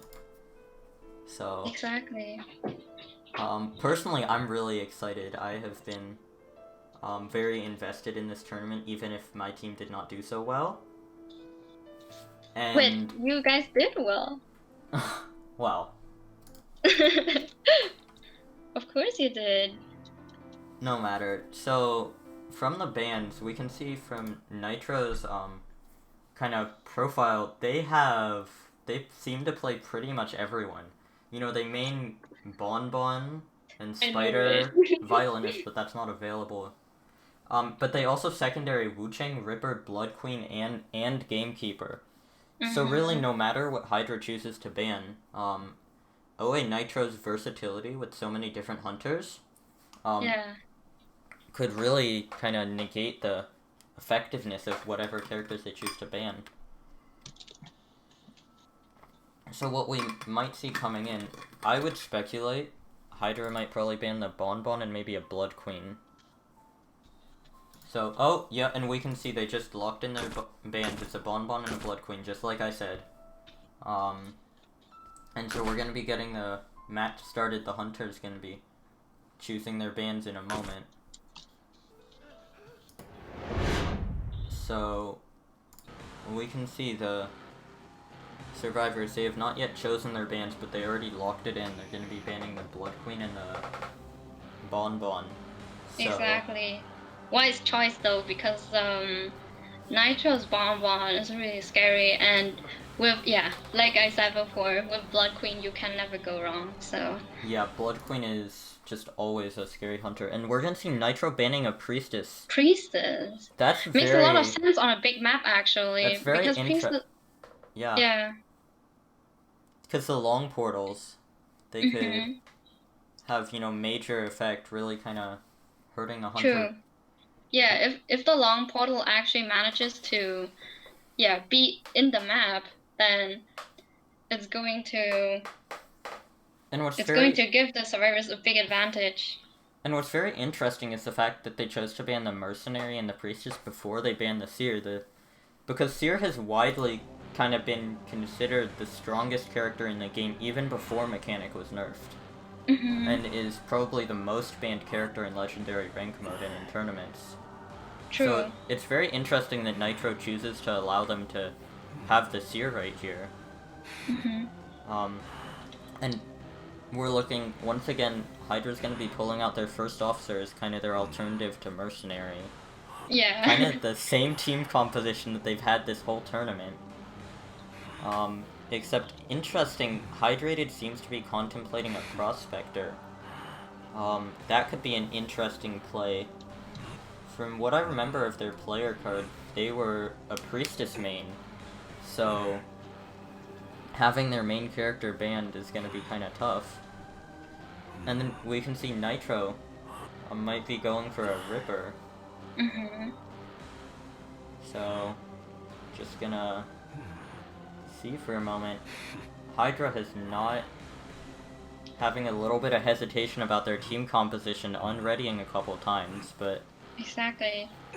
Oh, is that gonna be a Geisha? Geisha has... Oh, Nitro is flipping through some very interesting hunters right now. Nitro's just flexing hard. We can... We cannot see the skins though. Oh, yeah, I'm It's just not gonna mention every hunter because they're flipping through literally everyone. Yeah. I have a feeling Nitro's honestly just playing with us on the screen, Oh, but we're gonna and finally that's see them the locking sign. in with a Ripper. Yeah. Ripper for the final game. So... Ripper, very similar to the Spider they played in prior rounds, kind of relies on that strong early chase. Mhm. Does spawn at cornfield. So...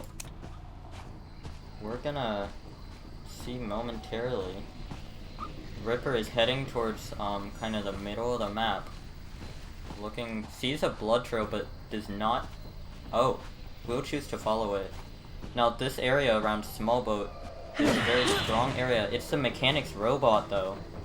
Is Very... able to figure out where the mechanic is really early on. Yeah, so... With But he the- also knows that someone was there at the cipher, so he tries to look around. Yeah, so with that new mechanic nerf, especially, not only did he just find out... Oh, nice Foggy Blade. Really, Incredible really good. Foggy Blade.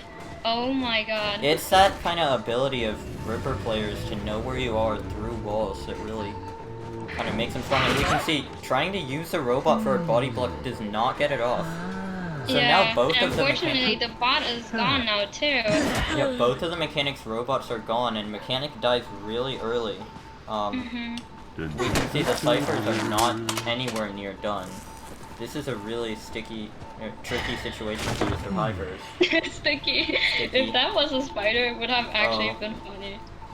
So, and we do see that the hunter forced someone to go away from their cipher.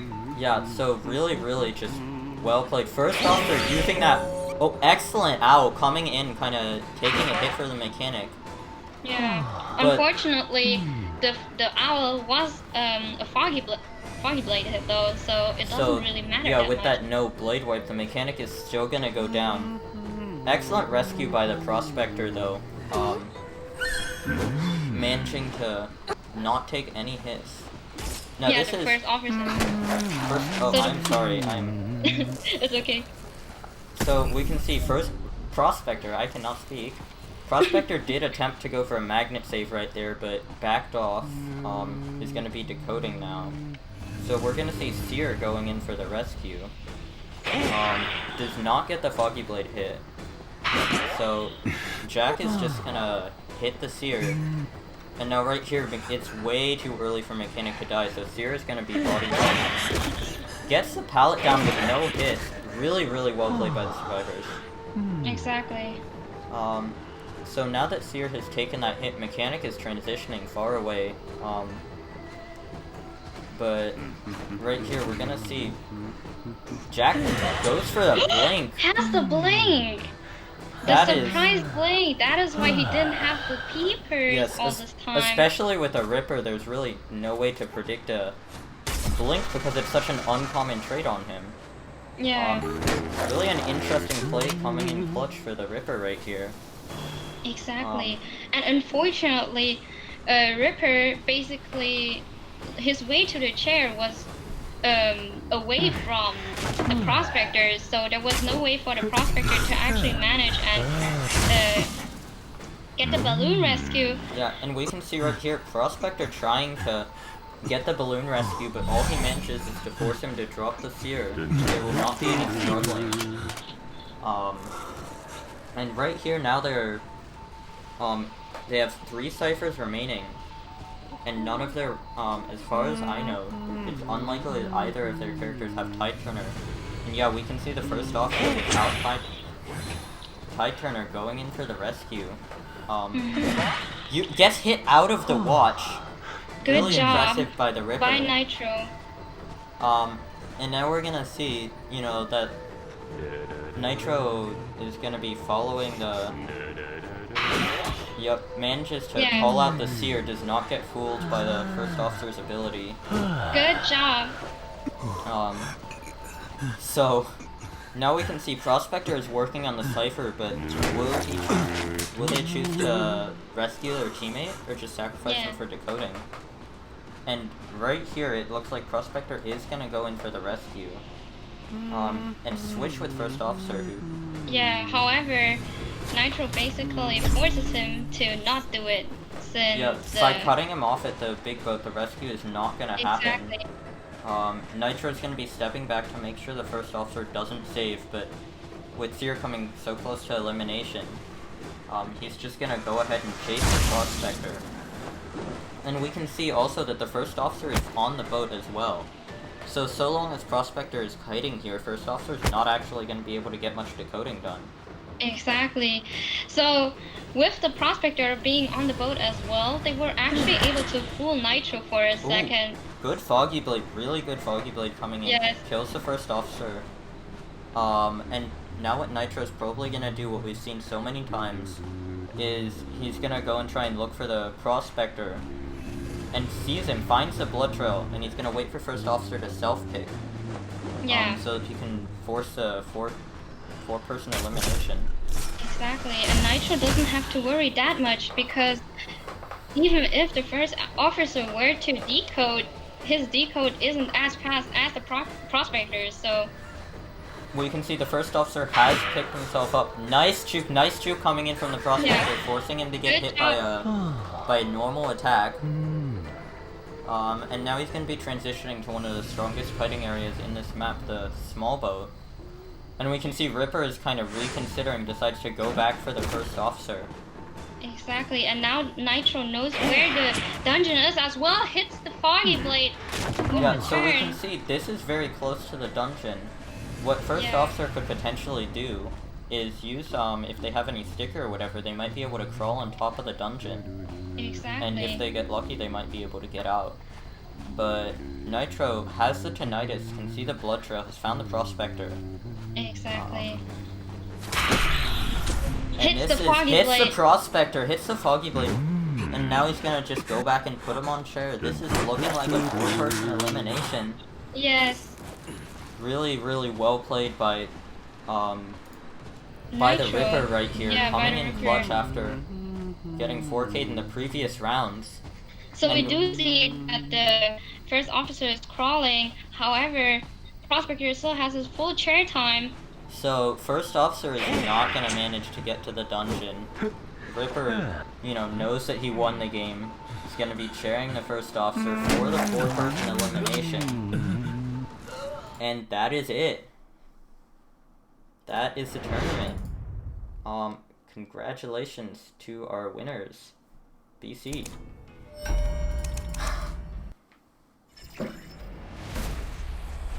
So that was really congratulations to everyone who participated in this tournament.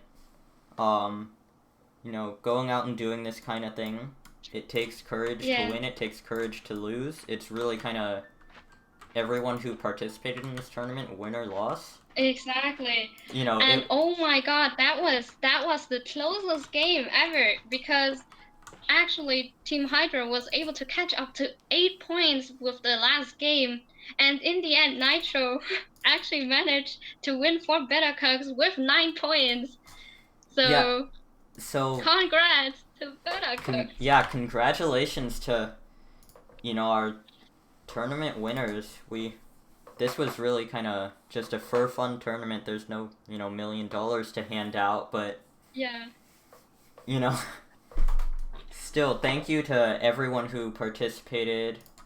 I would like to. I don't know if Sleepy's gonna be coming back, but I would like to give them a huge thank you for organizing this whole tournament, making all of this happen. Hello, I am. Hello. Hi.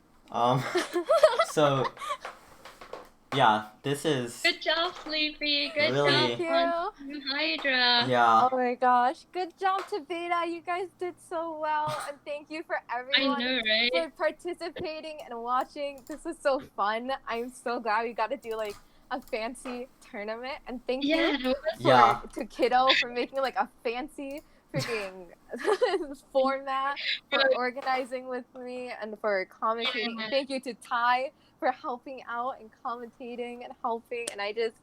I Yeah. did the smallest work, like Sleepy and Nitro did Sleepy and Nitro. Sleepy and Kiddo actually did Kiddo actually did the entire stream setup, right? Like it looks amazing with the transitions, right? And then Sleepy prepared all the charts for the tournament. So much work. And So it turned out incredible. This tournament was amazing. yeah, so I thank really you. hope all of you enjoyed watching this. This was a way bigger event than we ever Yeah, expected. I did Yeah. not imagine this. I thought it would just be our friends and like maybe the server. But thank you all for tuning in. And someone asked, do you guys do this regularly? We don't really plan to, just because most of the people here are students. So once the school year starts up again, we probably can't do tournaments as So- much. But during the summer and quarantine, we might be having like monthly Yeah. or bi-monthly. Yeah, so tournaments. perhaps we might have another one this summer. We'll see. We Yeah, held it a just kind of depends. This is the second tournament we've ever held. The first one was kind of a bit of a trial. Yeah. And that's what makes this one so special. The first tournament, we had, a really kind of small stream. We only had 3 teams, so we couldn't even get a proper bracket format. Yeah. Yeah. And it was also, So, it's just this time it was bigger in like a lot of ways. It was fancier thanks to you guys and Kiddo and Ty, and I am just so grateful for all of you guys. Bro, actually, I wanted to like go crazy at the end, right? Because I already saw like, oh my god, and then out of all in that moment, my Wi-Fi cucks me. Like my Wi-Fi, it doesn't cuck me the entire stream, right? But right at the end, when Nitro is going towards towards you, right? That's when my Wi-Fi died. Oh my god, did you guys see me crawling? I wanted to hear what you Yeah, guys we saw. yeah. Okay, That was... guys, stream. The All stream right. was just supposed to say beta cooks because No, Ethan, no, Kiddo, you're not allowed to say it. Kiddo, Oh I my say god. beta Kiddo, cooks. you're not allowed to say it. Good you're job, not allowed to say it. Good Oh job my to God. all the teams, though. It was incredible. Yeah, Like, that was every- so much fun. Thank you Yeah. to everyone for joining. That was so much So- fun. Yeah, I guess that's just about it. Huge congratulations to BC. That is what I'm gonna say. Kiddo, I And don't want my huge ass beat. thanks to, everyone who is involved, all the players, everyone who helped to organize this, everyone who reached out to their friends and, told their friends to come watch this live stream. It really means a lot. Yeah. Yes, we are so grateful Alright. for all of you. I am an And- unpopular It's Twitch better streamer for you because guys. I will not say it. Oh, and congrats to Beta Cooks for winning the tournament. I said it. Alright, Yeah. so I'm gonna say goodbye right here. We've certainly taken up the majority of everyone's day, so congrats to Okay. BC. Have a nice day. Thanks for tuning in. We'll see ya. Thank you guys. Bye bye. Bye bye, everyone. Thank you for joining.